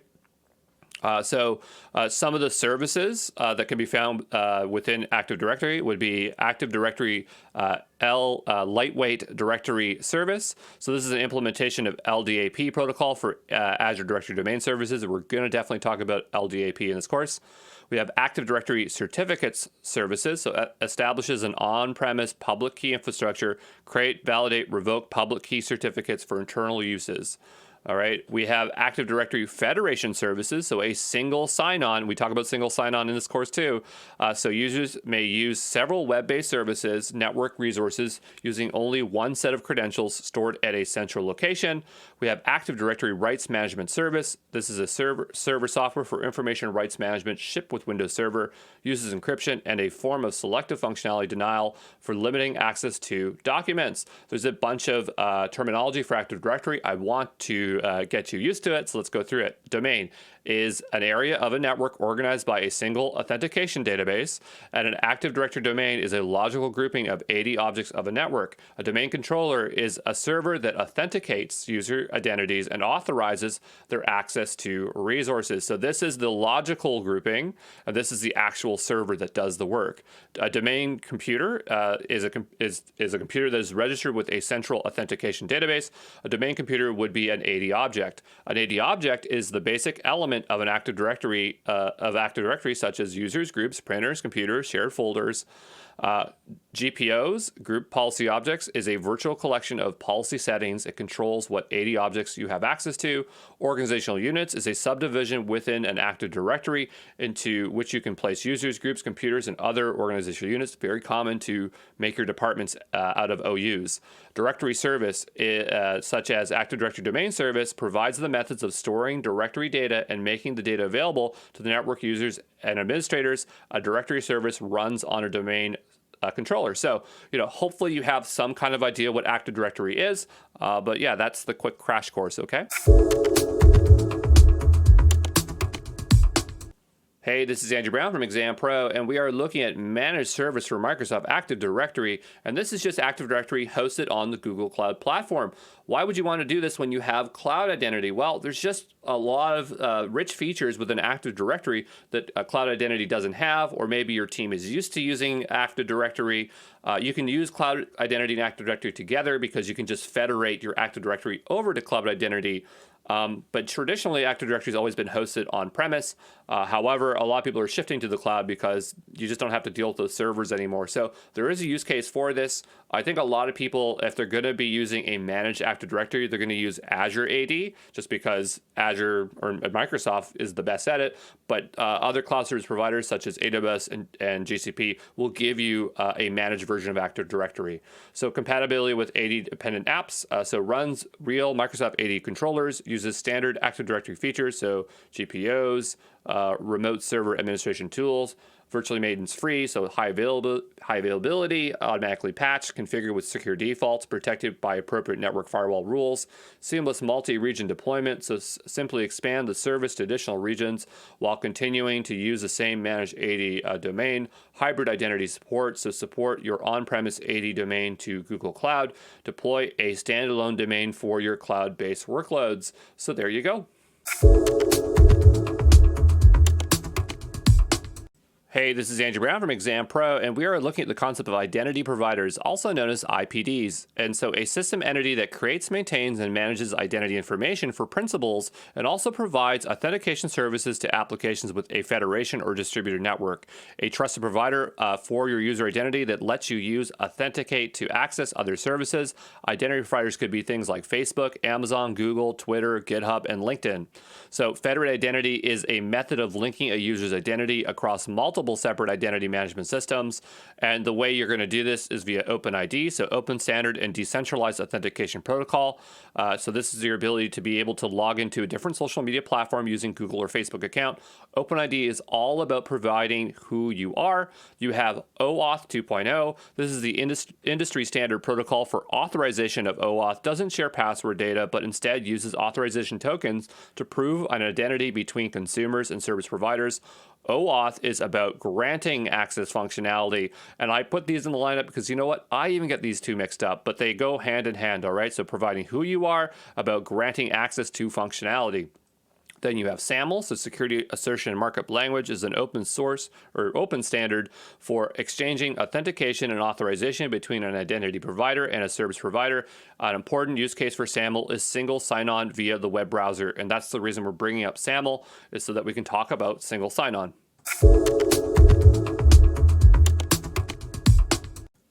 Hey, this is Andrew Brown from ExamPro, and we are taking a look here at single sign-on, also known as SSO, and this is an authentication scheme that allows a user to log in with a single ID and password to different systems and software. So SSO allows IT departments to administer a single identity that can access many machines and cloud services. So here on the right-hand side is the many things that we want to access, and on the left-hand side we have our directory service. So in this case it's Azure Active Directory, and we have a user that wants to connect with a single username and password to all this stuff. So through the SAML protocol, which we covered in the last slide, we can do single sign-on to all of these services. And the key thing to remember is that SSO is seamless. So once a user logs in to their primary directory, they don't have to keep on entering their passwords in. It's just going to seem like they're already logged in when they visit these resources, okay? Hey, this is Andrew Brown from ExamPro, and we're taking a look here at Lightweight Directory Access Protocol, LDAP, is an open, vendor-neutral industry standard for application protocols for accessing and maintaining distributed directory information services over IP networks. So a common use of LDAP is to provide a central place to store users and usernames and passwords.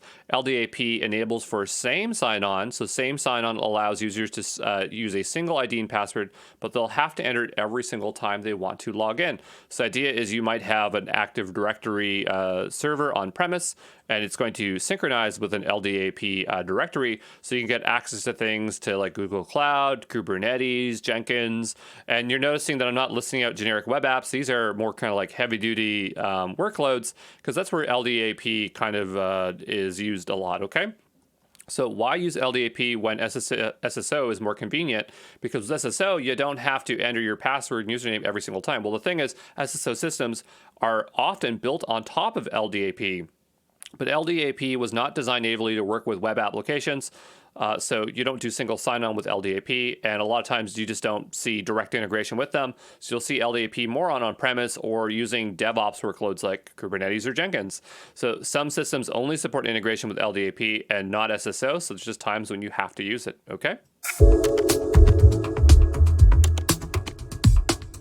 Hey, this is Andrew Brown from ExamPro, and we are looking at Google Cloud Directory Sync. So it enables administrators to synchronize users, groups, and other data from an Active Directory LDAP service to their managed service for Microsoft Active Directory within Google. So it's just a synchronization service, and so this one will show up on the exam for sure, so make sure you know what it is so you can choose it correctly, okay? Hey, this is Andrew Brown from ExamPro, and we are taking a look here at service level agreements, also known as SLAs. So an SLA is a formal commitment about the expected level of service between a customer and a provider. So when a service level is not met, and if customer meets its obligation under SLA, customers will be eligible to receive compensation, so financial or service credits. You can think of them as store credits because you can use them towards the the services provided by the CSP, whether it's compute, storage, databases, etc. But there will be sometimes exceptions. So maybe like registering domains, because that actually costs money, okay? So then you have service level indicators, so SLIs. This is a metric or measurement that indicates what measure of performance a customer is receiving at a given time. A SLI metric could be uptime, performance, availability, throughput, latency, error rate, durability, and correctness. Then you have SLOs, so service level objects. That is the objective that the provider has agreed to meet. So SLOs are represented as a specific target percentage over a period of time. So an example here could be availability SLA of 99.99% in a period of 3 months. Target percentages that you commonly see are 99.95%, 99.99%, 99.999999999, and so that is not 9 nines after the decimal point. So we'll say 9 nines of availability, 9 nines of durability. Then you have one that's for 11, so you'd say like 9 11s of durability. And so the idea here is that the SLA contains SLOs, right? And these are at the service level, and then the SLOs are based off of the SLIs, okay?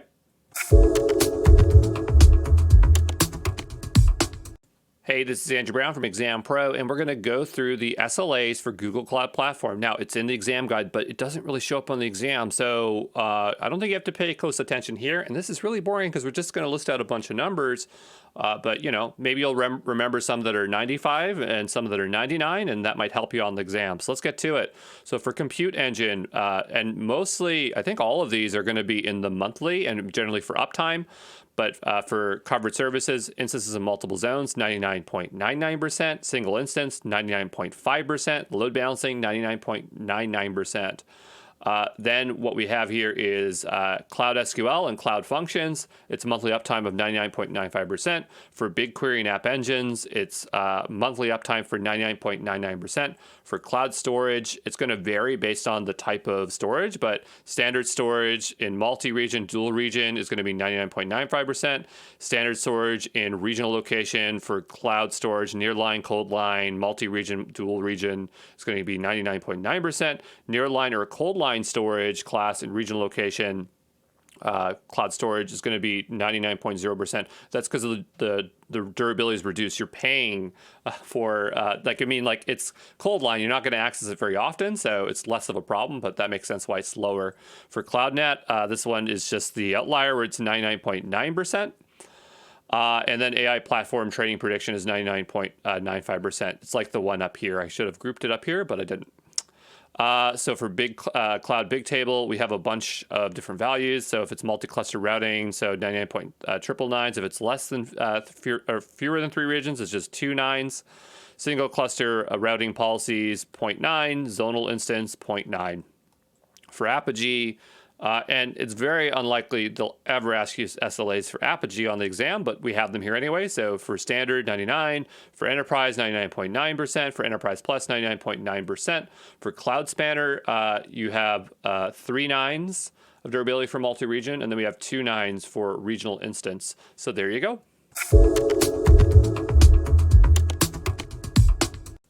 Hey, this is Andrew Brown from ExamPro, and we are looking at GCP support plans. So we got basic, standard, enhanced, premium, and then just for costs, this one's free, this one's $29, this one's $500, and this one you have to contact sales. So this is premium is your enterprise support, enhanced is your business support. When you're looking at AWS or Azure, they'll charge $100, but for some reason, GCP charges $500. I think that is not smart on their part because it really makes it hard for adoption when you are a small to medium company.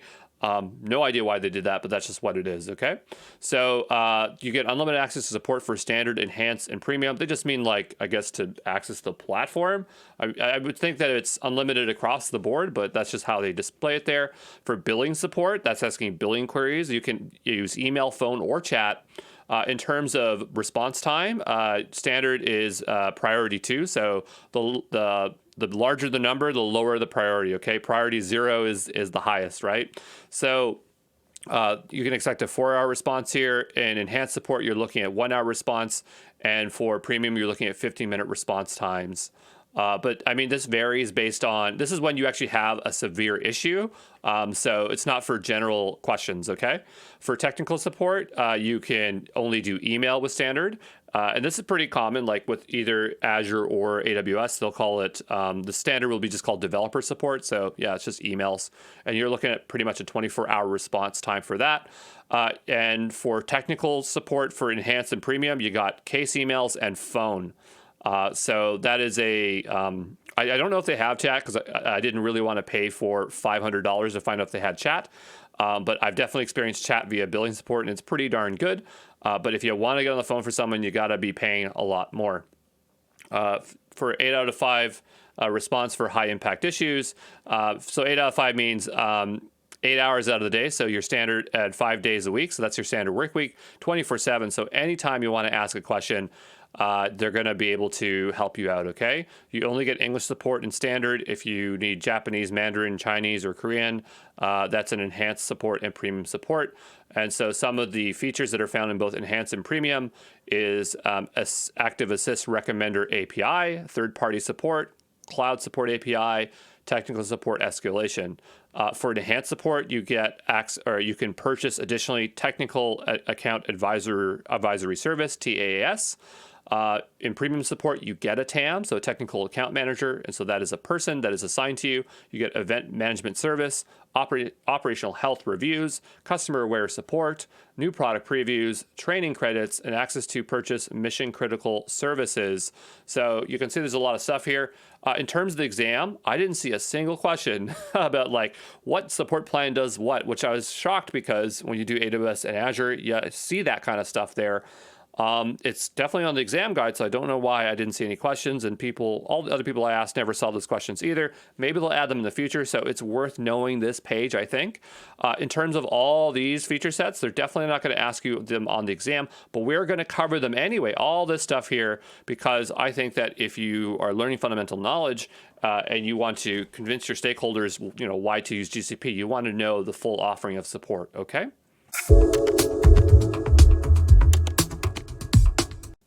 Hey, this is Andrew Brown from ExamPro, and we are looking at Active Assist Recommender. So Active Assist is a portfolio of intelligent tools and capabilities to actively assist you in managing complexity in your cloud operations.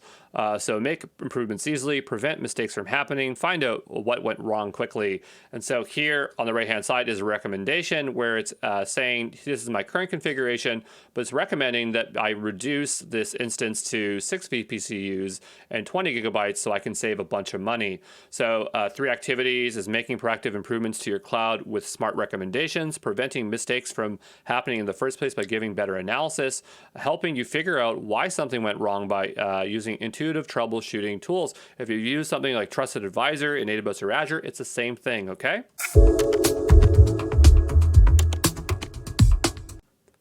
Hey, this is Andrew Brown from ExamPro, and we are looking at Cloud Support API, and this allows you to integrate Google Cloud's customer care within your organization's CRM. So the API supports create and manage support cases, list, create, download attachments for cases, list and create comments in cases, and so the Cloud Support API is available to customer cares with enhanced or premium support. So why would you want this? Well, if you have your own CRM, right, so you use a CRM to have your own cases for customers, it allows you to kind of centralize all of your case information in one place so that you don't have to have your users or your support team go out and make cases in Google Cloud. You can just integrate directly into a single platform. And this is a very unique offering. I haven't seen this on AWS. I haven't seen this on Azure. So this is pretty cool that GCP does this. Hey, this is Andrew Brown from ExamPro, and we are looking at third-party technology support for Google Cloud support. Okay, so which third-party with...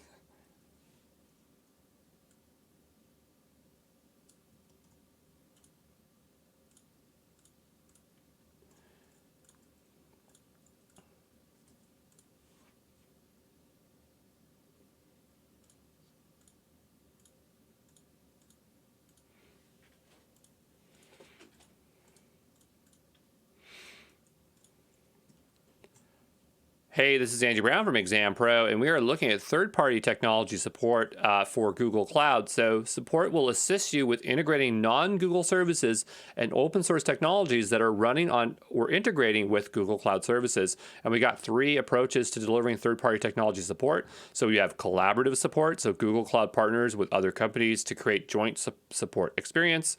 So NetApp Cloud Volumes for Google Cloud, IBM Power, F5 Network BIG-IP, Dell Technologies, DataStax, Astra, Databricks. So what Google is saying is that they have partnerships with these companies. And so when it comes to supporting these particular providers, they can directly go to the people that make it to get you the best support for it. For workload-centric support, Google Cloud has expertise in a variety of third-party technologies and consists with the setup, configuration, troubleshooting of those technologies.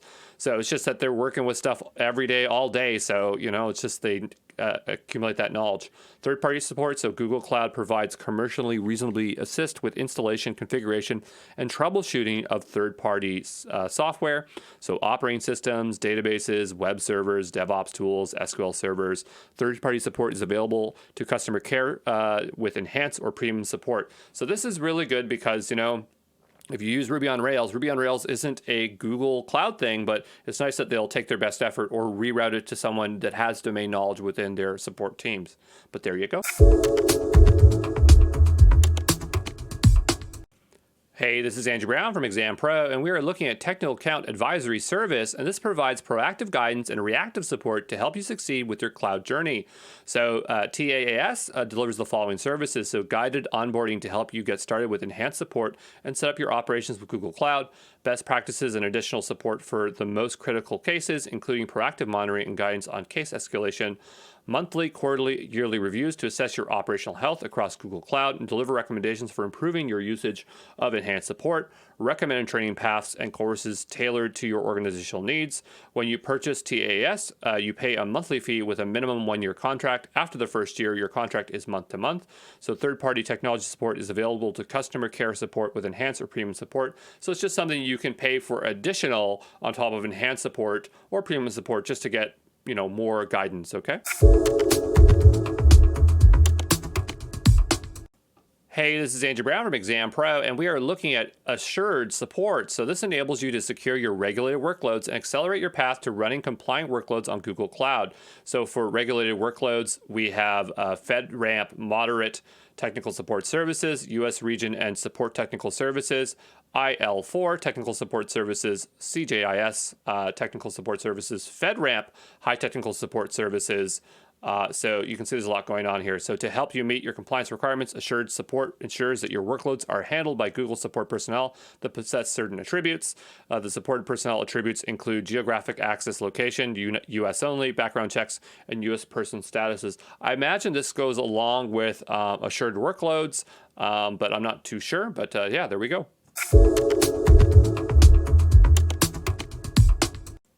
Hey, this is Andrew Brown from ExamPro, and we are looking at mission-critical services. So this assesses and mitigates potential service disruptions for environments that are essential to an organization and cause significant impact to operations when disrupted.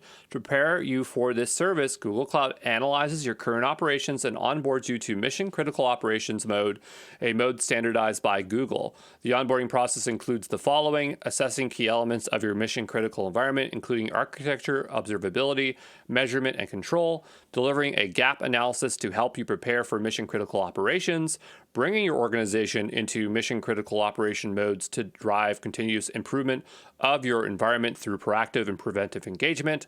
After you've onboarded, you've received the following services: drills, testing, training for mission-critical environments, customer-centric incident reporting, proactive monitoring and case generation, priority zero, so P0 support case filing privileges with 5-minute response time, war room incident management, impact prevention follow-ups. So you can see this is a pretty darn serious service, but it's only at the top tier of support, okay? Hey, this is Andrew Brown from ExamPro, and we are looking at cloud-aware support. So this is a service that provides you with a jumpstart to resolving technical issues and improving your premium support experience. So while onboarding your organization to premium support, your TAM focuses on building customer-aware support. So customer care creates customer-aware support by learning about and maintaining information about your architecture, partners, Google Cloud projects, and this information ensures that your technical support engineers can resolve your support cases promptly and efficiently, okay?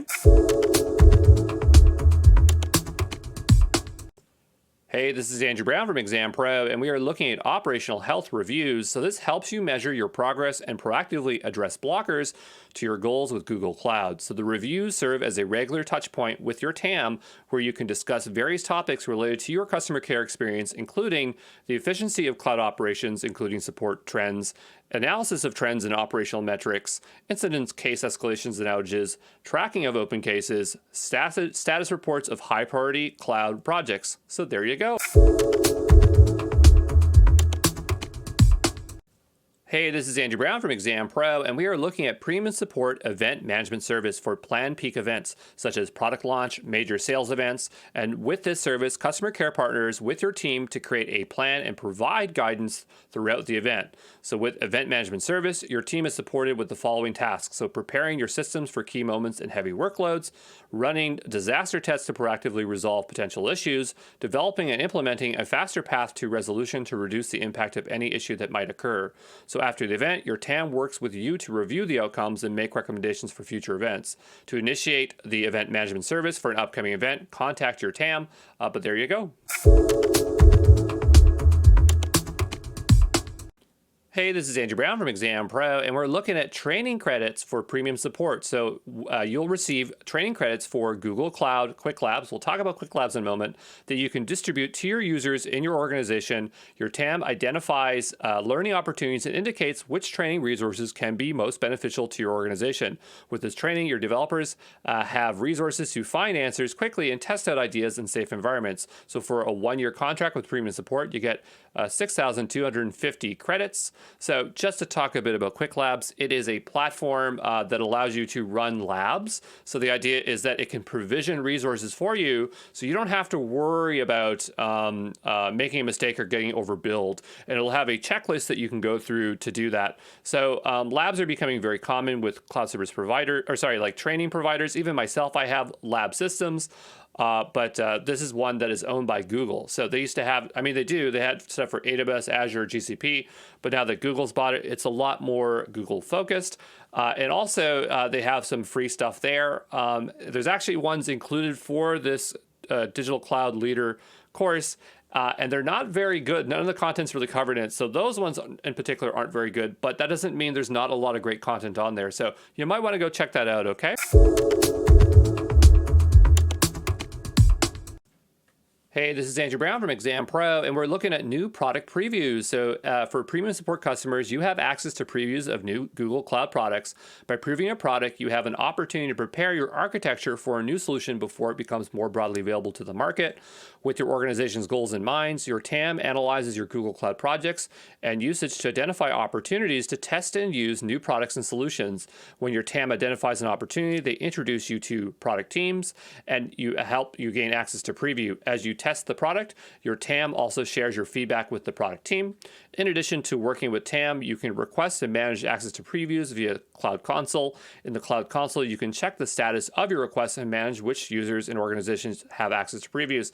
Having access to previews is not a big deal. If you use Azure, they actually make it very easy for anybody to test out previews, and they're rolling that stuff out all the time. For AWS, you can see previews if you're part of the Community Builders program. It's not that hard to get in, but you have to be a bit active in AWS, where you get direct access to people building out the products and seeing the products. So it's a bit odd that Google does it this way, where it's only for their premium customers, but at least they know that people that are enterprises paying a lot of money, they're going to give really good feedback. So maybe it's part of their strategy and it works for them.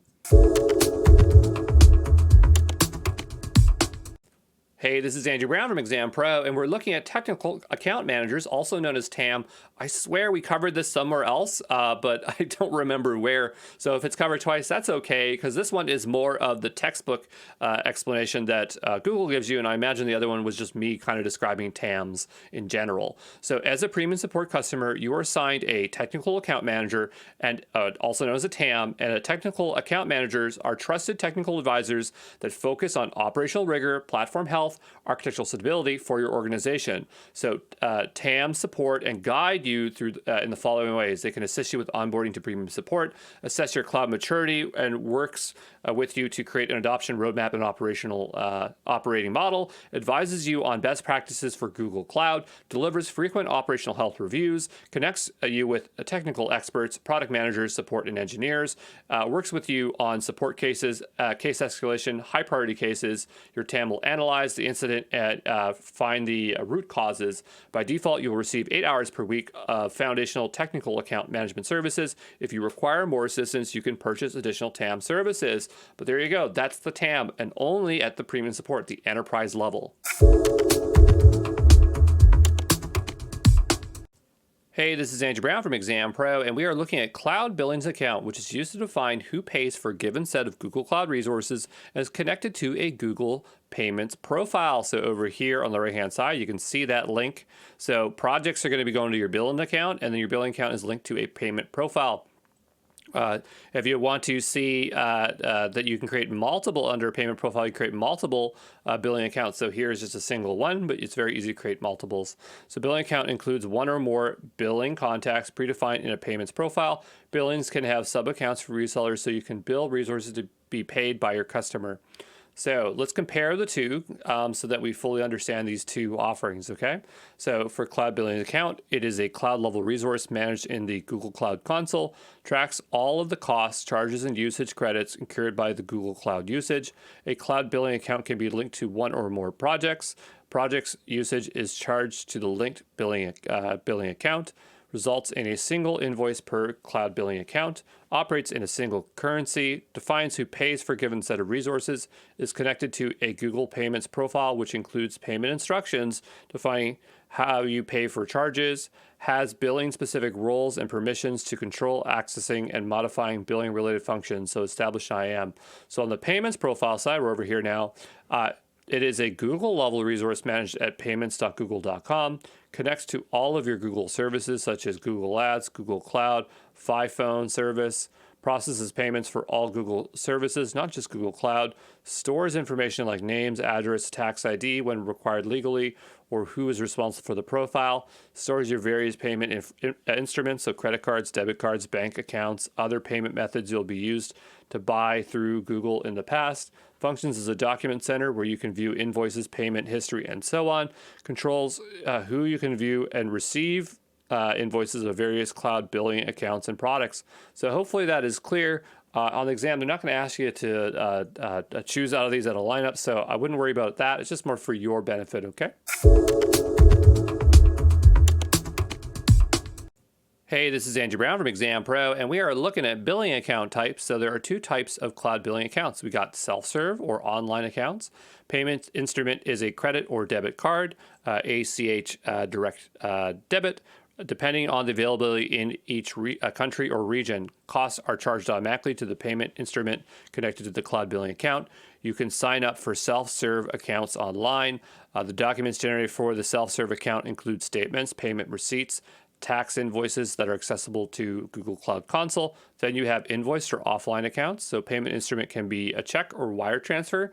Invoices are sent by mail or electronically. Invoices are also accessible in the Cloud Console, as are payment receipts. You must be eligible for invoice billing, and you can learn more about it somewhere in the documentation. So that's kind of interesting. I don't know. I don't remember seeing whether AWS or Azure had that, but it's cool that you can do that kind of offline method. For payment profile types, there's two as well. We got individual. So you're using your account for your own personal payments. If you register your payment profile as an individual, then you can only manage the profile. You won't be able to add or remove users or change permissions on the profile. And then we have business. You're paying on behalf of a business, organization, partnership, or educational institution. You use Google Payment Center to pay for Play apps, games, Google services like Google Ads, Google Cloud, Phone service.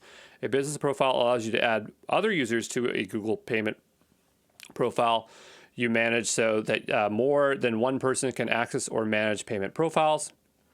All users added to a business profile can see the payment information on that profile. So there you go.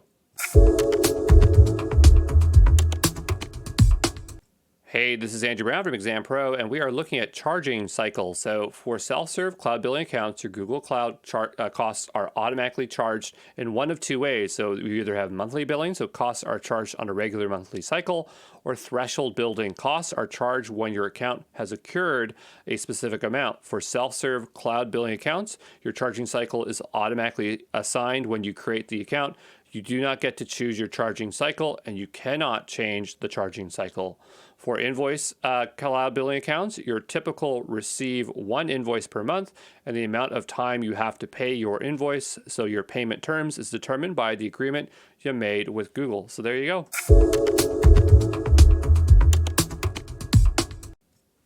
Hey, this is Andrew Brown from ExamPro, and we're looking at cloud billing IAM roles. So cloud billing lets you control which users have administrative and cost viewing permissions for specified resources by setting identity and access management, so IAM policies, on the resources. So to grant or limit access to cloud billing, you can set an IAM policy at the organizational level, the cloud billing account level, or the project level. Cloud billing roles in IAM include billing account creator. So this creates a new self-serve online billing accounts. Billing account administrator, manage billing accounts, but not be able to create them. Billing account user, so link projects to billing accounts. Billing account viewer, so view billing account cost information and transactions. Project billing manager, so link and unlink the project to and from a billing account. Billing account cost manager, so can view and export cost information of billing. In the documentation here, I've just pulled up one. This is for billings admin, and just shows you all the permissions that are possible. Okay, so this is basically a condensed list of all this information, all these descriptions and stuff. But if you want to have an idea of exactly what you have access to, you can see that there. Okay. Hey, this is Andrew Brown from ExamPro, and we are looking at billing health checks and also budget alerts. So billing health checks are recommendations to avoid common billing issues. So within your billings overview, you'll see this billing health checks, and it'll either be red, like saying, look at these things, here are some ideas, and things that are good. And so if you click into that, you can see a full kind of checklist. The first recommendation is to go ahead and create a budget alert. So this allows you to make multiple alert thresholds to reduce spending, surprises, and unexpected cost overruns. Lots of great suggestions here, but let's take a look more detail at budget alerts. So you can narrow down the budget scope to specific projects or specific resources. You're going to go ahead and provide a value. So here I say $100. Notice that it draws a trend line, so you can see where your spend is currently at. And you can set multiple thresholds that preemptively warn you when you approach your budget limit. So here I'm saying $50, $90, $100. This is really nice because other cloud service providers, what they'll do is you'll just set a threshold to say a single threshold, which is like 20%. And if you wanted these incremented stuff, you'd have to make multiple budget alerts or plans or whatever you want to call them, the other CSPs, but it would cost you more money. Whereas this one, you can just do it all in one go, which is really nice. So notification options, so email alerts to billing admin users, link monitoring email notification channels to the budget, connect a pub subtopic to this account, this budget. So there you go. Hey, this is Andrew Brown from ExamPro, and I just want to show you how would you get to all the cool billing features in Google Cloud Console. Well, you just go to Billing in the drop-down, and from there you're going to have a lot of options. But the ones that Google wants you to know, and you definitely need to know these for the exam, are the built-in billing reports. There's 4 that they have in mind. So there's billing reports, so an interactive pricing explorer, including graph visualization, cost table reports, a tabular breakdown of the cost to analyze details of invoices, cost breakdown report, so at a glance waterfall overview of monthly charges and credit, pricing report, so access SKU prices for Google Cloud Services. Here they are. Just notice that they're not one-to-one in terms of naming, so that's why I highlighted these in black, so you could just see like cost table report is just called cost table, pricing report is just called pricing, things like that, okay?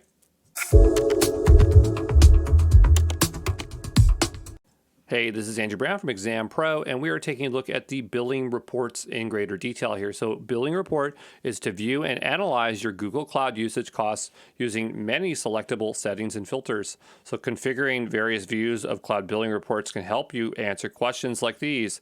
How is my current month's Google Cloud spending trending? What Google Cloud project cost the most last month? What Google Cloud service costs me the most? What are my forecasted future costs based on historical trends? How much am I spending by the region? What was the cost of resources with label X? And you can also have customized report views that are savable and shareable. So on the exam, they actually might ask you, like, okay, you want to do this, right? Which built-in report will let you do that? So you need to remember these, okay, and which they apply to, all right? Hey, this is Andrew Brown from ExamPro, and we are looking at cost table reports. And a cost table report is to access and analyze the details of your invoices and statements.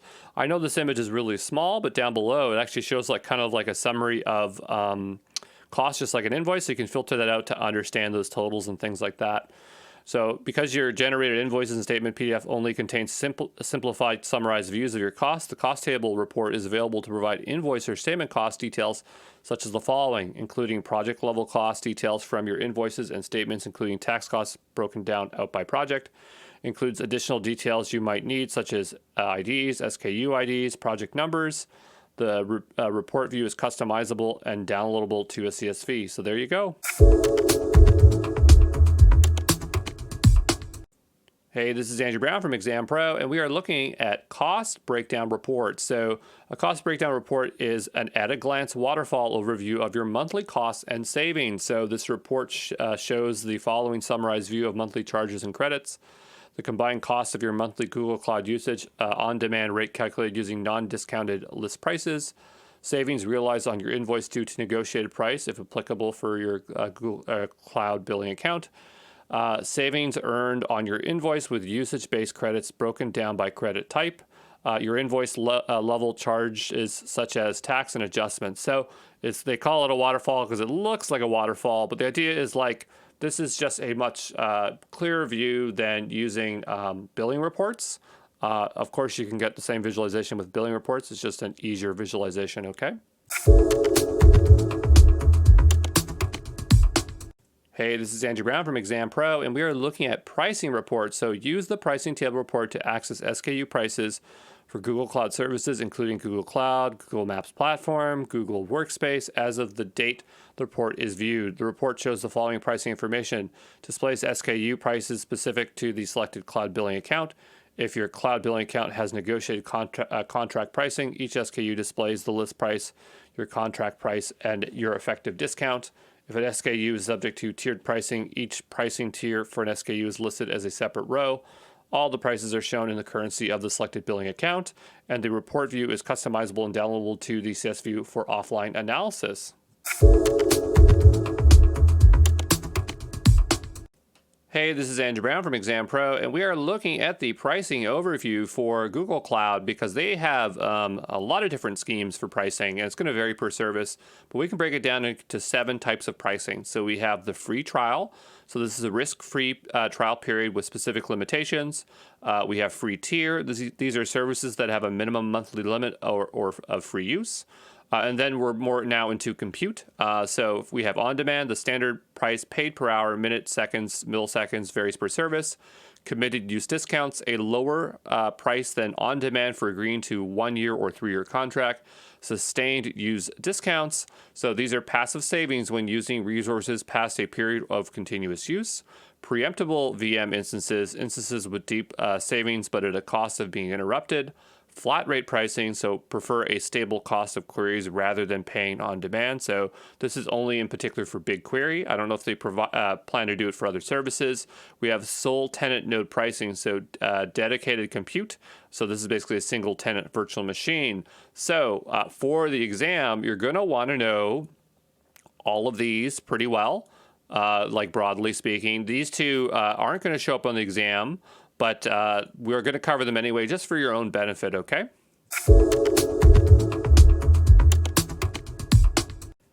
Hey, this is Andrew Brown from ExamPro, and we are looking at free trial and also free tier. So this is going to show up on the exam, but it's for your own benefit. So when you sign up for Google Cloud, you are going to get 90 days free for $300 of credits on the platform that you can use towards different types of products and services. And so there are some limitations to this trial that we need to go through. You cannot use these on GPUs to your VM instances. GPUs is generally used for machine learning or deep learning. You can't request a quota increase, so you get $300 or credits, and that's all you get. You can't create VM instances that are based on Windows Server images. You need to verify a credit card or other payment method to sign up. And at the end of your trial, to continue using Google Cloud, you must upgrade to a paid cloud billing account. Upgrading early will end your trial because you really are in a sandbox to keep you safe.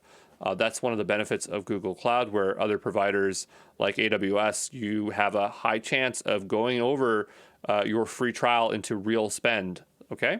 So for free tier, all Google Cloud customers can use select Google Cloud products like Compute Engine, Cloud Storage, BigQuery free of charge within specified monthly usage limits. When you stay within the free tier, the resources are not charged against your free tier credits to your cloud billing account payments method after your trial ends. Okay? So for App Engine, we have 28 hours per day for F instances, 9 hours a day for B instances, 1 gigabyte of egress, so data leaving the network, like downloads. The Google Cloud free tier is available only for the standard environment, so it's not for flexible. For Artifact Registry, you have 0.5 gigabytes of storage per month. For AutoML natural language, you get 5,000 units of prediction per month. For AutoML tables, you get 6 nodes hours of training and prediction. For AutoML translation, you get 500,000 translated characters per month. For AutoML video intelligence, you get 40 node hours for training, 5 hours for prediction. For AutoML vision, you get 40 node hours of training and online prediction, 1 hour for batch classification prediction, 15 node hours for edge training. For BigQuery, you get 1 terabytes of querying per month. And to me, that is like super awesome. And one of the reasons why I like to use BigQuery as my primary data warehouse. You get 10 gigabytes of storage per month.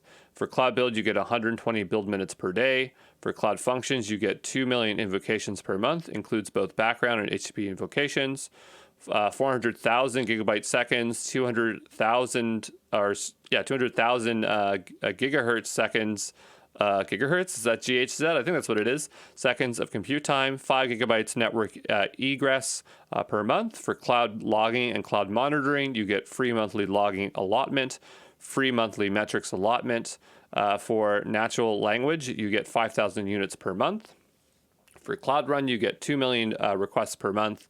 360,000 gigabytes per second of memory, 180,000 vCPU seconds of compute time, 1 gigabyte network egress from North America per month, and the free tier is available only for Cloud Run. Okay, free access to Cloud Shell, including 5 gigabytes persistent disk storage. So don't fear spinning up Cloud Shell. It's a very useful tool.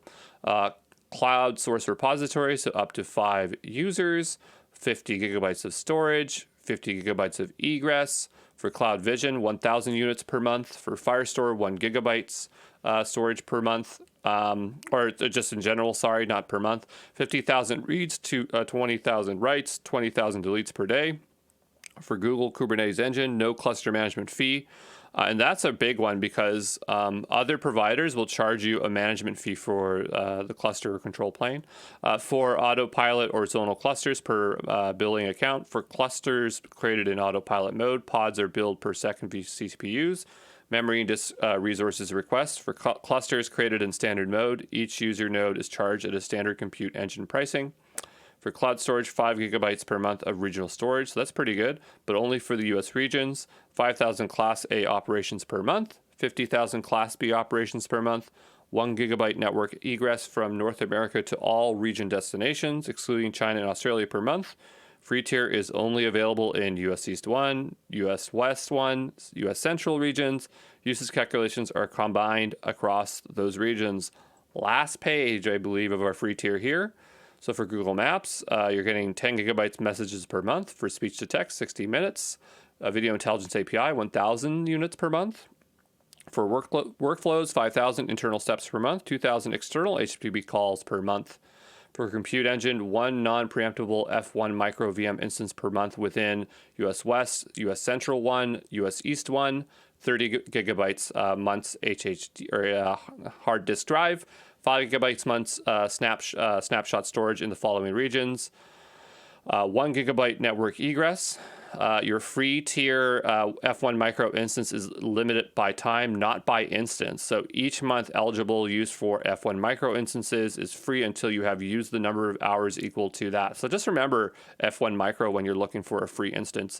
Usage calculations are combined across supported regions. Google Cloud free tier does not include external IP addresses. Compute Engine offers discounts for sustainable use of virtual machines. Your free tier doesn't factor into sustained use. GPUs and TPUs are not included in the free tier offers. You are always charged for GPUs and TPUs that you add VM instances. And that makes sense because they're physical pieces of hardware. They're really expensive, okay? Hey, this is Andrew Brown from ExamPro, and we are looking at on-demand pricing. So this is when you pay for a Google Cloud resource based on a consumption-based model. A consumption-based model means you only pay for what you use based on a consumption metric. So that could be hourly, minutes, seconds, milliseconds, can be multiplied by configuration variables such as vCPUs or memory, by API calls, so maybe $1 every 1,000 transactions. On-demand is ideal for low cost and it's because it's low cost and flexible, only pay per hour, short-term, spiky, unpredictable workloads, cannot be interrupted, and for first-time apps. So generally, it's the one you usually use, okay? Hey, this is Andrew Brown from ExamPro, and we are looking at committed use discounts, also known as CUDs, and this lets you commit to a contract for deeply discounted virtual machines on the Google Compute Engine. It's simple and flexible and requires no upfront costs, ideal for workloads with predictable resources needs. You purchase compute resources, so vCPUs, memory, GPUs, local SSDs.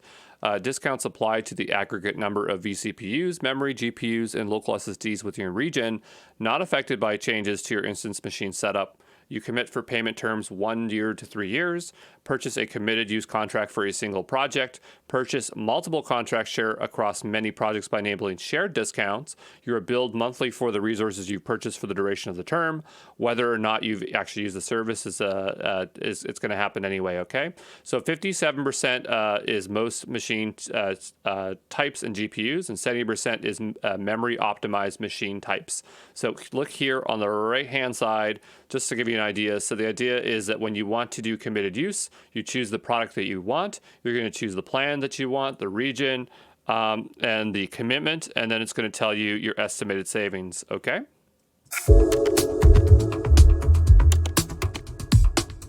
Hey, this is Andrew Brown from ExamPro, and we are looking at sustained use discounts, also known as SUDs, and these are automatic discounts for running specific compute engine resources for a significant portion of the billing month. So sustained use discounts apply to the following resources, and this is broken into two broad categories. The first is vCPUs and memory. So when you're dealing with these two components, you have general person, custom, and predefined machine types, such as you going in and dropping down different types of machines.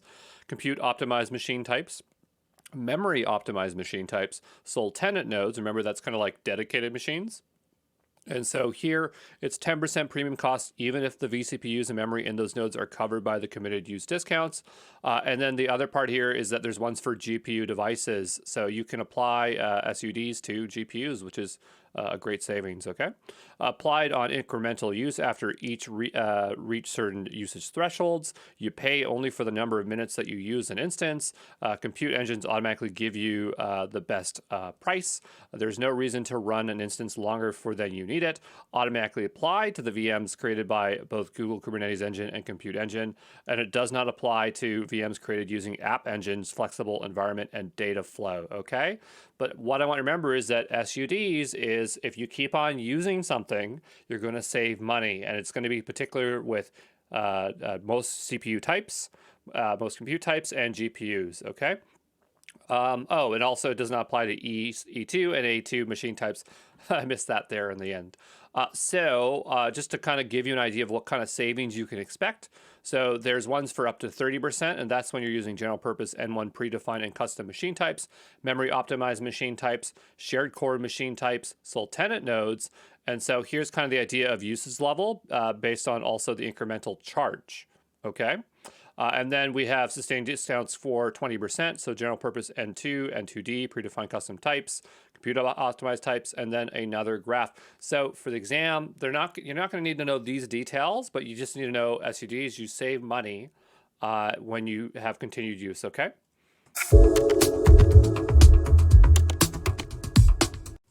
Hey, this is Andrew Brown from ExamPro, and we are looking at flat rate pricing, and this is only for BigQuery. Would it ever be for any other service? I don't think so.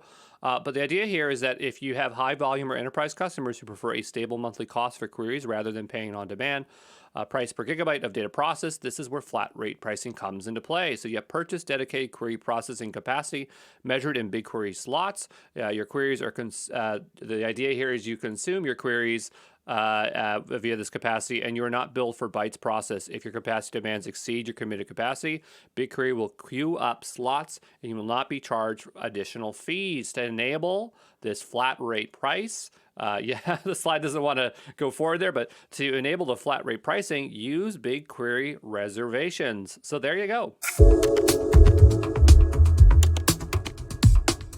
Hey, this is Andrew Brown from ExamPro, and we are looking at sole tenant node pricing. So a sole tenant node, a single tenant virtual machine, is physical compute engine server that is dedicated to hosting your own project's VM instance. You've heard me mention sole tenant many times in this course. When you create a sole tenant node, you are billed for all of the vCPUs and memory resources on the sole tenant nodes, plus a sole tenancy premium, which is 10% of the cost of all the underlying vCPUs and memory resources. It does, for sustained use discounts apply to this premium, but committed use discounts do not. After you create the node, you can place the VM on that node, and then these VMs run for no additional costs. vCPUs and gigabytes of memory are charged a minimum of 1 minute. After 1 minute of use, sole tenant nodes are billed in 1 second increments. The price of a node type depends on the following. So number of vCPUs of the node type, gigabytes of memory of the node types, region where you create the nodes. So will sole tenant show up on the exam? Probably. So just make sure you understand. You don't need to remember all the details to it, but remember, just understand what it is and generally how expensive it is, okay? Hey, this is Andrew Brown from ExamPro, and we are looking at the Google pricing calculator. So this is a free web-based cost calculating tool to generally calculate costs of various GCP resources. So you do not need a GCP account to use this tool. You can create a shareable link or email that estimate to your organization or key stakeholders. So this is generally what it looks like. You choose the service. So here I say I want 2 instances, and there's other particular details, and then it's going to generate a cost. So here it's saying it's $97. You can email it. You can change the currency. Very straightforward. So there you go.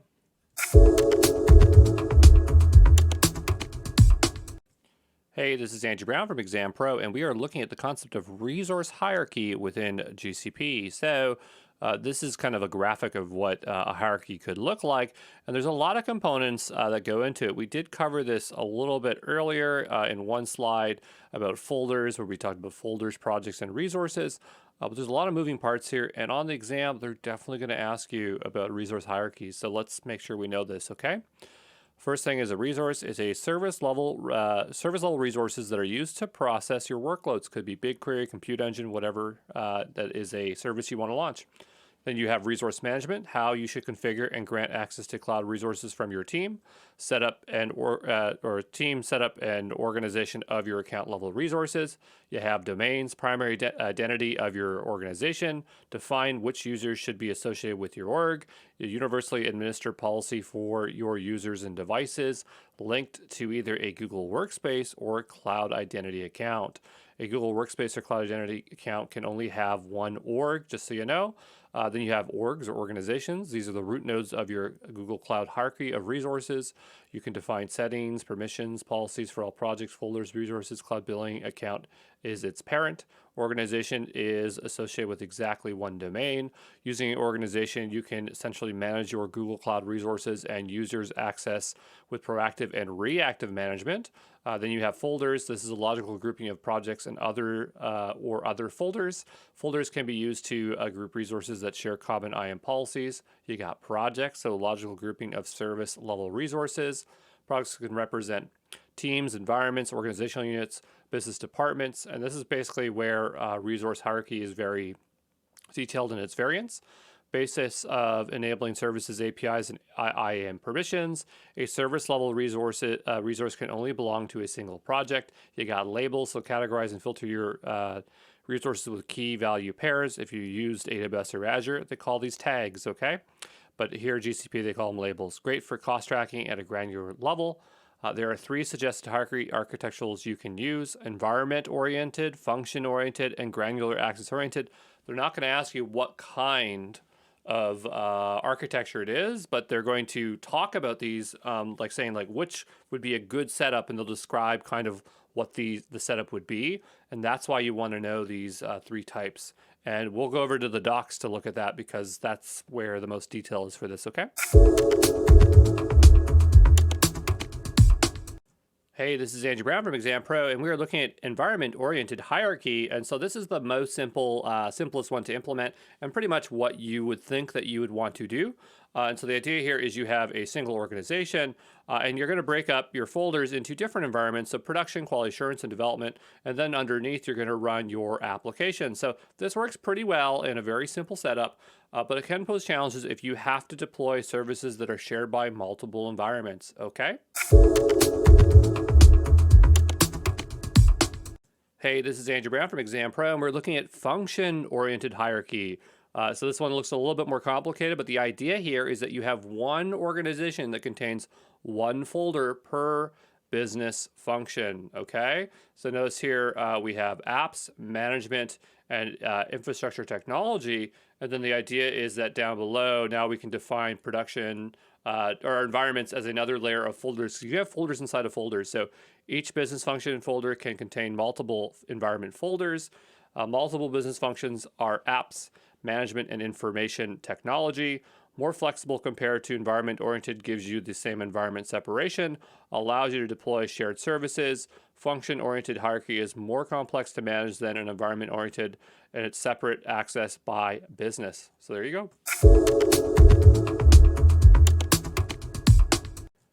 Hey, this is Andrew Brown from ExamPro, and we are looking at granular access-oriented hierarchy. So this one's a little bit larger. We have 3 layers of folders. And so the idea here is we have one organization that contains folders per business unit. So now, as you can see here, it's retail, risk management, financial, commercial. I know it's hard to read, but it's hard to fit that whole image in there. Each business unit can contain one folder per business function. So now we have our functions, so application, sandbox, shared, core services, data analysis, controlled services, and each business function folder can contain one folder per environment, so production, development, etc. So this is the most flexible and extensible option. You need to spend a greater effort to manage the structure, roles, and permissions. The network topology is more complex. So really, like when you're looking at it, the idea is that we had the three types. So the first one was environment-oriented. So this is the environment. Then you had function-oriented over here, and then this one here is granular access-oriented. So the idea is that you're just adding additional folders for organization, for organizing your resources, okay?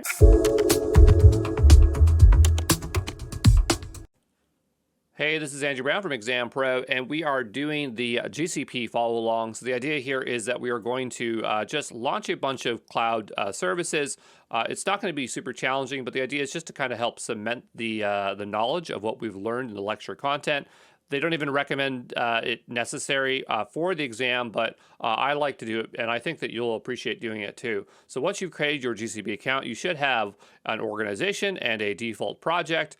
And so one of the first things I want to show you how to do is to set up a resource hierarchy, because the idea is you have your cloud workloads below, which run in projects, and you can organize them into folders This is all tied to your organization. And this is a little bit tricky, and it does show up in the exam, so it's important to know how to do this. And so that's the first thing I really want to show you. So what we'll do is we'll go ahead and make our way over to IAM, because that's how we do it. And it's not going to work, and I'm going to show you why, and then I'm going to show you how to get permissions, okay? So we'll go to IAM, and on the left-hand side, if you expand it, down below, there's one that says Manage Resources. Now, you could also go up here and type in Manage Resources, because sometimes it's really hard to find things in GCP, so you just have to kind of work those two ways. But the idea is I have a bunch of projects in here, and I have my organization, and I want to go ahead and create a folder. And so I might have a folder. Coming back over to our structure here, we might want to have a folder like Applications and then Production. So if I try Application here, and my organization is selected, notice that I have this little caution sign that says, you do not have the required permissions. resourcemanager.folders.create permission to create folders in this location. So you go, okay, well, how do I get permissions? I would think that if I'm the owner, I'd have permissions to everything, but that's not the case. So if we make our way back to IAM, all right, we go all the way back here, we're under the top one here, which is for the users.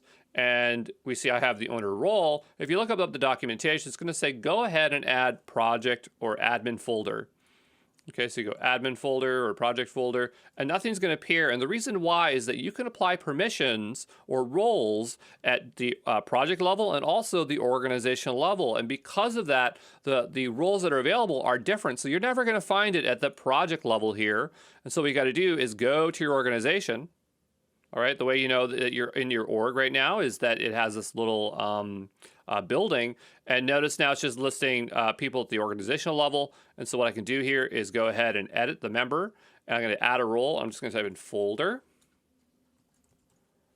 Okay, and so now we have folder admin, and that's going to give me full access, full control to create what I wanted to do there, which was folders. Now, if we go to the left-hand side here and go to Manage Resources, we should have an easier time creating folders now. And so we'll go ahead here and call this Application.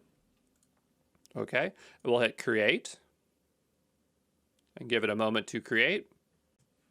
And what we'll need to do is go ahead and refresh to see that new folder, and there it is. So now that we have that folder, let's go ahead and create a folder within that folder. So I think, if we go ahead and hit Create Folder here, and we'll choose our organizational structure. Whoops. Sorry. So I got to go and choose the org. And then now what we can do is choose the folder. So I want Application here. And following our guide here, we're going to go with, let's say, Development. Because we're not serious about it running any kind of production workloads today. We'll go ahead and create that. Okay, we'll go ahead and hit refresh down below, and now you can see we have application development. So let's say we want to move, or let's say we want to create a new project that's going to sit in here for our development workload. And so down below, you might want to specify the names, but what I'm going to do is create a new one in here, and I'll say create project. And this is just going to be my app. And we will choose its location. Okay, we'll hit create.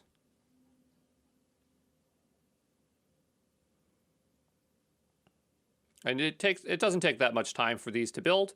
So if we give this a hard refresh, there's a refresh button up here. We should now see our my app. So if we go back to GCP up the top here, I should be able to switch over to my app. All right. And so now what we'll do is go ahead and create stuff there. But that's what I just wanted to show you, was the fact that you had that folders and project structure and how easy it was to create in some of those headaches there. I can't remember. You probably can apply permissions at the folder level. Let's just go take a look. I'm not running crazy workloads in GCP, so I don't always know. But what we'll do is go back to the Resource Manager, Manage Resources here. And I think you can... Yeah, I'm not sure, but it's not really in the scope of this certification. But the idea is we have our project set up, and I will make my way back to that. And now we'll start launching some resources, okay?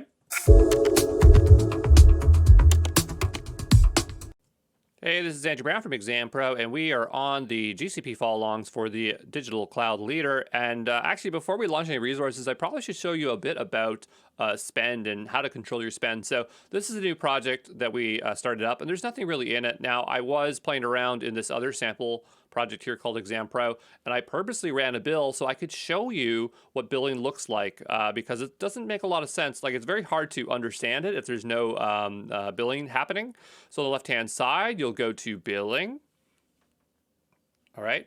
And we'll just give it a moment to load here. And so we have a bunch of different options here. So reports, cost tables, cost breakdowns, commitments, et cetera, et cetera. And so for the exam, you're going to want to know about the different types of reports, the overview reports, cost table, cost breakdown, and generally understand the differences. They're pretty thoroughly covered in the lecture content. So it's not a big deal if you don't absorb it here. But the idea here is we can see, and this is just the overview, we have our cost trends. So we have some nice charts here. So it's just kind of like a breakdown. So maybe top products, things like that. It's very straightforward. But over here on the right-hand side, we have billing health checks. And so if we were to click this here, it's going to give us a bunch of suggestions that we should do. And so the first is grant access to view billing reports, assign multiple billing account administrators, turn off billing account creator role for domain, set up a budgets alerts, link a project, or close an unused account. So I would say that setting up a budget alert is on our high priority here because we do not want to end up spending more than we have. So if we go over to budget alerts over here, you can see I have my spending limit and showing that I've spent $2.43 out of $100. So if we want to go ahead and create ourselves a budget, it's pretty darn easy. I'll just say my second budget alert. Okay. See, I had a lot to spend the other month there, and now I don't have so much. But the idea here is you can go and say, okay, do I want to take into account credits or not? Credits would be if you were given GCP credits to utilize for free. A lot of times startups get those. But the idea is you can go ahead and hit next. Then you can specify the exact amount. And so I could say $50. Right? And it shows you a line where it can go. We'll hit next. And this is really nice, which I like.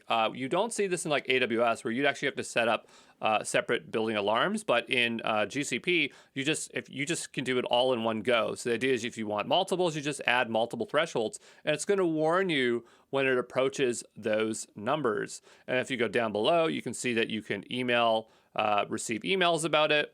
And if you also want to push it to PubSub, you could do that. So you could programmatically code it into your platform.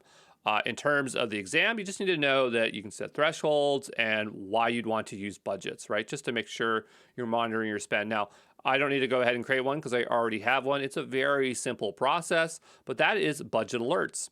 Now, if we go back over here to reports, this is really cool. This is basically a great way of visualizing your data. So you have a bunch of different options, and you can really pare down and say, okay, I want to know exactly what the spend was for this service and stuff like that. So if you really want to do visuals, that's what you'd use that reports tab for. Then you have your cost table. And cost table is basically like a dynamic invoice. So the idea is like invoices just aren't able to show you all of the line items. And so here we can go and expand and see every single charge at a granular layer. And I'm pretty sure you can export this, download here. Yeah, download it as a CSV. So it's a better way to review your bill from like an invoice perspective. Then you have cost breakdown, and this is kind of like just a simplified report. So like we have reports up here and the overview, but this is just more so kind of so you can see it at a glance per month. So is it up? Is it down? Where are we? Right? So not super complicated. And again, the questions are not hard in the exam, but really all I wanted to show you was those four there and how to set a budget alert. And that's pretty much all we need to know.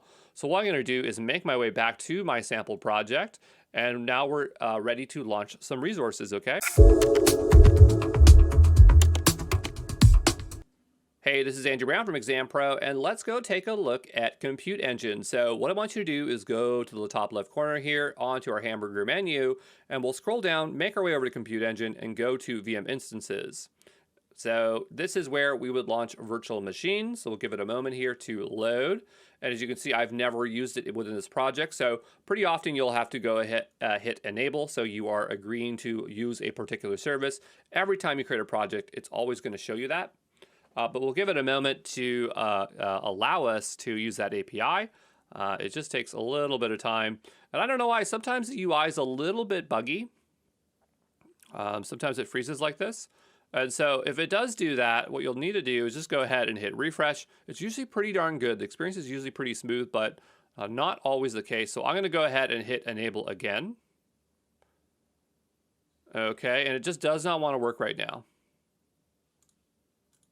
So if that happens, and it's totally possible that can happen, what I recommend is just step away, go get a tea, go get a coffee, and then come on back because it'll probably work in just a bit, okay? I'll see you back in a moment.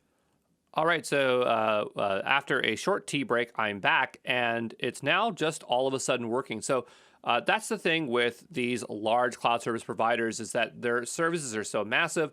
It's very common to run into inconsistencies in the UI where you think you've done something, but it's telling you haven't, but you know you have. And so you have to have confidence knowing, okay, I did do this, and just give it a little bit of patience and time. And just check in again. And so here you can see it actually launched multiple times because I pressed the button 4 times. So it actually worked the first time. But here we are. And if you want a quick start, you can hit this button here.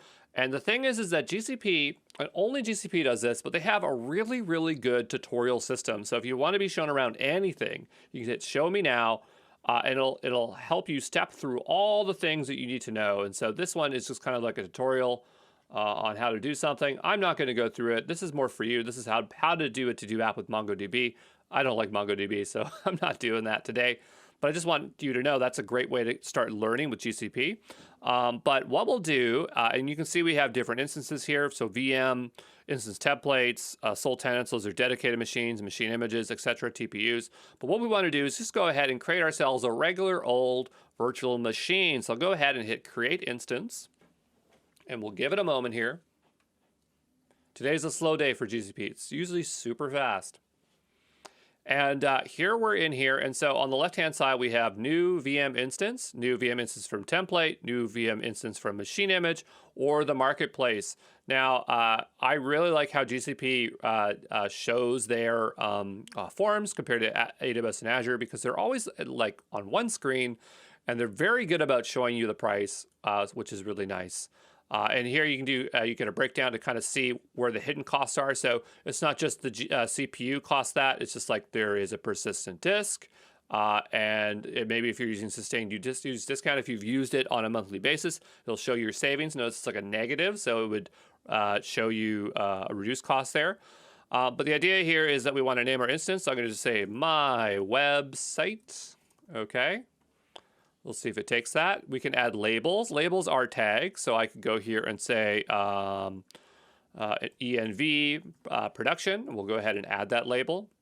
Other providers call them tags. For some reason, GCP wants to call them labels, but it's the same thing. Notice we can choose our region. So I'm going to see if there is a Canada region. I'm pretty sure there is. I just started typing as if I was on Azure, and that's not the case. So I got to scroll on down and look for it. I know there's a Montreal. There's always a Montreal right there at the top. And so I can choose between my zones. I'm going to stick with Zone A. Notice we have general purpose and compute optimized. Notice as soon as I went to compute optimized, it's $135. We'll make our way back. E2 is, I believe, the most cost-effective instances. Another thing that's really nice about GCP is that they just have fewer things to look at. So it's just a lot easier to get set up here. But this is good for me.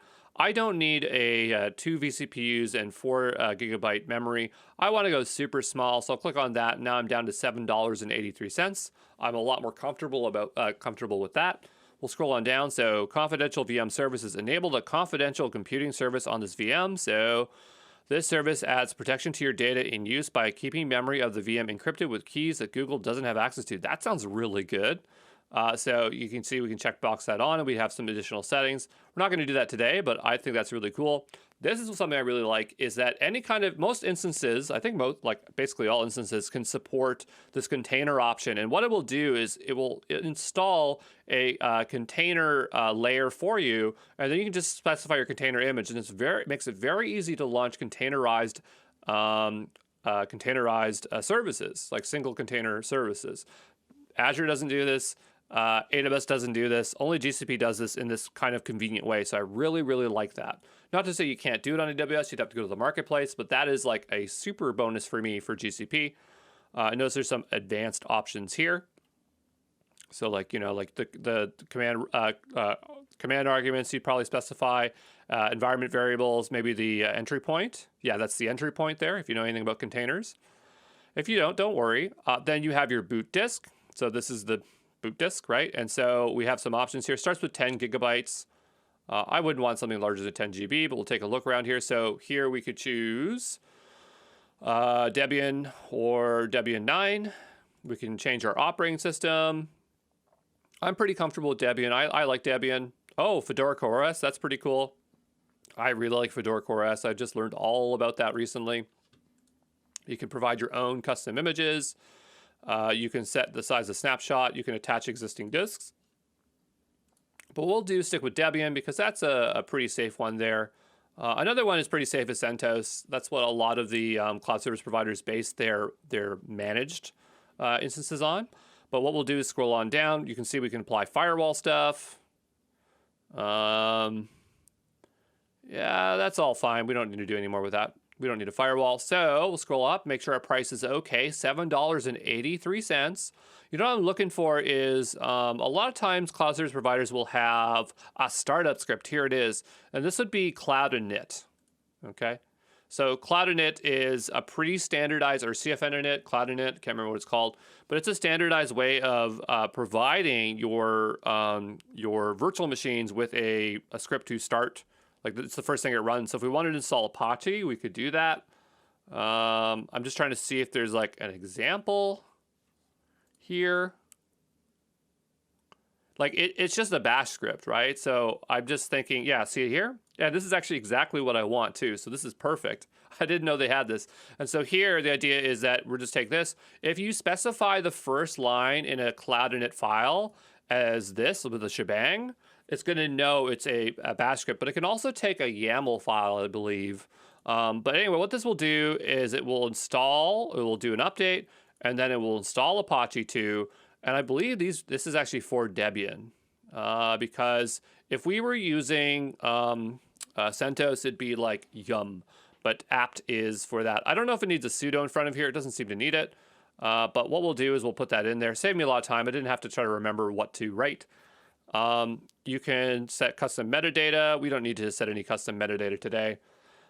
And just looking at some other stuff, availability policy, on-host maintenance. Nope, everything is fine. So we'll go ahead and hit create. And fingers crossed that just works. I didn't set up any SSH though. Huh. Well, if there's options, what we'll do is we'll just launch another one. But we'll see how this one goes. So what we'll have to do is wait a little while. So I just hit refresh up here. So there's a connect option for SSH. But we're just waiting for it to start. It's just going to spin. So let's give it 5-10 minutes, and I'll see you back here in a moment, okay? Okay, so after waiting a little bit of time there, I did have to hit the refresh button in order to see that green status. But let's see if our website works. So what we can do is go over to this external IP. That is our public-facing IP address. Hit that button to copy it, and we'll go ahead and paste that on in there. And so notice that it's not resolving. If that's happening, it either means two things: our Apache server is not running, or our firewall rules is not allowing us to access on port 80. So that is something we're going to need to figure out. So we need to SSH in. I'm so used to providing an SSH key or generating during the creation process. I forgot the GCP doesn't make you set one in the creation process. You can just click here and it'll let you in. So we can open browser in window on a custom port, view gcloud command. I kind of would prefer to do it in the Google shell. So let's just try the browser first, okay? And what it will do is it will transfer the SSH keys to the VM. So you don't have to do anything. It's really easy to get in, okay? And we'll just give it a moment. Not fast, but easy. All right.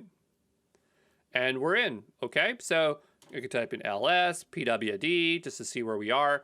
Let's go see the gcloud command. If that doesn't work, we'll just make our way back here. But I would like to try to use the cloud shell, because I think that's really nice. So we'll go view gcloud command, and there it is. So what we'll do, I'm not sure if this is going to work, but what we'll do is copy this. The following can be used in the SSH into the instance. Okay, so, running Cloud Shell, perfect. So if we didn't click there, we could go up here and click Activate Cloud Shell. Cloud Shell is like a terminal. I think GCP was the first to have this. Azure has one, AWS now has one, but GCP has the best experience for this. But what we'll do is we'll go down here and say View in gcloud and just hit Run in Cloud Shell. Okay, gcloud is the name of the CLI.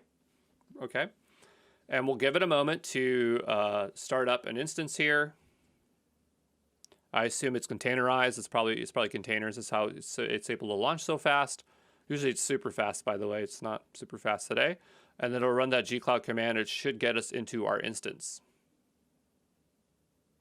Also, another cool thing about gcloud is it has a editor built in, and it looks just like VS Code. I'm not going to switch over to it because I do not want to interrupt our terminal. But if you want to do coding, you can totally do it within the GCP platform.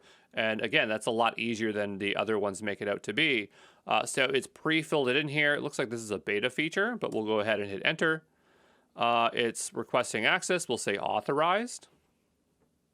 We will say yes. We'll say enter. Enter. So what it did is it generated out an SSH key for the Cloud Shell, and then I imagine what it's going to do is then take that SSH key, move it onto the server, and then allow us to then authenticate that way, okay? And so I believe, yes, we are in the instance because it says my website down below. So I'll type in clear, okay? And so one way we could tell if it's working is we could do like a curl. So if we did curl localhost and it returns HTML, and it does, that shows us that the Apache server is running. Probably could also type in sudo apache or maybe sudo service apache to status. Yeah, and it's running. So it's running, and we did a query. So probably the issue has to do with the fact that our firewall's not open. So let's go take a look there and see what we can do, okay? So we need to go create ourselves a firewall rule, but I just remembered that we're going to need the IP address. So I'm just clicking back to the instance here whenever this page loads. I'm going to grab that external IP address and click back forward here. We'll go ahead and create ourselves a new rule. I'm just going to scroll on down and change this over to specified all instances in the network, and then specify the range and put /32 on the end there, okay? So the top here, we're going to type in port 80, and we'll maybe say website, and we'll say let our website be accessible on port 80. Probably would help to type correctly. It's not going to hurt anything, but you know, someone else reads your stuff. They want to make sure that it reads okay. Logs, will leave that off. Default network is fine. Priority is fine. Ingress means inbound. Egress means outbound. So we want to get in, like to get something back, right? We can allow or deny. So we are allowing. If we scroll on down below, we can specify the ports. This is TCP. We're going to put port 80. And then we'll go down below and go ahead and hit create. Does not like the name, must be lowercase. It's hard to remember all these rules. We'll go ahead and hit create.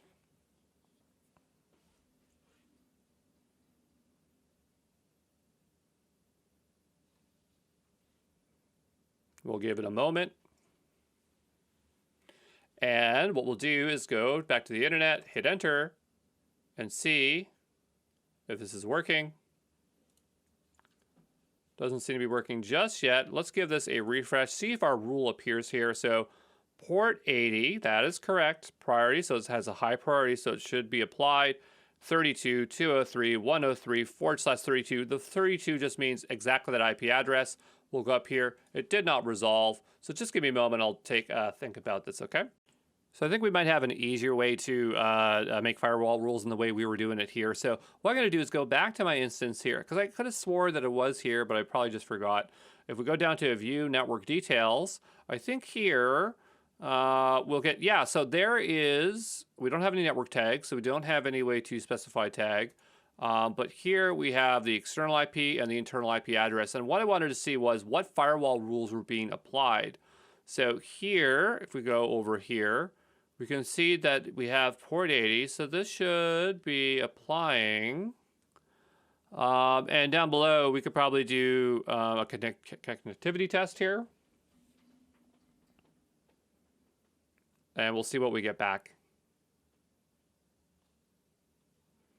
Okay, we'll go ahead and create a connectivity test. We'll say port 80 test. TCP sounds good to me. And we want this to hit the 35.203.103.0. And that's the IP address. We could also just say the VM instance. That's a lot easier. I like that instead. Notice it's hitting the primary internal IP. So that's not going to be very useful because we have to go from the outside in, okay? So we'll do 35.203.103.0. Is this IP address used in GCP? This is an IP address used in GCP. Yes, it is. Okay. And that's correct. So we'll do port 80. We'll say create. And we'll see if we get some connectivity. So it's just a way for us to effectively see if it's working.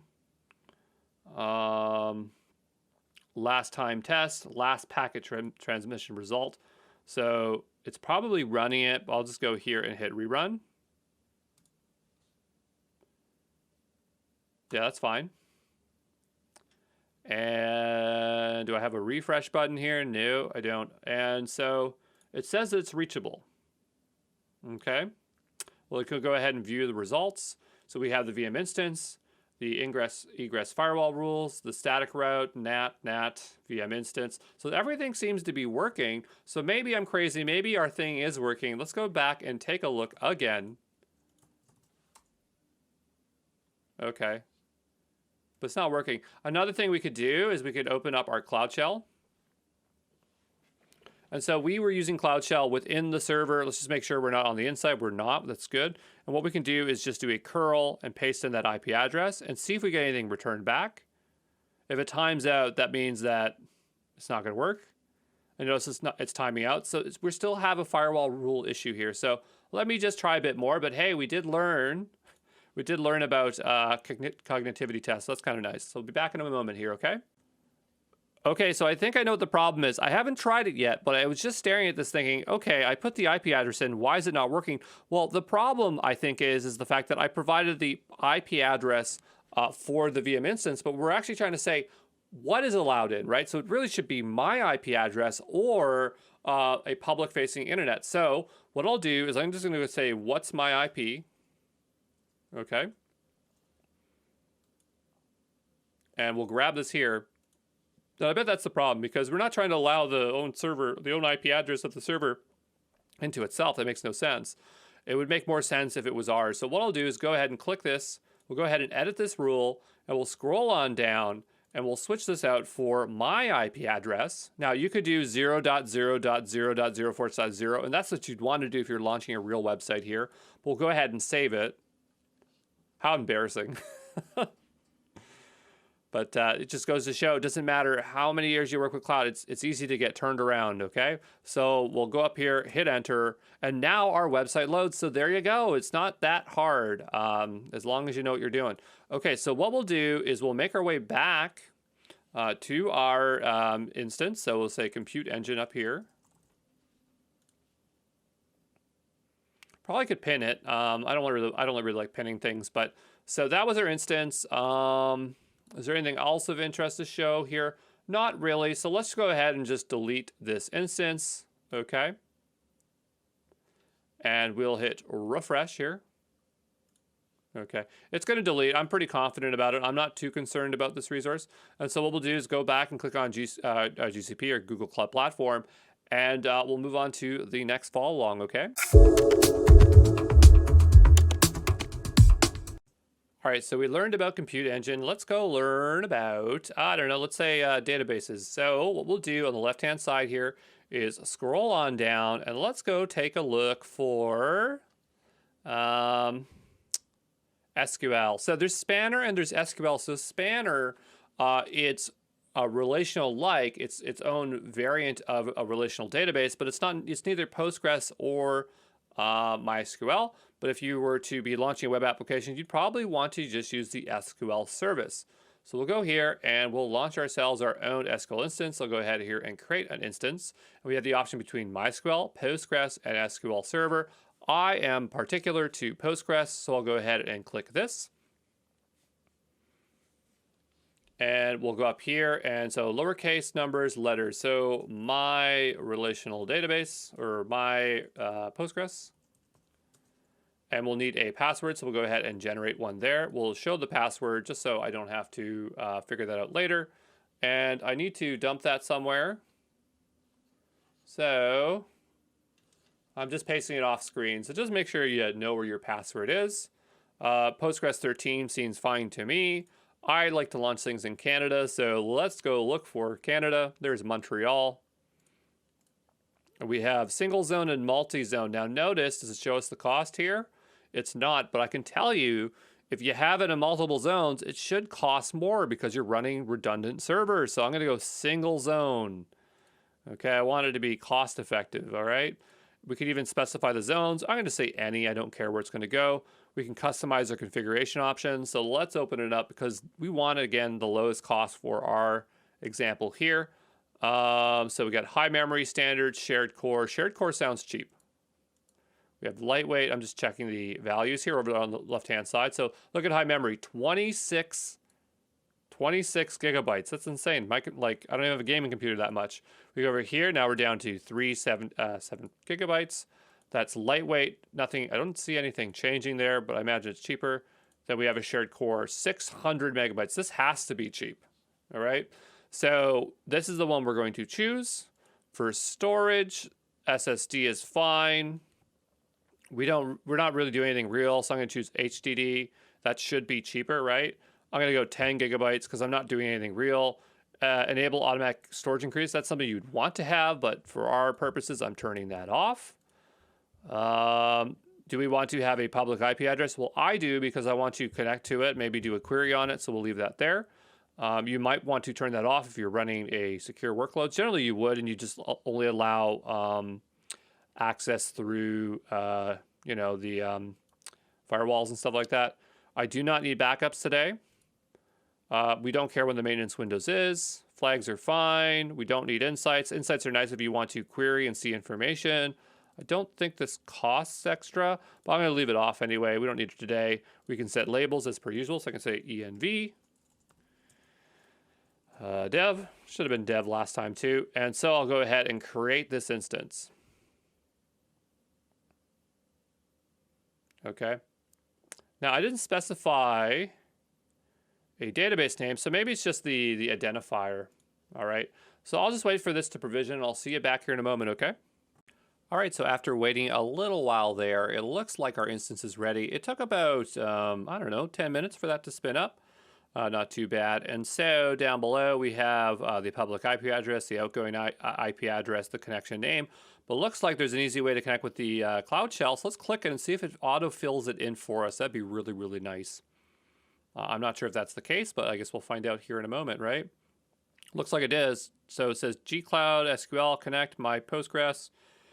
Puts in the username, which is Postgres. So it looks good. Let's go ahead and hit enter. Might have entered that in twice there. Permission denied. Cloud SQL admin API has not been used in this project before or is disabled. Enable it by visiting this link. So I guess that's what we'll have to go ahead and do. So we'll go and click that link there. And we'll give it a moment. Say enable.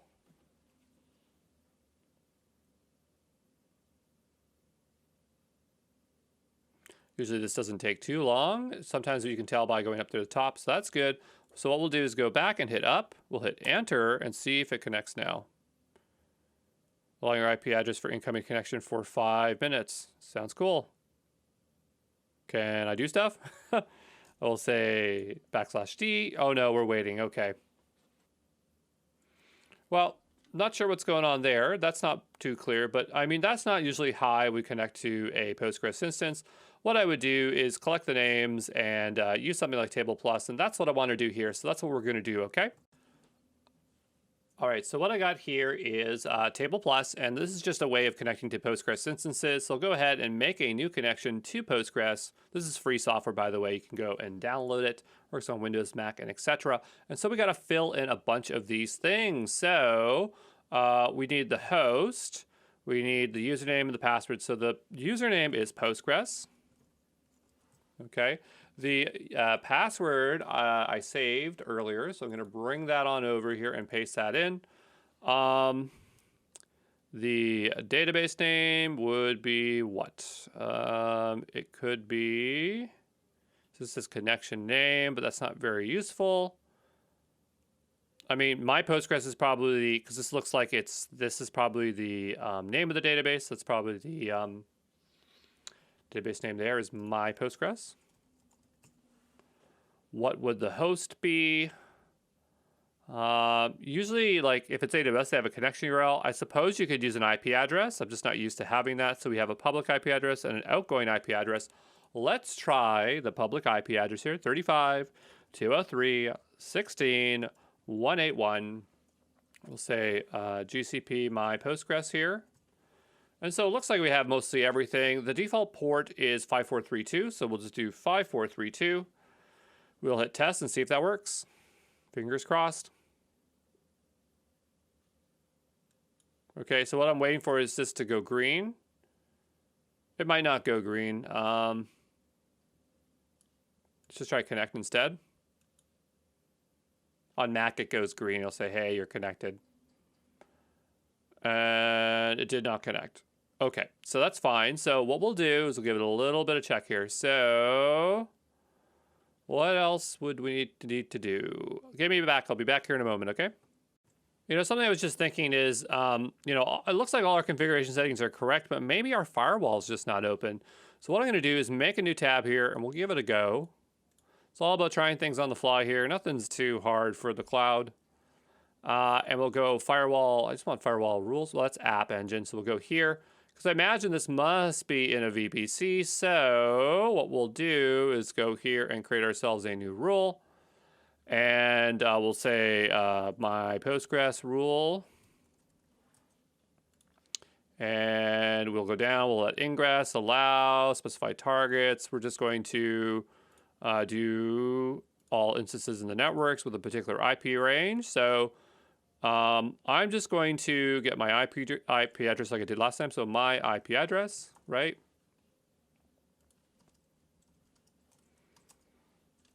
Then we'll grab it there. We'll drop it in /32. We'll say TCP 5432. We'll go ahead and create that rule. So now that I have this rule on 5432, which is the port for Postgres, let's go ahead. Well, I guess we got to wait. We should probably be patient. There is the rule. I'm going to go ahead and hit test. See if it works now. Probably it's not going to work if I have that colon in the name in the database. We'll try again, just connect here.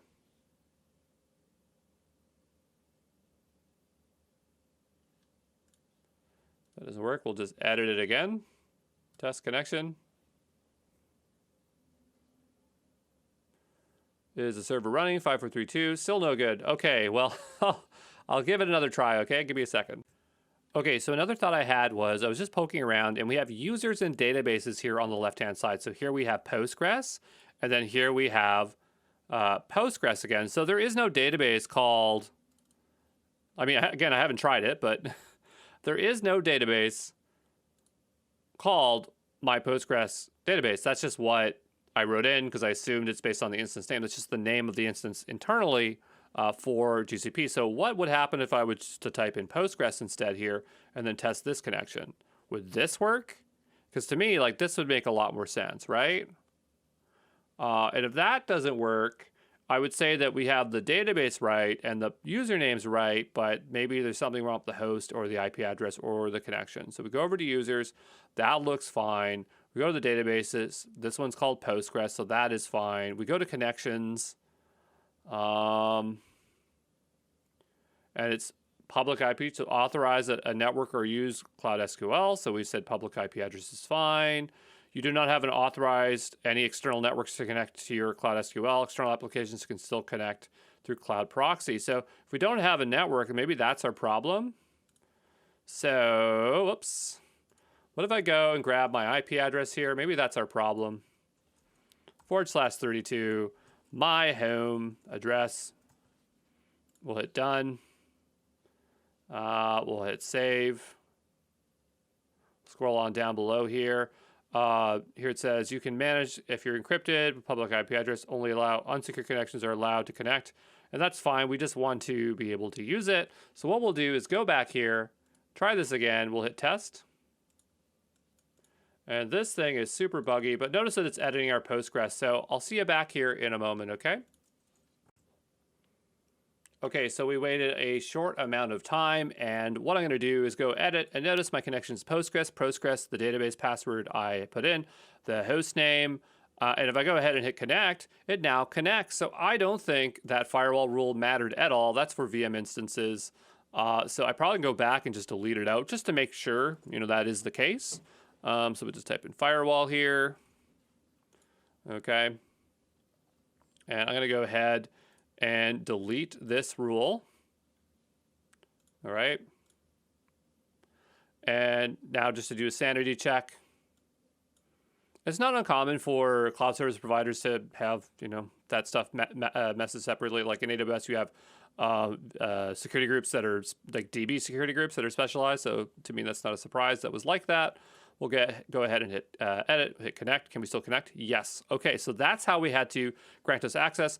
Now this is Postgres. This is the default table. You really wouldn't be making, or database, you wouldn't be making stuff inside of that. What you'd probably want to do is go ahead and create a new database. So what we can do, go back to our instance here, close some tabs out so we don't get confused. And probably what we'd have to do is create a new database in here. So we go here and I'd say, my database. Okay, we'll hit create. And we'll give that a moment to create. Probably the Postgres user is a super user, so we can do whatever we want there. But if we go and enter a connection, we're going to leave out the database. It should allow us to connect to all of the databases here. So it should show us Postgres and the other one. We might have to select our database, so Control K or... oops, that's not it. Control K. Okay, so there we go. So we can see we have Cloud SQL admin, my database, and Postgres. So I'll go ahead and click into Postgres here. All right. And there are no tables, but I can go and maybe I can make a new table here. Yep. So there we go. So we say ID, and I will add a new column. It will say name. We'll make that a varchar. Will let me just drop down, change it to varchar. Or text, I just prefer text, okay? And we'll go ahead and save that, create untitled table. Oh, we gotta name the table, so it'd say users here. And now what does it not like here? 0 length identifier, create table, undefined table. Well, I just named it up here. The primary ID would be ID up here. Can I save it now? Maybe it doesn't like this one, hold on here. I'm doing Control S, by the way, to save it. I never create tables this way. I always go through and make a manual connection, but I'm giving it a go here today for the first time. So 0 length delimited identified at or near, double quotations, want to be named over here maybe? I mean, it's named right. I don't know, it doesn't want it. If that doesn't work, that's totally fine. The other way we could do this is, I'm just thinking here, because if we, I don't have Postgres client installed on my local machine. I don't think I do. So I don't think I can use that. I can try. Let's see here. No, I don't think I do. So the only way I'd have to do that is probably through Cloud Shell. And through Cloud Shell, we would have to allow the IP address I don't know how much of a pain that is. But my point is that, you know, like, it's not necessary for the exam to know how to set up a table, but the idea is to establish a connection. I just wanted to show you how to do that. And so I kind of feel like we've kind of satisfied it there and solved all the stuff that we wanted to do. But what we'll do is we'll just go ahead and destroy this, and we're all good to go, okay? And what we'll do is just checkbox that off or click into there. We'll go ahead and hit delete. And we will put in the instance name. There we go. And it's deleting. I'm pretty confident that will delete. And that's it there. So we're done with that. We'll move on to the next. Hey, it's Andrew Brown from ExamPro, and in this follow along, I want to show you Google's App Engine, which allows you to easily deploy web applications. So in the top left corner, we'll go all the way up here to the navigation menu, and we'll scroll on down looking for App Engine, which appears under Serverless. So we'll go there. We'll go ahead and create ourselves a new application, and the first thing we're going to see is a bunch of regions we can choose from. I like to always choose from Canada. So what I'll do is try to find my region if it is available. It might not be, which is totally fine. And I don't think I'm going to get Canada today. So I'll just go with US East 1. So let's zoom in on this map here. Oh, no, there's Canada. There we go. North America Northeast 1. Great. So we'll go next. And we'll give it a moment to load. It's just thinking really hard there.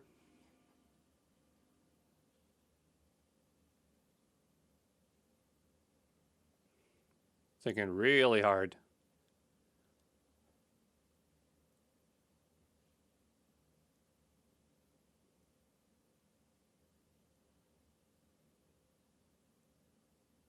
And I cannot tell if it's frozen. So what I'm going to do is just give it a hard refresh here, see if that helps at all.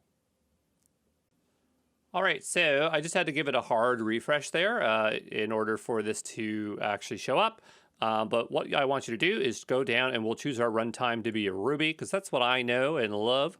And we have the option between standard and flexible. For the exam, you definitely want to know the difference. For this follow along, not a big deal. We're going to stick with standard here today.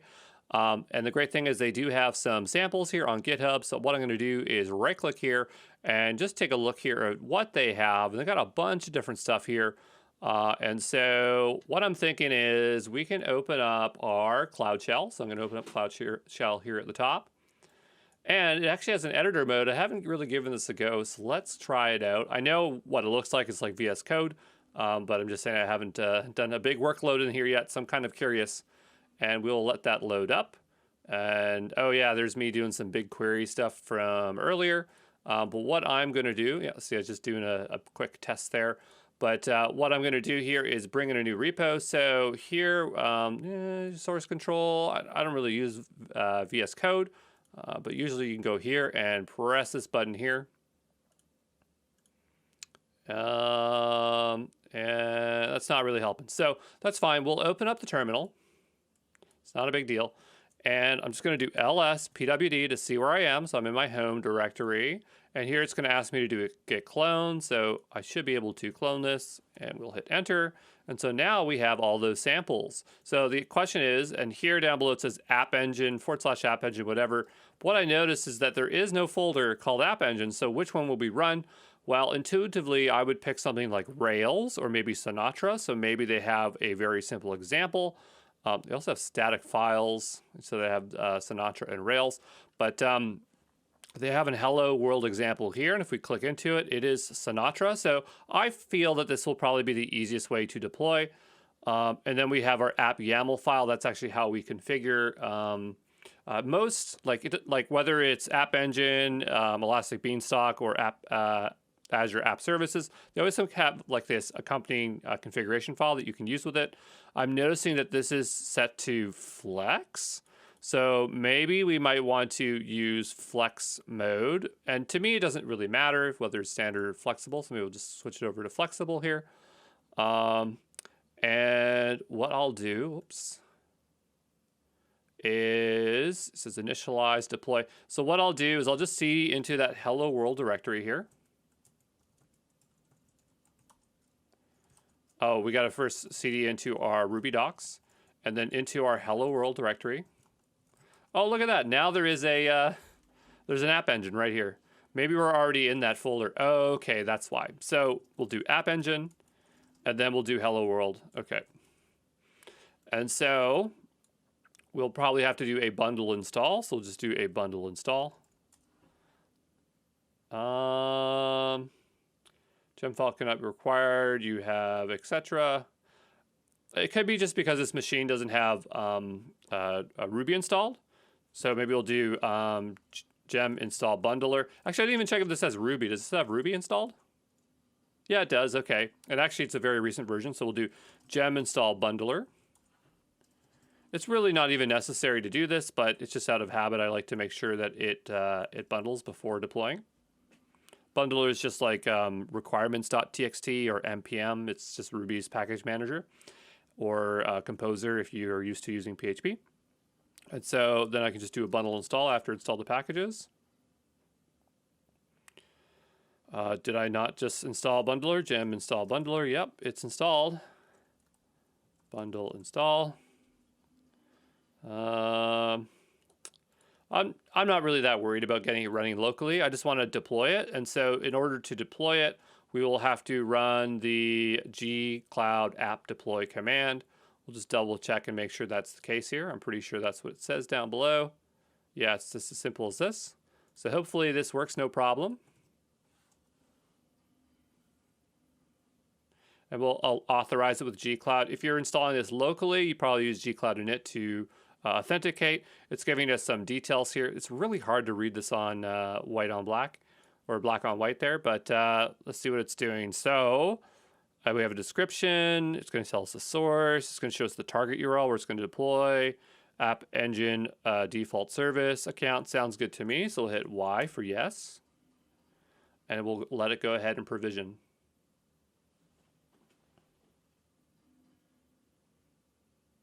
Probably the most simple out of all the providers in terms of like a platform as a service, I would say GCP is out of all the three.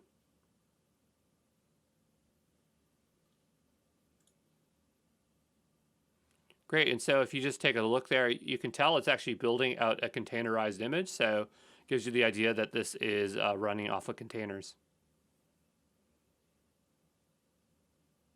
Also noticing that it's setting up Cloud SQL and Cloud SQL proxy, so I would suppose if it needed to be backed by a database, this shouldn't require a database. We'll just take a look here.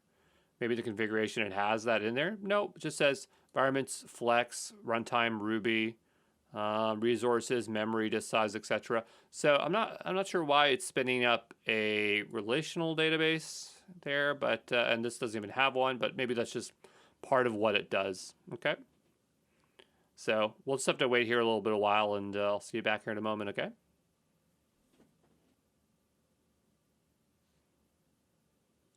All right, and so after a little while there, we can see there's a cloud build fail. It doesn't say as to why. Hold on here. You have added gem, etc. I know Ruby pretty well, so for me, it's not hard to figure out as to why. But it looks like we're going to have to go check the logs. So I'm not sure where the logs are, so just give me a moment. I'll go figure that out, okay? All right, so what I did here is I went down below and I opened up this link. Which brings us to our build details. And if we scroll all the way down to the bottom, notice how many steps it's out of, 11 out of 14. So this is actually building the container image. And when it went and did a bundle install, it ran into some trouble here. So you are trying to install in deployment mode after changing your gem file. Run bundle install elsewhere and add the updated gem file.lock to the version control. So I think maybe we just have to get that bundle installed to work. So what I'll do is go back here to my editor. I really wish I could figure out how to change the theme here. Is there a way we can change the theme so I can see what I'm looking at? I'm not sure. Maybe settings, color theme, and we will go Abyss. Oh, there we go. That's a little bit better, so we'll work with that, I suppose. So maybe we just need to make sure that the bundle install works, which is something I try to just get around, but if there's no gemlock file, that's what it's probably going to be complaining about. So if I just expand this here, Yeah, notice there's no gemfile.lock or gemlock file. So we'll do bundle install, and this time we'll just be a bit more thorough about its read. So could not find bundler required by your home directory to update the latest version installed in your system. Do bundle update bundler. So we'll do bundle update bundler. Let's see if that works. I would have thought that we were up to the latest version because we ran it. The lock file is being updated to bundler 2, after which you will be unable to return to bundler 1. Totally fine with that. Nobody uses bundler 1 anymore. But if we take a look here on the left-hand side, I don't see bundler gemlock file there, so I'll do bundle install. And so now I should have one. We have to hit refresh here. Still don't see one here. Let's do a clear, and I'll do a ls-la. Yeah, it's right there. So, oh, you know why? It's because I'm not looking in the subfolder here. So we're supposed to go app engine, hello world. And so there's that gemlock file. So now let's go ahead and try that deploy again. I don't know what happens when you have a failed deploy like that. So we'll just hit enter. And I wonder if anything has changed here with app engine. Probably not. You probably have to do a successful deploy. While that's going, let's go take a look here what was going on through our build history. So nothing exciting here, but I wanted to see what the services was. So it was doing it through Cloud Build. So Cloud Build, I imagine it's just like AWS Code Build, which is just a build server. So it's a server that is designed to build things. And so that could be preparing artifacts for code, or in this case, it could be building out a image, which I think that's what it was doing. It was building out an image. So that's interesting how they link that up. So we'll go ahead and hit capital Y here, and we'll let it go and deploy again. And I will see you here at the end of it, and hopefully it works, or, you know, we'll encounter a new error, okay? All right, so after waiting several minutes here, it looks like it is done. And it has this nice command here called gcloud app browse. I don't know if it's going to work within the Google Cloud Shell here, but let's give it a go and see what happens. Okay, so it didn't detect a browser because we're not running it on our local machine. We're running it within the Google Shell, but that's fine. We can just copy that link and paste it up on here. And so we can see the application is working. So let's go give it a peek in the actual service and see what we can see, okay? Because usually we will see some additional stuff here. So I'll go give this a hard refresh here. It's still showing us that. We'll go ahead and click the dashboard here. And so our app should be here. Looks like it must be running here. I'm just trying to distinguish. Okay, up in the top right corner, that's where we can see it. We can see our versioning here. We've got services. Okay, that makes sense. If we wanted to upload different versions, or we deploy new versions, I guess it would be version management. So yeah, pretty straightforward. So I'd say we're all done here. And now we just need to go ahead and tear this down. Good question. So I mean, I see this running here, so I imagine we can just go ahead and delete it. Whoops. I have no idea how we should delete this, so just give me a second and I'll figure this out, okay? All right, so it looks like we don't delete app engines, we just disable them. So let's go ahead here and click on disable, and we will enter this key in here, okay? And so that should disable it. So why they don't let you delete them, I do not know why. But I mean, that's totally fine as long as we're not getting billed. So here it says your app has been currently disabled, okay? So yeah, there we go. So we'll just make our way back here and move on to the next service. Hey, this is Andrew Brown from ExamPro, and let's go take a look at some storage options for GCP, in specific cloud storage. So what we'll do is scroll on down here. So we got our compute, and we have our storage, and here is cloud storage. Okay, and you will notice, oh, our screen's a bit messed up here. Just give it a hard refresh here to get that weird navigation out of the way. But you can see that because we set up our app engine, we already have some storage here. But let's go ahead and create ourselves a new bucket. And we'll just say my new bucket. Okay, these are globally unique names, so it's just like domain names, so you might have to put in some random numbers there. Click continue. Now we have an option of multi-region, dual region, or just region with the lowest latency with a single region. I'm just going to stick with multi-region. For this, I'm going to see if I can choose Canada. Actually, I only have 3 options: US, European Union, or Asia. If I choose different ones, what are my options? Do I get North America? There we go. So actually, I want Toronto because that's the closest place that I am here. Clearly, multi-region would give you the highest availability. But if you want the lowest latency and you just want a single region, more options, you probably might just want to choose region there. Okay. Go ahead and hit continue. I like on the right-hand side, it's estimating our cost here. Now we have our different storage options. This will absolutely show up on the exam, so you need to know the difference. So standard, best for short-term storage and frequently accessed data. Nearline, best for backup and data access less than a month. Cold line, best for disaster recovery and data access less than once a quarter. Archive, best for long-term digital preservation of data access less than once a year. So we're going to stick with standard. And then here it says prevent public access. One of the most common vulnerabilities for cloud service providers is through cloud storage when they're made public, especially on AWS. I'm sure it's no different for GCP. So it's probably good to have public access prevention turned on the bucket. And then you have access controls under it. You have uniform and fine grade. We're not sharing this with anybody else, so we don't have to worry about that. We'll go ahead and hit continue. You'll notice that we can set encryption to be the Google managed encryption key or a customer managed encryption key. We'll just stick with Google's managed key there because that's very easy. You can set up a retention policy. If we check boxes, we get more information. So we could say how long we want to retain stuff for. I'm going to leave that off for now. Apply labels as per usual. We'll go ahead and create our bucket. And so now that we have our bucket, let's go ahead and I'm going to create a new folder. I'm going to call it Star Trek. Okay. And what I'll do is I'll just go grab some images to upload, just a couple images. And I'll be back here in a second. Okay. All right. So let's go ahead and upload some files. So I'm going to click into the Star Trek folder. We're going to hit upload files. I'm going to go into my Star Trek folder and I have a couple of graphics from my one of my previous courses here. We'll hit upload and you'll see the files upload and there they are. If you want to go ahead and download them, there's a download button on the right hand side. We have some other options here. Nothing super important. I'm going to go ahead and delete these files. Okay. And give that a moment. Not that this would cost us anything to keep these 2 teeny tiny files around, but it's probably a good habit to learn how to delete stuff at this level here. And I'll go ahead and delete my new bucket. And we will type in delete to permanently delete it. Okay, and there you go. That is Google Cloud Storage. Hey, this is Andrew Brown from ExamPro, and we are taking a look here at BigQuery. So what I want you to do is go to the top and type in BigQuery.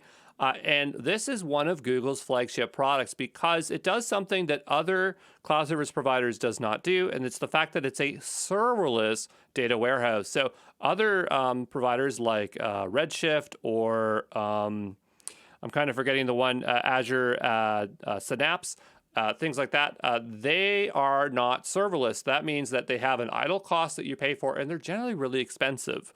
But BigQuery is very cost effective because it can scale to 0 and you're paying for consumption. Okay. So for me, it's actually a service I definitely use on a regular basis and I really, really like it. So just to kind of give you an idea of how this works. Now, if you have not attached your credit card yet and you're using the sandbox, it is totally safe to do this. But if you do have your credit card attached, I'd probably suggest not querying if you're trying to be cost effective here. But they have a bunch of data sets here. And so here is one for COVID. And a lot of these are public data sets, or I mean, this one is at least. And that means that Google has made it available to you. And for this one in particular, for new users, you can store up to 10 gigabytes of data up to and query up to 1 terabyte each month for free. So you can really play around with BigQuery in that sense. Once you attach a credit card, it's no longer free. Actually, I'm not really sure if it's still extended to be free outside of sandbox mode, but I can't be certain. Okay, so if we go back here, we don't have to do anything. The data set's already there. We just have to reference it. So it was a bit hard to find any available queries, but I did find one on this blog post. So thank you, whoever did this. And let's go ahead and grab this here. and see if we can run ourselves a successful query. Notice it's going to suggest how much data it's going to process. This is important because it's our consumption. And we'll go ahead and hit run. Okay.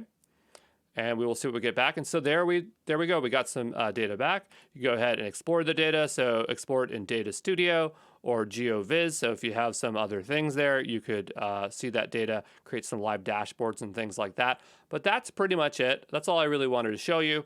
And that is BigQuery.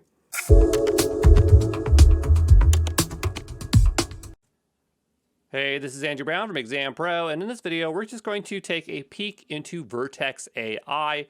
I just like doing this because at some point, maybe your company or you might be considering to do a little bit of ML, okay?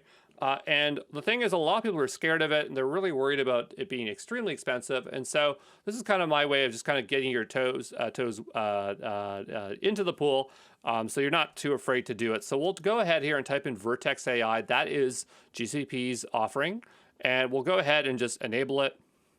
And I wonder if I can do it in Canada. I always like to pick Canada if I can. Montreal. Be nice if it was Toronto. They just don't have data. I mean, they have data centers there, but there's never data centers for the main providers there. And so we chose our region, okay? And I just want to do anything, like opening a notebook. That's usually what we would want to do. But what I really want to show you is about compute, because that is the hidden cost to any type, whether it's SageMaker, Azure ML Studio, or Data Studio, ML Studio, can't remember off the top of my head what's called, Vertex AI. It's just that you have to remember to turn off the servers. If you remember that, it's very not scary to use these services. So if we want to have a notebook, so migrate your notebook. I don't have any right now, but I just want to run anything. So we'll go ahead and create ourselves a new instance. And so here, just like all the other ones, you have to choose your environment. CUDA or GPUs you do not want to touch because those are super, super expensive. So we will just choose Python 3. Notice it comes with scikit-learn, pandas, and more. That's usually the safest one here. If you look here, it'll tell us what it's spinning up. So 4 vCPUs, 15 gigabytes of RAM, 100 gigabytes standard. So it's pretty darn large, but that's pretty standard for what you'd want to use. So what we'll do is go ahead and hit create. Actually, let's go take a look at advanced options. I've never clicked that before. No, nothing exciting there. So we'll go ahead and hit create. Notice it says $102 a month. So if you're afraid to run this, don't do it. But I mean, we're going to turn it on or turn it off. So it's like not going to cost us much, right? So I'll go ahead and spin that up there. Okay. And I'm not sure how fast this is going to start up. On AWS, they have like ones that will start up within 1 or 2 minutes. But I don't think that's something that is offered on GCP or Azure. So the green usually means it's running, setting up the proxy to Jupyter Lab. So this is what we really want to do, is we want to open up Jupyter Lab. So we'll just have to wait a little while until that's ready, okay? So I'll see you back here in a moment. All right, so after waiting a very short while there, now we can see we have this open Jupyter Lab. So we'll go ahead and click that. And that will give us our Jupyter Lab environment. This is just an IDE specialized for data scientists or people working in the data field. Notice that it comes preloaded with tutorials, which is pretty nice.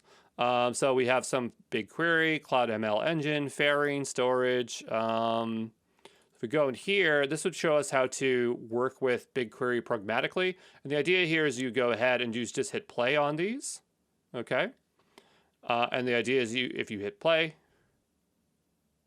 I'm not too afraid of doing this. If you want to just watch, that's totally fine as well. But here it says locations are required, etc., etc. So that ran. And so here, this would just query some public data set. So that's something we did when we did BigQuery. We just ran a query there. But if we hit run, it should output the results. Notice there's an asterisk. It just means that it's running. So we'll give it a bit of time. And so there is its data. So this is pretty, pretty straightforward. And very similar experience to the other providers there. So once you learn one, you kind of learn them all. But yeah, the real thing that you got to be a bit fearful of is the fact that, depending on the machine type you choose, they get really expensive. So what you can do, I'm just going to check if they have them on the left-hand side here. Sometimes the providers will have like a category just for compute. But when you're actually in Jupyter Labs, you can go over here Oh, it shows the kernel session. If you're on AWS, they would actually show you the compute here that you can shut it down. But what we can do is, if we're really concerned about it, we just go here and stop the instance. Okay. But the thing is that you could also be paying for storage, so that could be kind of expensive. So I'll actually just go ahead and delete it. But we have to stop, I think, the instance before we can go ahead and delete it. So we'll give this a refresh here. Okay. And while that's going, I just want to show you something else. Actually, I really like this channel called ByCloud because they cover a lot of different kind of AI techniques. But the reason I'm bringing it here is not to promote this channel, but more so because they'd like to link in these Google Colab files. And so Google Colab is kind of a way of utilizing, it's like a notebook. It's like a Jupyter notebook. Or it may be a Jupyter notebook. It just doesn't look one-to-one with the Jupyter Labs notebook. But it allows you to run ML models, but also to utilize GPUs. And GPUs, like your graphics cards, are really, really expensive in the cloud. And so this is an opportunity where you can use it for free and you're just sharing it with other people. And it's one of Google's initiatives to allow you to learn in a cost-free way with Google. And I think it's really cool. But you could just click through this stuff and kind of get a result. So I can go here and hit run. And I'll just say run anyway. That's totally fine with that. Okay. And I could just say run all, like that. And this is not going to cost me anything. Like I do not have to worry about it. So that's something that's really nice that Google lets you do. I assume it's using underutilized machines or machines that aren't being in use. So if you are learning, you could just use Google Colab. But if you need to use, or you need to build a real model to deploy, then you're going to be doing that with Jupyter Labs and Vertex AI. Okay. So I'm going to see if that is finished shutting down yet. Is it done? No. It's pending. I'm going to shut that down. Maybe that was causing the issue there.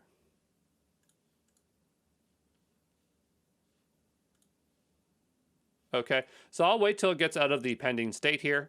And this is just running. I don't know what this is even going to do. Execute a 3D photo in painting. It's going to do something cool, something relating to something to change poses for people. Okay. But anyway, I'll see you back here in a moment when this is out of pending, okay? All right, so just as I stopped the video, it also stopped the instance. So now I can go ahead and delete it. We'll just say delete. Okay, and that should take care of any lingering costs, just in case you're following along and you do not want to get billed $100 by the end of the month. There probably was instances that were a bit cheaper that we could have chose. You don't have to do this. I'm just kind of taking a look here. So there probably was, yeah. So we could have chose something like this. Notice that was $29. That would have been a lot safer to do. Because when I think of like SageMaker and Azure's ML Studio or Studio, this is usually the cost that I run my notebooks at. So probably it just had a very expensive default, and we just had to change it down below to this. Okay. I figured that was probably the case, but I should have showed you that as we're doing it, so you're not super scared. So really the real cost would be $30, and you can do a lot with that. But again, you can use Google Colab for free. But there you go. That's it. Hey, this is Andrew Brown from ExamPro, and I'm going to show you how to book a Google certification exam. So in this particular one, I'm booking it for the Cloud Digital Leader. And so the idea here is we're going to go ahead and register for this exam. And then we would need to choose our preferred language. And you're going to notice that up here, this is powered by Criterion. So Criterion is a global testing solution similar to PSI or Pearson VUE. But for whatever reason, this is the one that Google's partnered with. So you might need to log in, but if you don't have one, you'll have to go ahead and create yourself a new account. And so just looking at the details here, login, password, etc., address, there's a lot of information to go on here, so just notice for the asterisk, I'm going to go ahead and fill all this out, so I'll see you back here in a moment. All right, so I filled in all my information. We'll go ahead and hit save. Great, and we've created our account, so let's go ahead and log in. So I'll just put in my username. I was lucky to actually get my own name. I was really surprised, but I'll go grab my password here.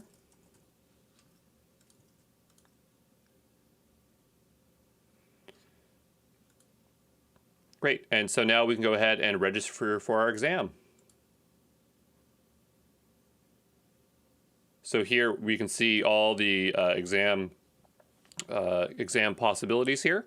And so what I want to do is go ahead and find the one I'm looking for, which is the digital team leader. Cloud digital leader, there it is. So go ahead and hit the plus. We have two options, on-site or proctored. At this time, I'm going to do a remote proctored exam. And so I have some options to choose here. So I think I would like, today is the 27th. Oh, I got to choose my time zone. So we'll go up here at the top. I'm in the Toronto time zone. And actually that's the date I want. So it's the only date on the calendar, but that's perfect for me. And I need to choose my appropriate time. And that is going to be 8 p.m. And so then we just have the usual instructions here. So no shows, cancellations, reschedule, retake policy, online test center, exam terms and conditions. So you'll want to go through that and read this very, very thoroughly, okay? And once you're happy with it, you're going to go ahead and hit select. I do not have a coupon, but if you did, you could enter it in there. If you are happy with the time and to make sure it's the correct exam and the correct language, go ahead and check out. And so now this is where I'm going to go ahead and enter in my credit card details. All right, great. So that's all filled in there. So let's go ahead and hit submit. And so it's just saying here that for our registration to be complete, we have to receive a confirmation email. So I'm going to wait here a little bit and just wait until I see that, okay? So I just want to show you here, I've received, it just was instantaneously, which was great. So it's like 0 seconds. And so it's just a refresher of our exam details there. So it's going to really help you find that stuff quicker. So that's all good there. And if I go ahead and hit done, there's nothing else to do there. So there you go.